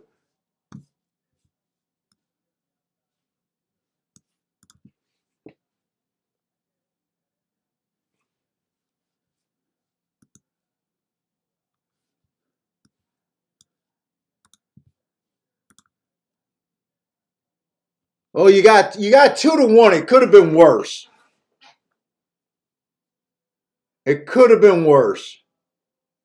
I'm not even going to call that a bet down. I knew I didn't want to do any like protection or anything there. I'm a little surprised that the 8 went off at 2-1. Like I said, I really thought he was going to be like even money, 6-5, possibly even worse.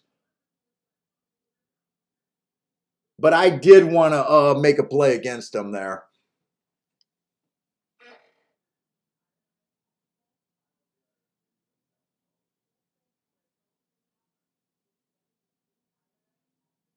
And 6 went pretty fast on the lead. 21-4. I got what I wanted. I wasn't able to watch the race because when I got to the other room, the TVG was off.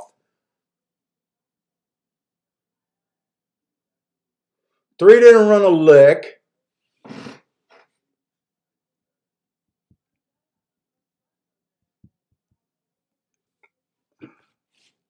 Let's see. Frankie A got a boom. Joshua went all in on on a big bet. That's a big bet for me. That's a super big bet for me.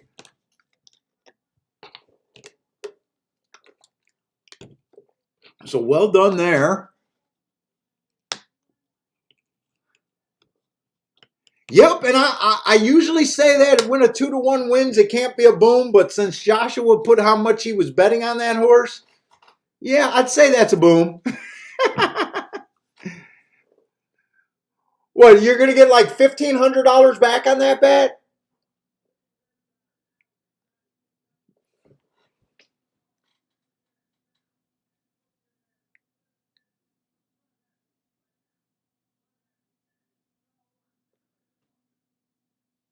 Dean is just starting to hate Gulfstream.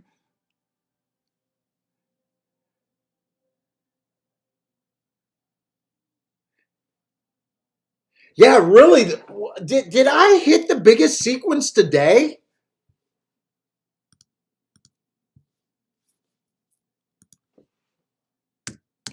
Has Gulfstream been that chalky? I haven't been making that many plays, so the results haven't been bothering me. Yeah, the first race was basically AB. 6 to 5 horse won that race. Second race was a big chalk. 3 to 2, six, maybe 8 to 5. Third race was a big chalk. Fourth race, 5 to 2.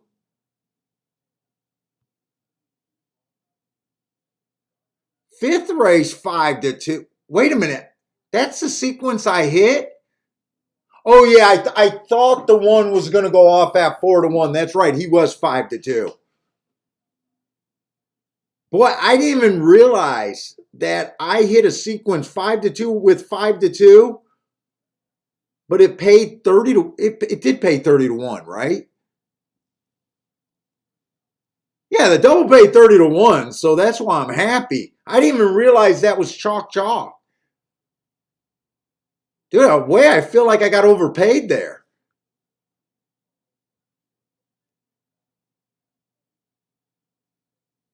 Oh, the full horse. They had one price horse today. That full horse had almost 7 to 1.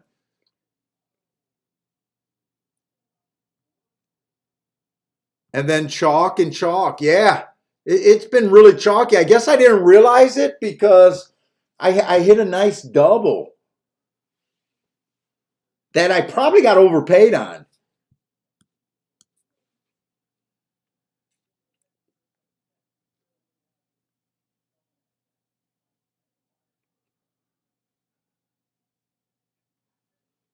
Oh, I wouldn't call that race a win is a win. When you go all in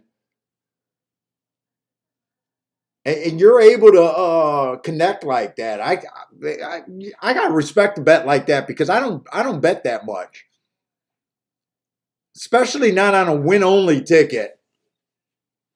I might spread out and bet that much in a race, but never relying on like one horse kind of deal. Yeah, I mean, really. So I do have a theory on chalk days. Like I said, luckily I hit a nice double and didn't realize how chalky it is. But for most times, I just hope to survive and not lose that much on a chalky day.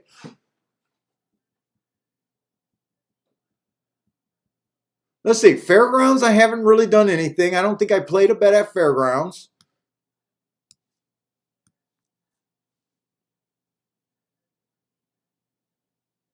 And Tampa Bay, did I play that race?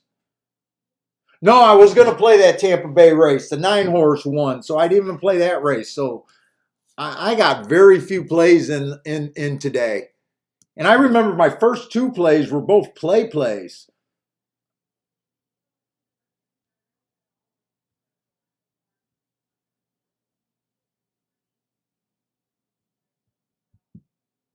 How much did that double pay to the 8? Because I don't think I could have played that.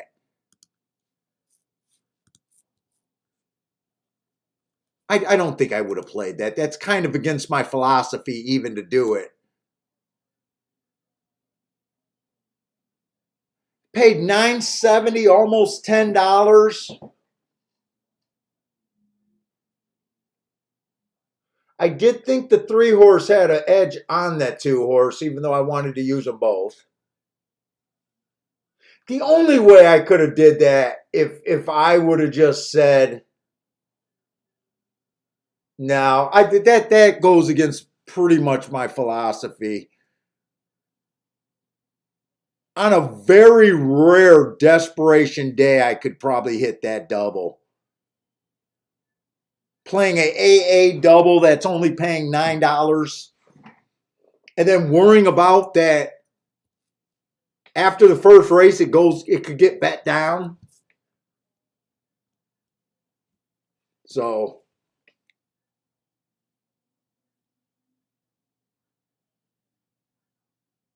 yeah, hopefully we'll see some fireworks in the last two races and have something a little bit more cheering.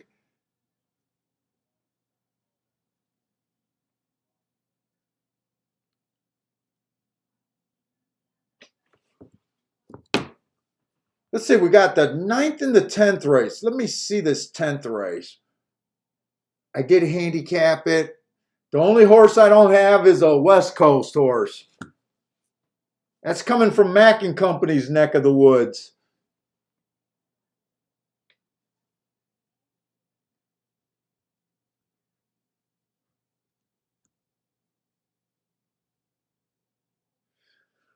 Last race is probably going to be tricky because we're looking for off the pace. And at a glance, right now, I only see the 4 horse getting the lead.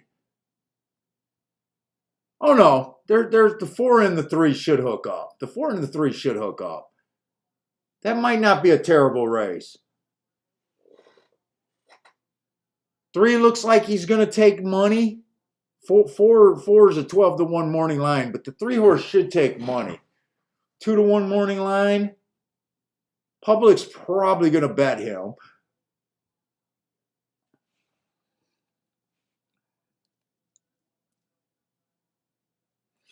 Let's see. I know someone took a pick 3. They singled the 8. They used the 2 and the 3, but I don't remember who it was, and I don't remember who they have in the last leg.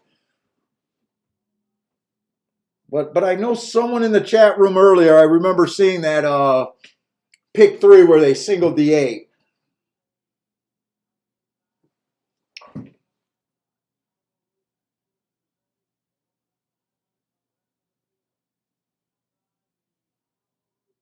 Maybe it was Frankie 888. He says he's alive in the pick 3 and the double, so maybe it was him.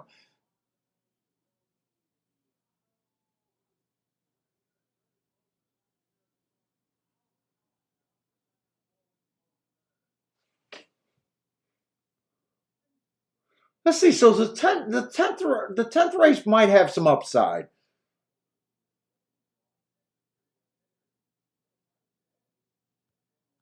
At first, when I was glancing at it, I thought it was going to be a paceless race. And let's see. I might try to look for a double here. This race is going to be on the dirt. Optional claiming 12.5, 5.5 furlongs. Right now, I have no doubt. I think the inside is at the very least good to, it's definitely okay if not good.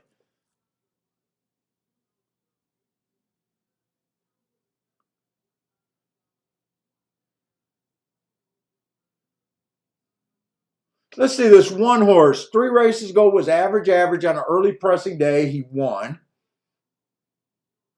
Nice race. Comes back, goes too fast to win. Really nice race because he was stalking that day.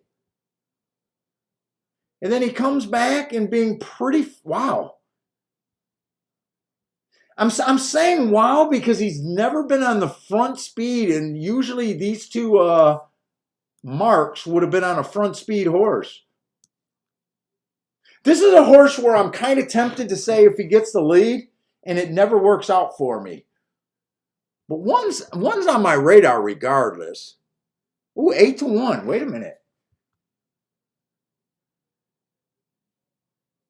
2's kind of a sharp horse that's stepping up in class. I don't know. At 12-1, he's not jumping off the page at me. And I would at first would want to throw him out. But he's a sharp horse stepping up at 12-1, so I don't think I want to throw him out completely.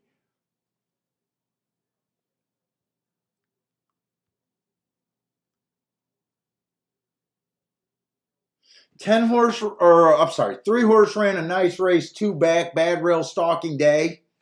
Average. He comes back 5-1, just misses right there. That looks like a pretty useful race. I'm trying to decide if I feel like he's stepping up. I think I really want to do something with the one horse here.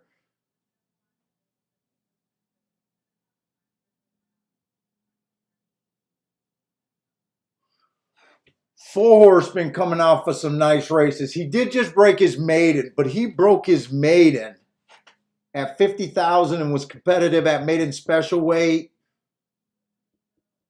12.5 claimers does not seem like a reach. He ran on a bad rail 2 races ago. Speed favoring track, asterisk. He comes back, wins.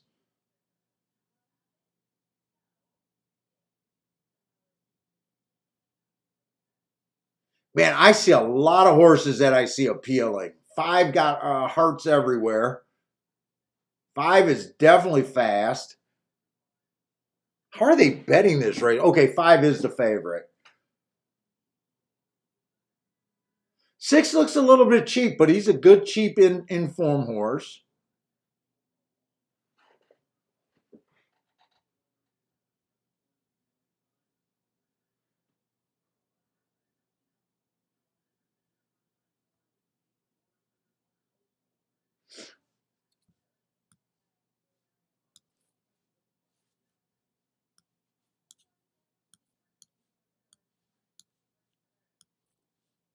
The 1 and the 5 are coming out of the exact same race, right?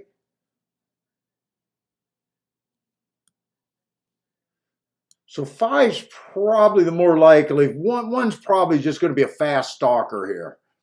I definitely want to do something with the 1. I'm trying to see what else I want to do with. Do I want to just try to beat this 5?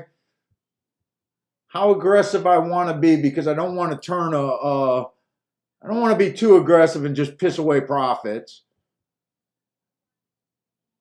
But I think this is an opportunity here.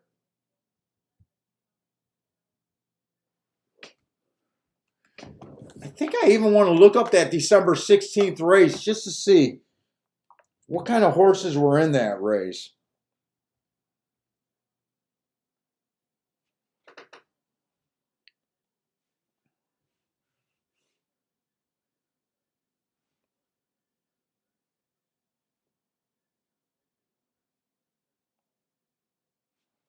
I don't think I put a space there. Uh-oh. I keep forgetting. How do I look these up?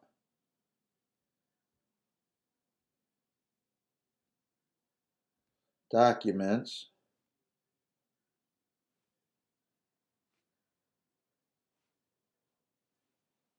No.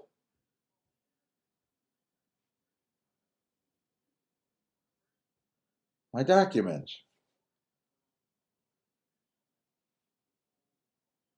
There it is. Loco. How don't I have 1216? 1216.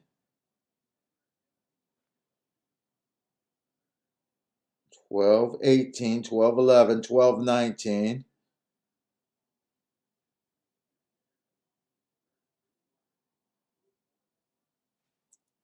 How the fuck don't I have 1216?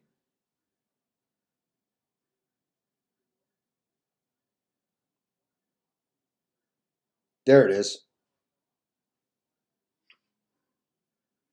I'm going to look up that 9th race.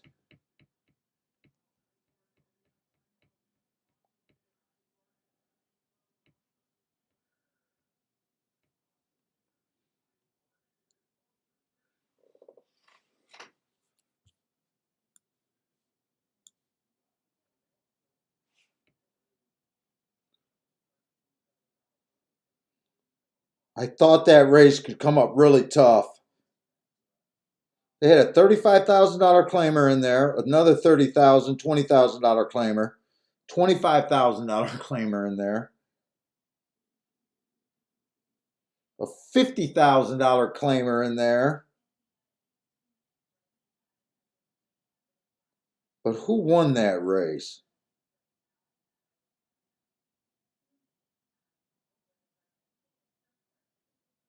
Who won that race? DA.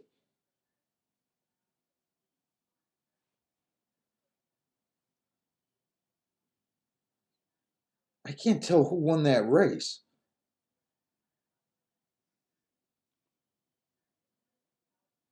Battle Cry got second, so I'm in the right race. Who the fuck won that race?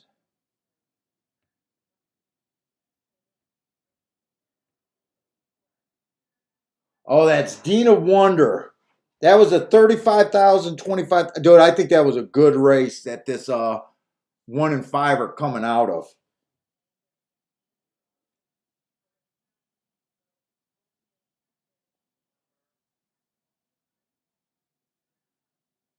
Very good race. I think there's this hidden class. Problem is, I don't want to do anything with the 5. I'm probably going to keep this where I'm just going to do something with the 1. Plus, the 5-1 exact is paying good.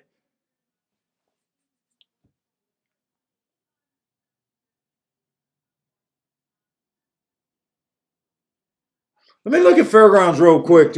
Oh, I'm running short on both.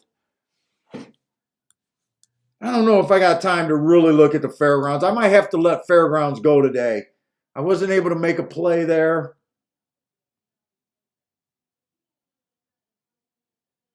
I think I want to look at Gulfstream. I don't think I want to look at this Fairgrounds race. I think I'm onto something at Gulfstream.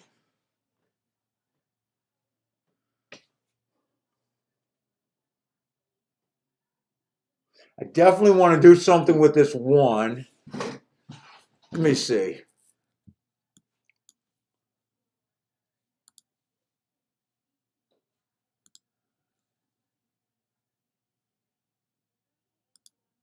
Let's see, we're in the 9th race, right? I got to get in the right race. Yeah, freak.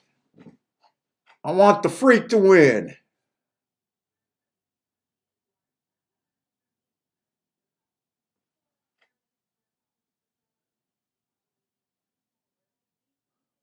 I got that. It was a stalker day.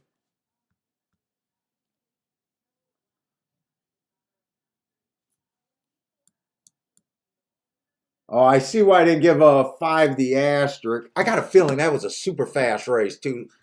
I'm stuck on this race.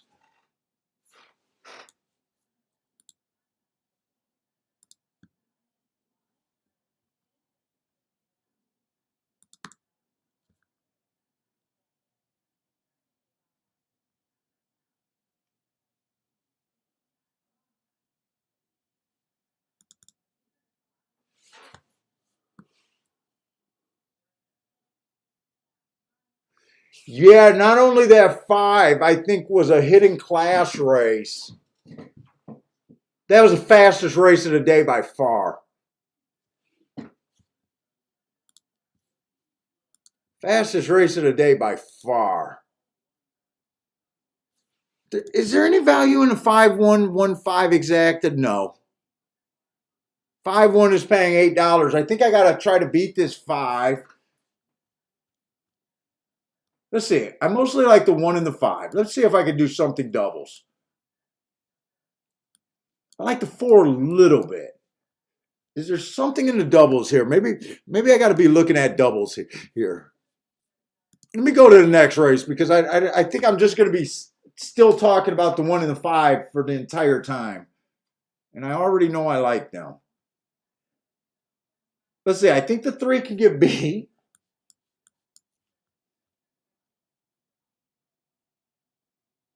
But if this horse rates, I kind of like him, but I just don't believe he'll rate. I'm going to get rid of both of them and hope that this track just keeps backing up. I don't know what to do with the Santa Anita horse.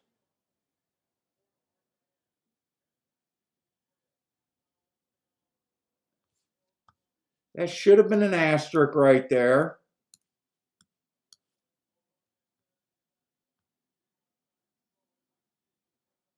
There's quite a few horses that can come off the pace.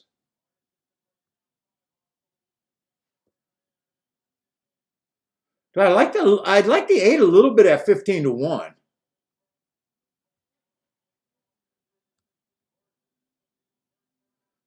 I like the 1 a bit. I don't want to go too wide here. I wasn't even able to watch that fairgrounds race. Do I want to use the freaking 5?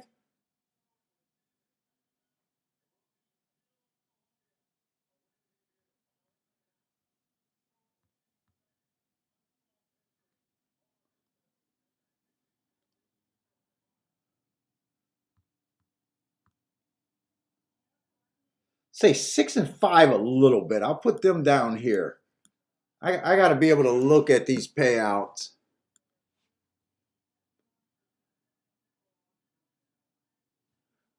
Let's see. I can't worry about that fairgrounds.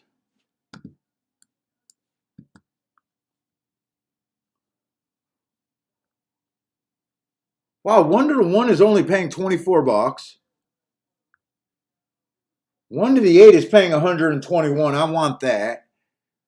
I want everything with the 8. I'm playing all 3 horses to the 8. 145 to the 8 next race. I'm playing that.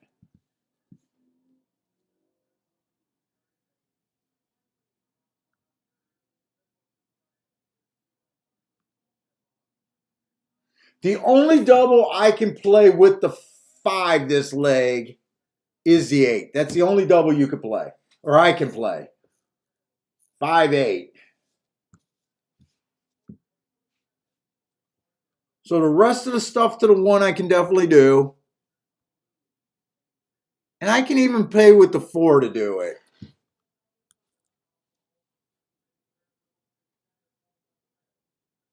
Oh, shit. Fairgrounds had a bomb. Did he close?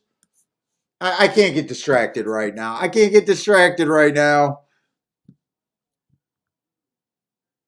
Hopefully, I passed up a race where a bomb won. Hopefully, he went wire to wire, and I can say I couldn't have had him. Let's see. Double. 5-8 is the only double I can play with the 5. So 5-8, I'll play that one.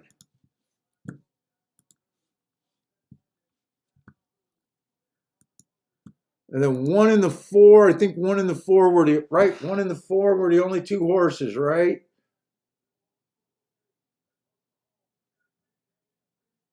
Yeah, 1 in the 4 to the 1, 5, 6, 8.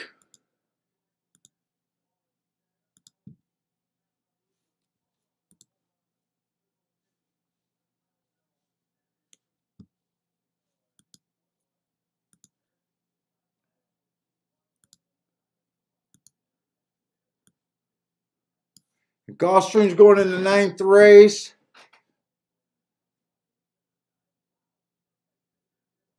Hey, Frankie, hey, you like the 5 here?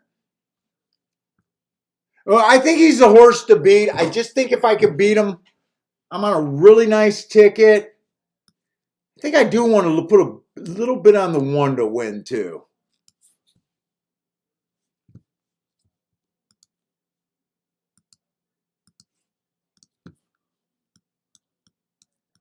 But I'm not going to do the 4 to win.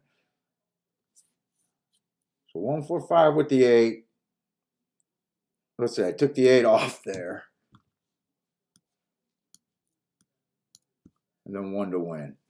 All right, I do want to look at that Fairgrounds 7th race. Or that Fairgrounds last race just to see. I couldn't spread my time out. Definitely a closer, right? Am I looking at the right winner?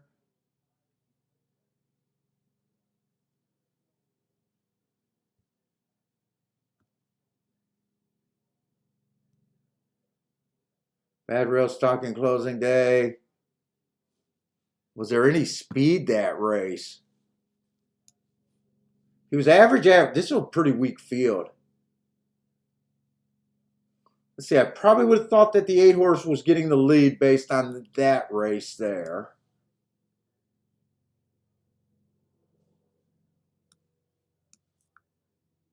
I can't say with any certainty what I would have done. There was a lot of slow horses.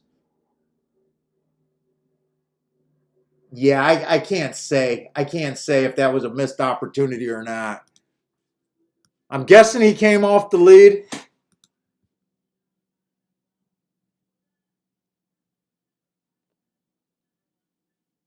6 close. What did the 7 do though?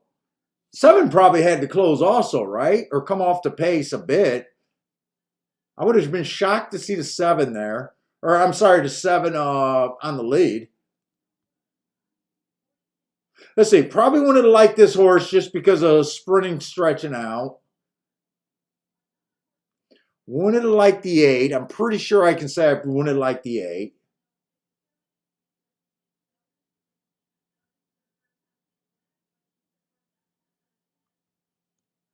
Believe it or not, these average are the best 2 marks in the race. But without looking at the race before the race, whenever you know the results, you're like trying to slant. I feel like I'm trying to slant.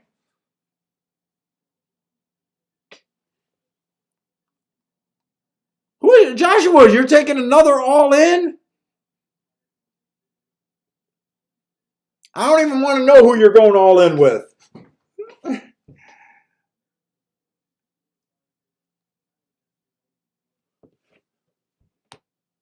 I think I got to start looking at this Tampa race.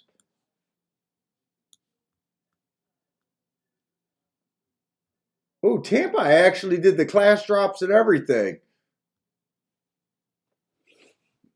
Well, Gulfstream is off right now.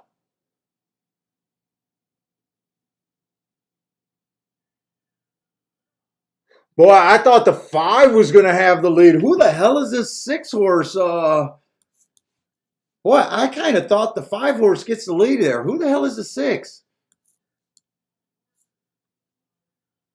Oh, six is a cheap horse stepping up, good form, but okay, I can see him having the lead, but I don't think he's a winner. Well, he might be a winner though. Dude, I think he's gone because it doesn't look like anyone's coming, and it looks like the 5 is done. I got nothing. My opinion was absolute trash there.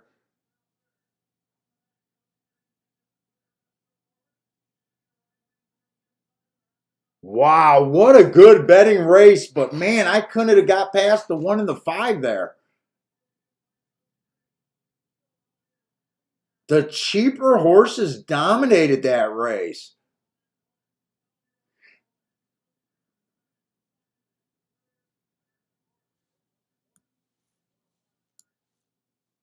I'm glad I didn't throw them out, and I explained why I thought they were, but I said they're good form horses stretching out. But man, I could not have hit that ticket.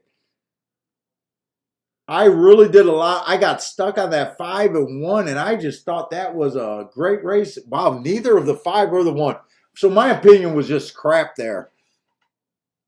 Bazoo Man says finally. Nice hit, Bazoo Man.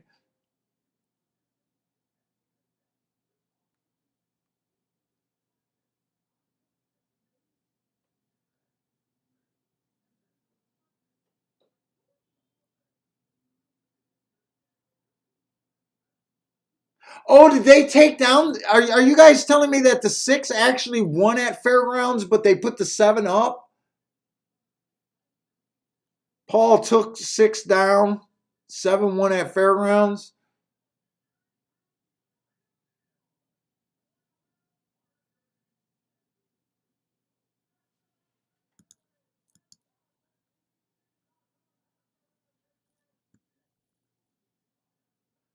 Let's say did Reynolds do hit that 6? Wow, nice job, Reynolds do.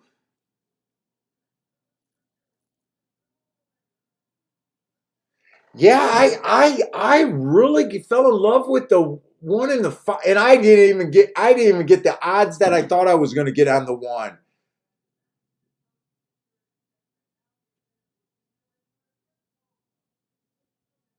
That race was the biggest surprise to me all day. That race was the biggest surprise to me. Woo! That exacta and try is going to be nice.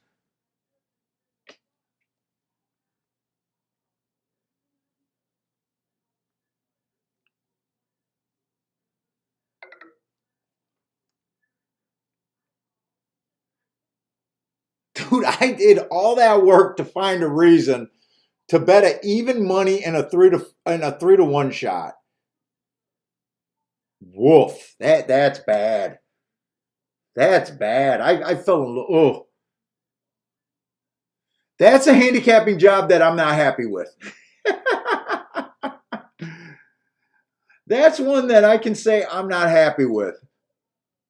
So we did have a horse. He didn't go wire to wire, but they did run extremely fast at only other Tampa Bay route. Let's see. The 11 is out. He's the only horse that's out. Boy, I feel like I'm concussed after the opinion at that Gulfstream race. I feel concussed. 10's coming out of some nice races. I like his last race. Does look like he could get first run. He's a little interesting.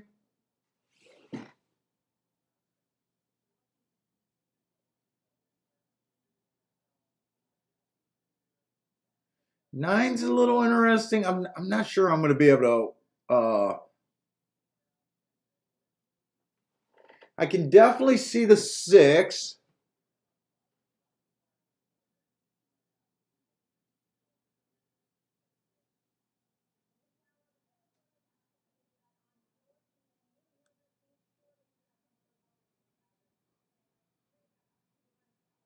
Who the hell are they betting here? I can see the 6, but I don't love any of these horses. This horse was claimed. Ran 2 races.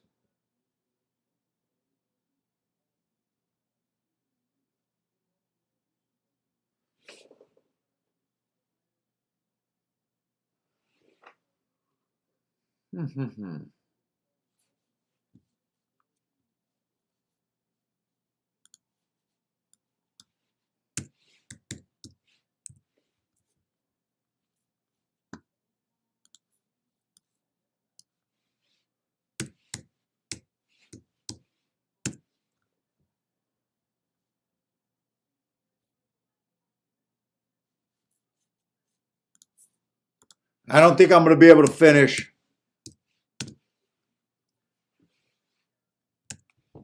They do a super slow walk.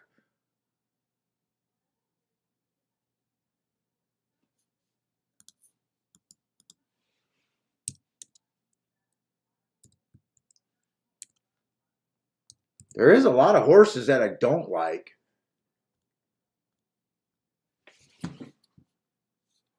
So everyone gets 12% just to start. Wow, I get some of those 17-1s. I probably gave out too many points already. Let me see. Let me see where this breaks down. I'm still working on this race. 5, 10.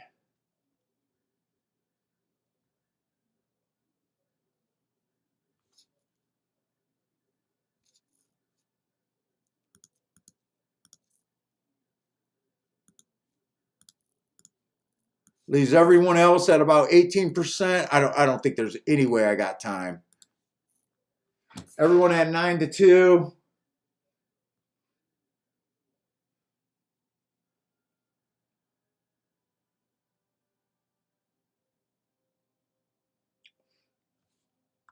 I can see the 1.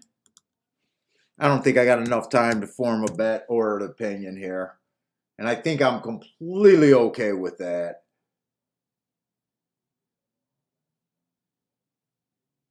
I do like the 4. 5-1. I do like the 4. I still like the 6.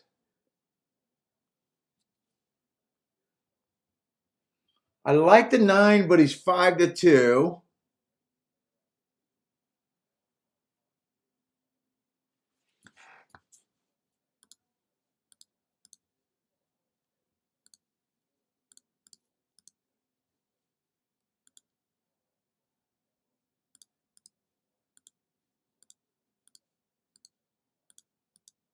That leaves everyone else with about a 19%, about 9-2.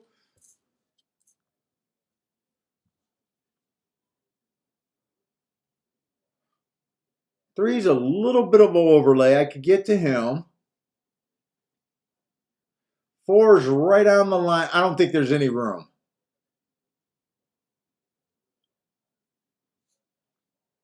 9's a little under bet. 10's probably the only horse that I think is adding extra value to where I broke it down at. Right now, everyone else got about a 9-2 chance. 4-1, 9-2. 10's the only one. I'm not going to bet this race.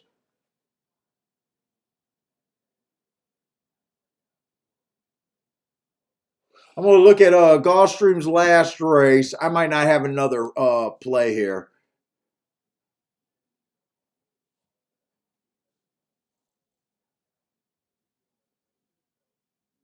Let's say Stephen Marshall's alive to the 4 and the 10, and I like both of those horses.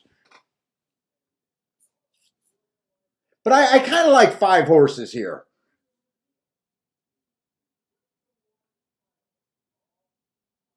I think the 3 got a chance. 4 got a chance. 6 got a chance. And I think that leaves the 9 and the 10. And I can't. I could probably break it down a little bit more. 6 would probably be the horse that I would say probably should be the chalk. 10 would be right up there with the 10, the 9, and the 4 would all kind of be tied right behind that. I think 3 I like a little bit least, but not by much. Boy, I didn't see this one horse getting the lead. What is he thinking? Oh, he has ran on the lead. I think his chances just went down unless this track is holding.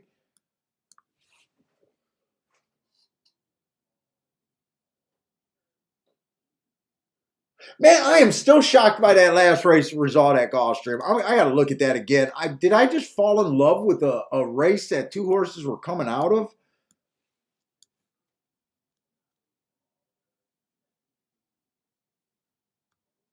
How did I miss that bad?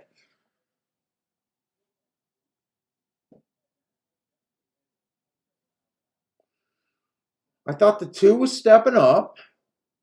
He did run a nice second.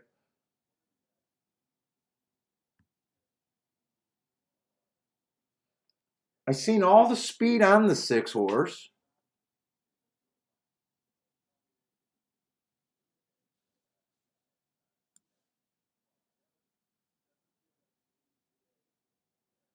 Yeah, I just used class. I used class more than anything there. Well, I just feel like I'm spinning after that race.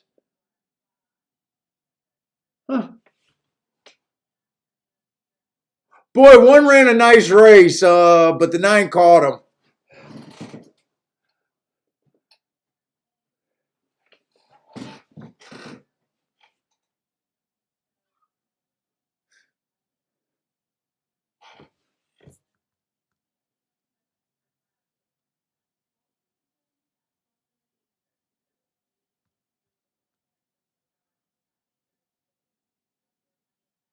But I didn't play any of the turf route races today at Gulfstream.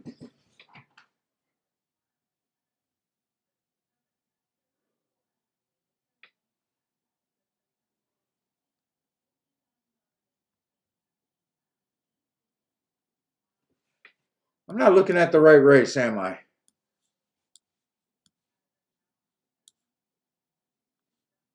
Did I close out that? I must have closed out that Tampa Bay form. I know 9 was one of the 5 contenders. I know 4 was, but yeah, I couldn't have bet the 9 at 9-5.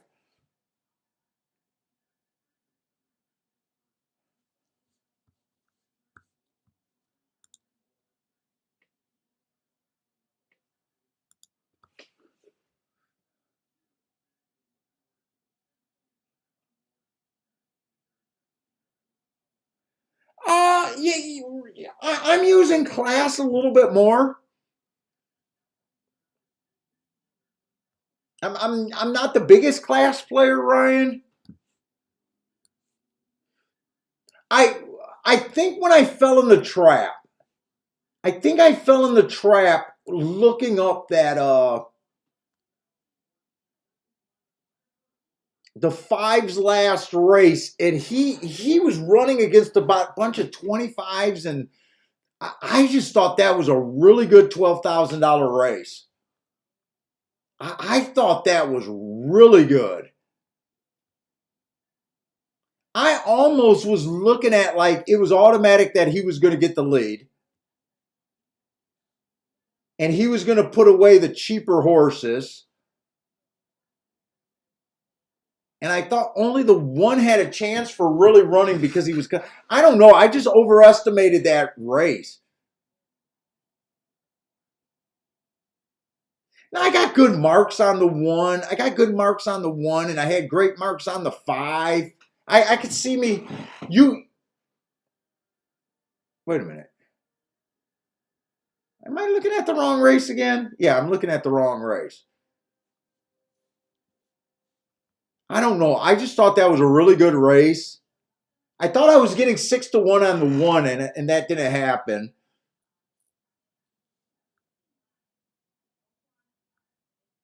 But I just did not think that someone was going to outbreak the five. I thought the five could get beat if the pressure was on and the inside was better. I just did a bad job that race, and I'm not sure if I could have did a good job.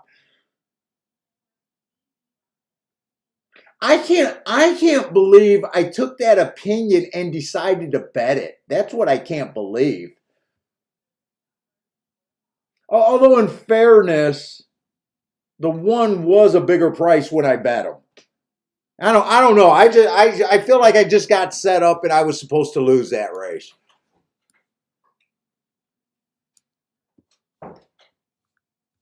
But yeah, I'm not the biggest class handicapper, that's for sure.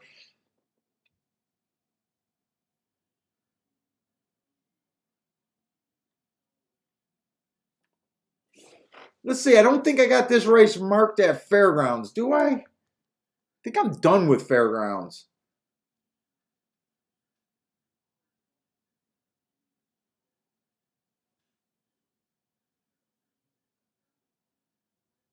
Wow, I would have thought one was taking money here. These are just a bunch of horses stepping up. Okay. Yeah, I don't have nothing at Fairgrounds. All I got is the last race at Tampa Bay. Or I'm sorry, at Gulfstream. I think I did like some interesting horses here at Gulfstream.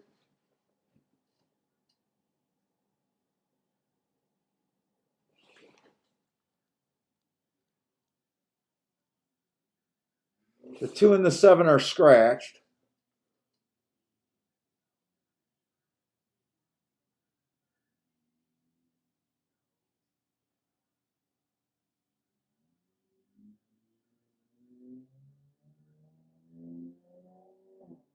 I think I'm going to pee real quick.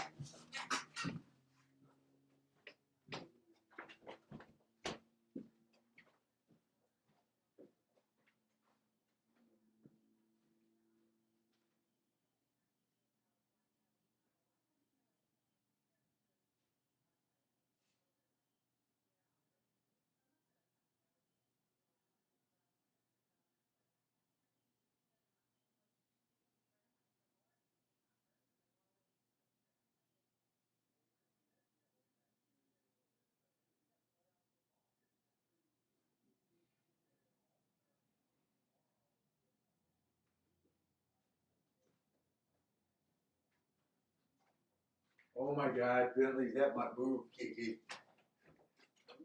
Go look at Bentley. That's my move. That's my move right there.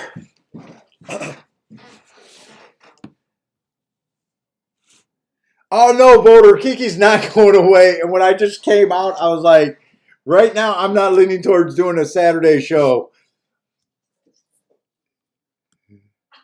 Boulder wants me to go on vacation. Yeah, they like it when you go on vacation because they know it's a good probability that I'm doing a show.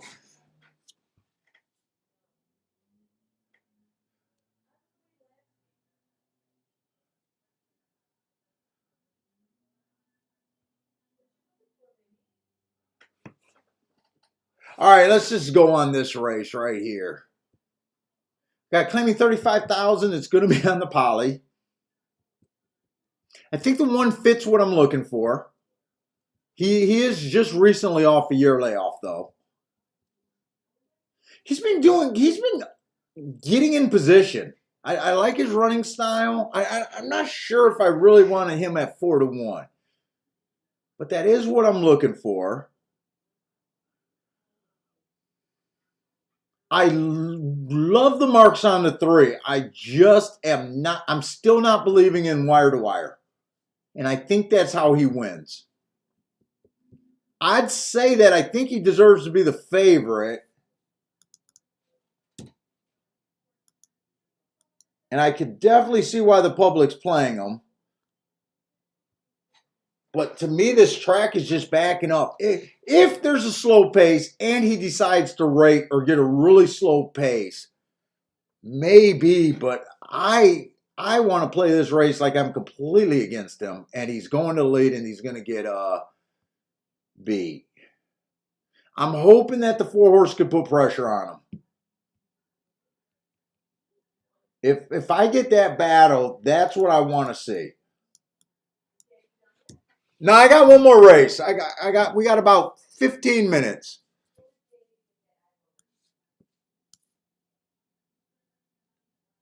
Let's see, there's 7 horses in this race, so I want to go out doing the best job I can. I've been pretty much making the odds lines when I can today. Or my betting line. But how am I looking at this race? So I think the 4 can hook up. 5 horse, I just don't know what to do with West Coast horses. I think his running style is right, and he might be close enough to get first run. Sometimes he's like super far back. Sometimes he's right there first run. I probably prefer if he gets a stalker pace right here.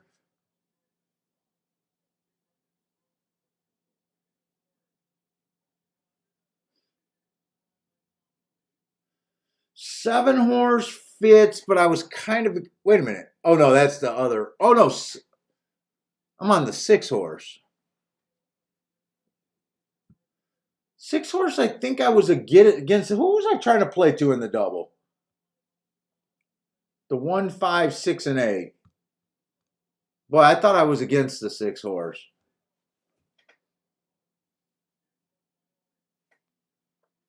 Nine to 2. I don't see crazy odds on anyone. 8 was the long shot that I was definitely interested in.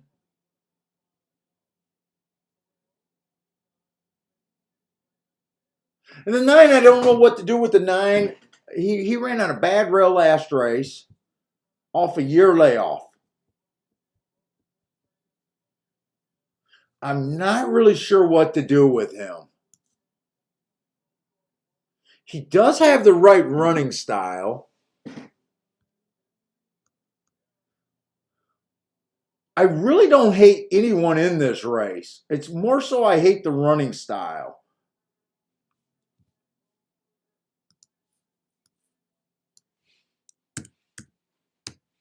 Because I hate the running style. I need 17 to 1 to even play that 2 horse.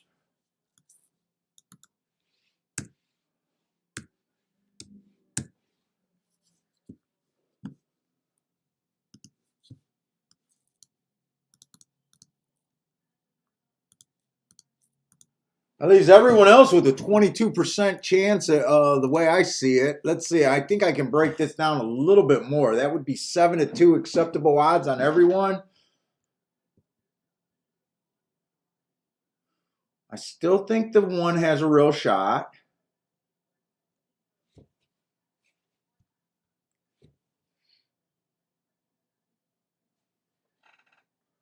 Five, I still think the 5 has a real shot. I can't really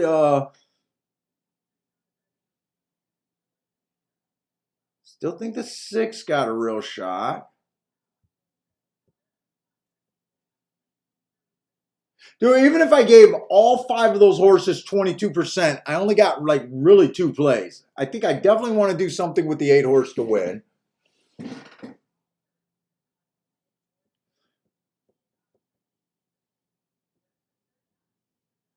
And I might even just do a Dutch 8 and 9. The only two horses that I really think you're getting overpaid on.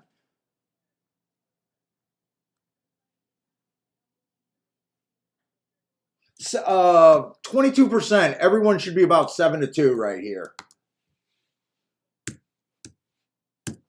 So I'm kind of just stopping the betting line where I'm at. I will admit I'm being extremely hard on that. What, 3 horse?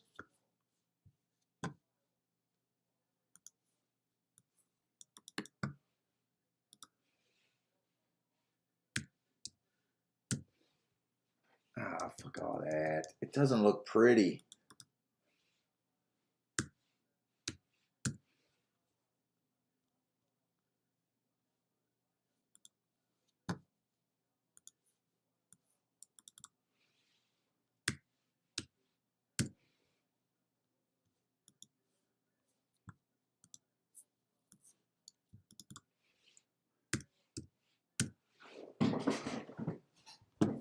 So I might just wheel. Let's see. I definitely want to do the 8 to win. I'm probably going to. No, I'll do them both the same. I think I'm going to do them both the same. I think I'm going to wheel the 8 first and second. The problem is I might have to go really deep here.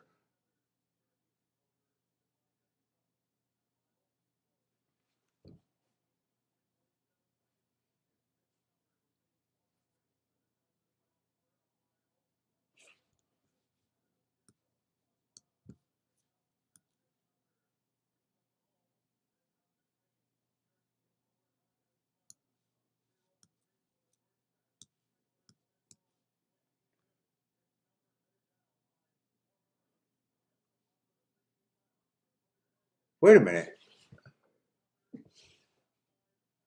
Oh, wait a minute. That's actually not that many. No, I don't want to use the 4. Hold up. I didn't want to use the 4. I want to use the 6. I think the 4 gets beat here. I'm definitely going to do the 8 on top. Do I want a backdoor if the 8 gets second? I definitely don't want to go crazy here either. Let me see. Oh, I got a stink bug in the house, Kiki. Where does fuck the stink bug come out? I did kill it. What do you think? I'm going to groom him? Oh, we don't have a bug problem. What the fuck are you talking about? Look for his friend. Better not have any freaking friends.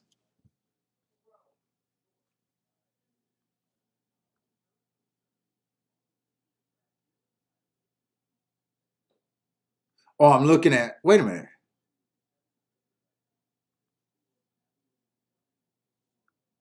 Wait a minute. 3-8. There's no way 3-8. Wait a minute. Oh, I'm at the wrong fucking track. I was like, there's no way that's paying that. 3-8 is paying $30.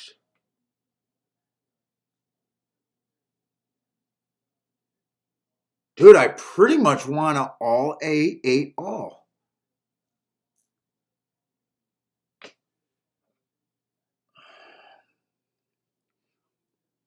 If I do that, I think I'm going to do that.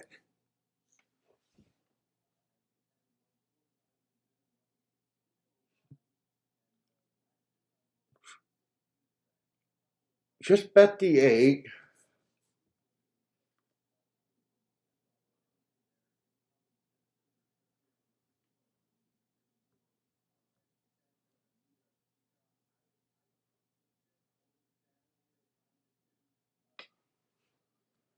If I'm just keying the 8, how much do I want to do this for?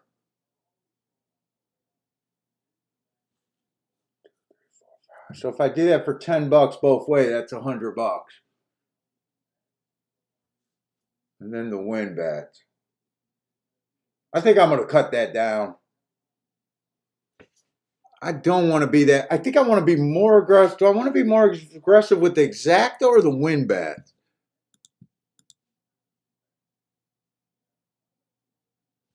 That I'm not sure about.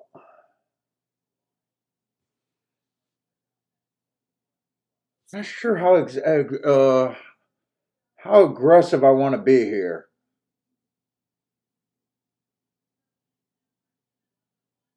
I can't fuck up my day. I can't fuck up my day.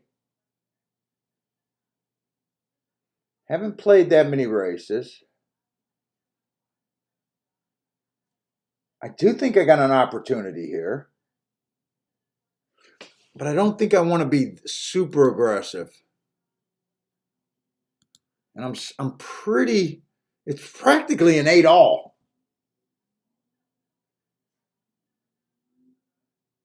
In fact, I can even include the 4 on a really little ticket because that one's paying triple digits.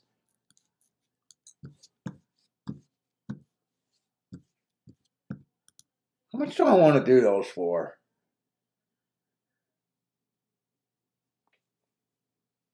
I don't think the race is worth $200. I don't think it's worth $200.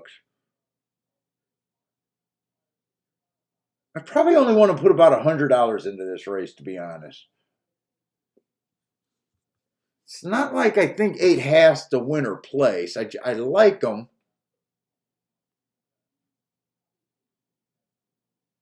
I like them. I don't love them. Well, I think I'm going to do this cheap. I think I'm going to do those at a $5 level.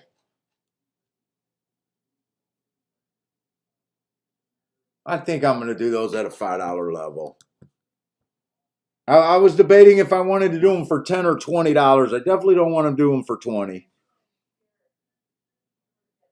If I didn't play another bet right now, I'd be completely happy with my day. Oh, I did the win bet. Let me do the exacta.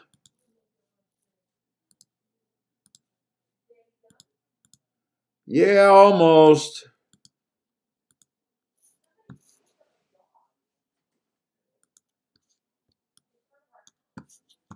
What dog was it?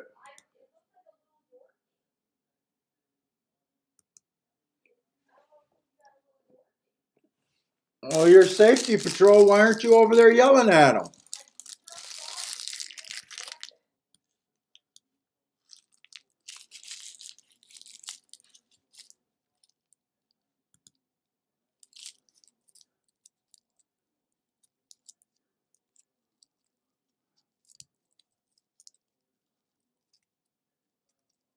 Oh, they got another price over there at Fairgrounds.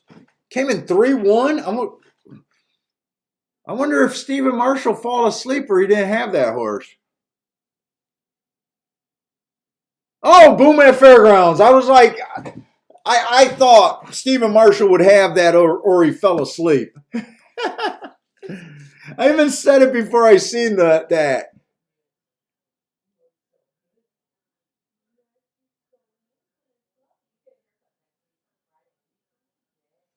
Oh, this does not look good for my 8 being dead last. Tell me this is a faster pace.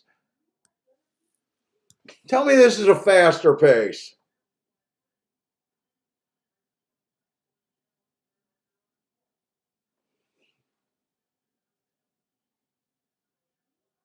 And they still can't time races again? 3 Horse did a nice job stalking and not getting into a duel.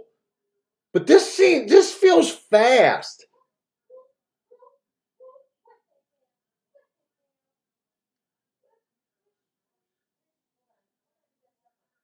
Come on, 8. I basically got an 8-all, and we got a pace to run at. Can this 8 get the fat out of his ass and run?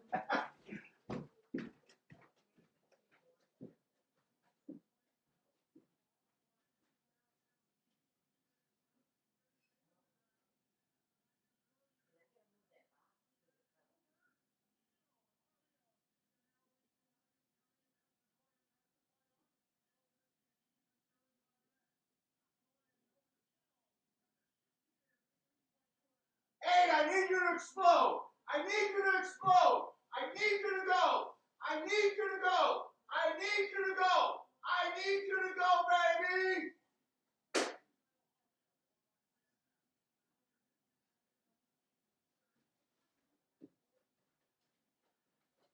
Woo, my nipples balls are hard.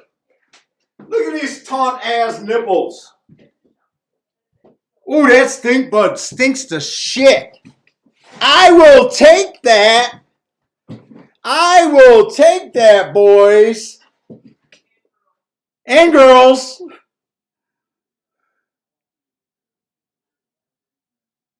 We thought the 3 and the 4 was going to get chewed up, and it was just picking the right closers to decide to go with. And I probably got one of the best backdoor winner that I could have got. I think 6 was probably the longest of everything. So I think I ended up getting a little bit. 9 would have been the only one that was better. And I didn't. I forgot to do this one because I was on short time. So luckily it wasn't a full horse. So I am going to lose my win bets. I was a little chicken. I was really thinking about doing that for $10 or $20, but I decided to do it for $5. But I'm happy. I hit 2 bets.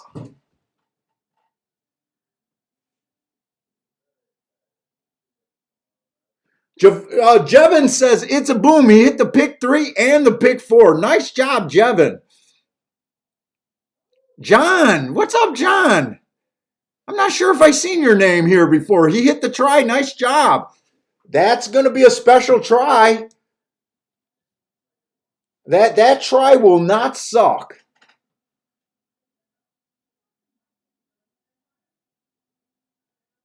Take it easy, Matt. Go. Are you going to go protest that Santa Anita? Stay off the track. Yeah, nice job, guys. Nice job with Javon hitting that. That pick 4. Oh, no, that pick 4 got to be juicy as fuck. The pick 3 and pick 4, right, Jevin? Stephen Marshall says boom. Mizzou Man says boom.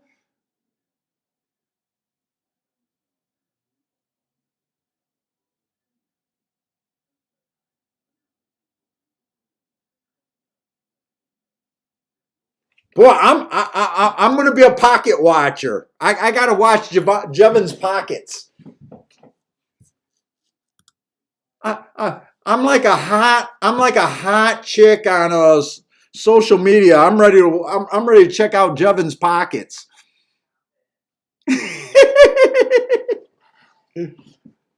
Oh, I thought it could potentially pay a lot more than that.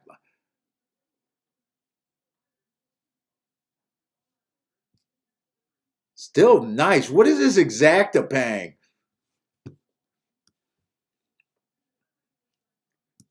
I'm one of those Instagram models ready to pry on some college sport athletes. Looking at Jevin's pockets over there, Kiki.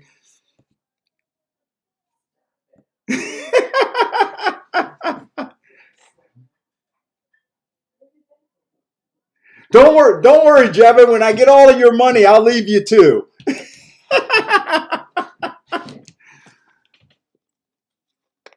Oh no, it's not a bad one. I don't know how many times you had it, but I just thought you got a 7-1 here. You had that race before that just left my head spinning. But that's right. The 2 races before that were the 8 horse. Yeah, that's right. Actually, it probably paid as good as it could have. Because you started out with that 8 horse. And then in the race before that, it was a 3 horse. So you had 2 nice price horses, but you get hurt by the 2 big chalks. I just remember the last 2 races, and I thought, oh my God, that could really be really big. But yeah, $350 for 50 cents.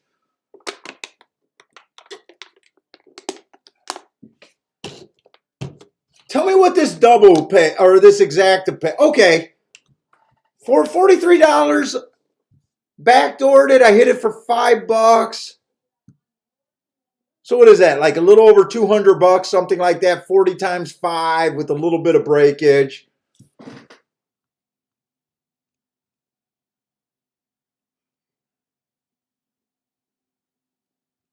So I'm going to make a solid pick up an extra 100 and something, a little bit. let's see, I put $20 on the 2 win, so I put 40 in the race. What did I put? 5, 10, 15, 20, 25. So I put 50, so I put 90 bucks in. So I'm gonna get a little over even money. A little over even money. So I thought I was gonna do a little bit better.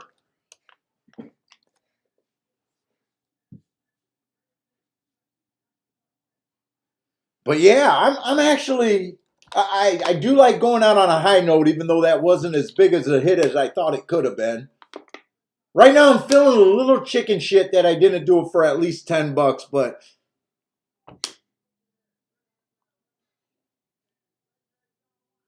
I don't think it was a spot really to do that.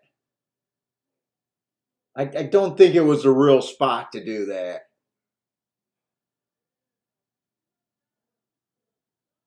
I got overpaid on that first double that I played, a 5-2 over a 5-2, paying 30 bucks. I got overpaid on that one, so I can't bitch at all.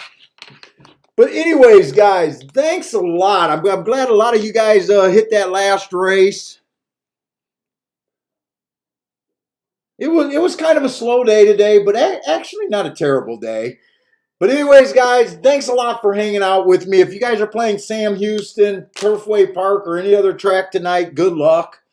Good luck over the weekends. I'm going to put the over on under on having a show this weekend probably at, I'm going to say you're looking, now you can't do it over and under. 20% chance. So I don't think it looks good. I think I got to get to work on some stuff. I will be playing over the weekend, but I just don't think I'm going to handicap tonight to try to do a show right now. But anyways, guys, good luck. Yeah, Kiki said as much as I was bitching about being underappreciative last night and just pissed off at YouTube last night. Not you guys, just pissed off in general. Uh, she's like, you're not doing extra work. But anyways, guys, stay safe out there. Good luck if you guys are playing over the weekend. Feel free to blow up my email if you guys have some nice hits. I always love seeing that, by the way. It always brightens up my day when I get email hits from you guys. But hope to see everyone Thursday and Friday next week.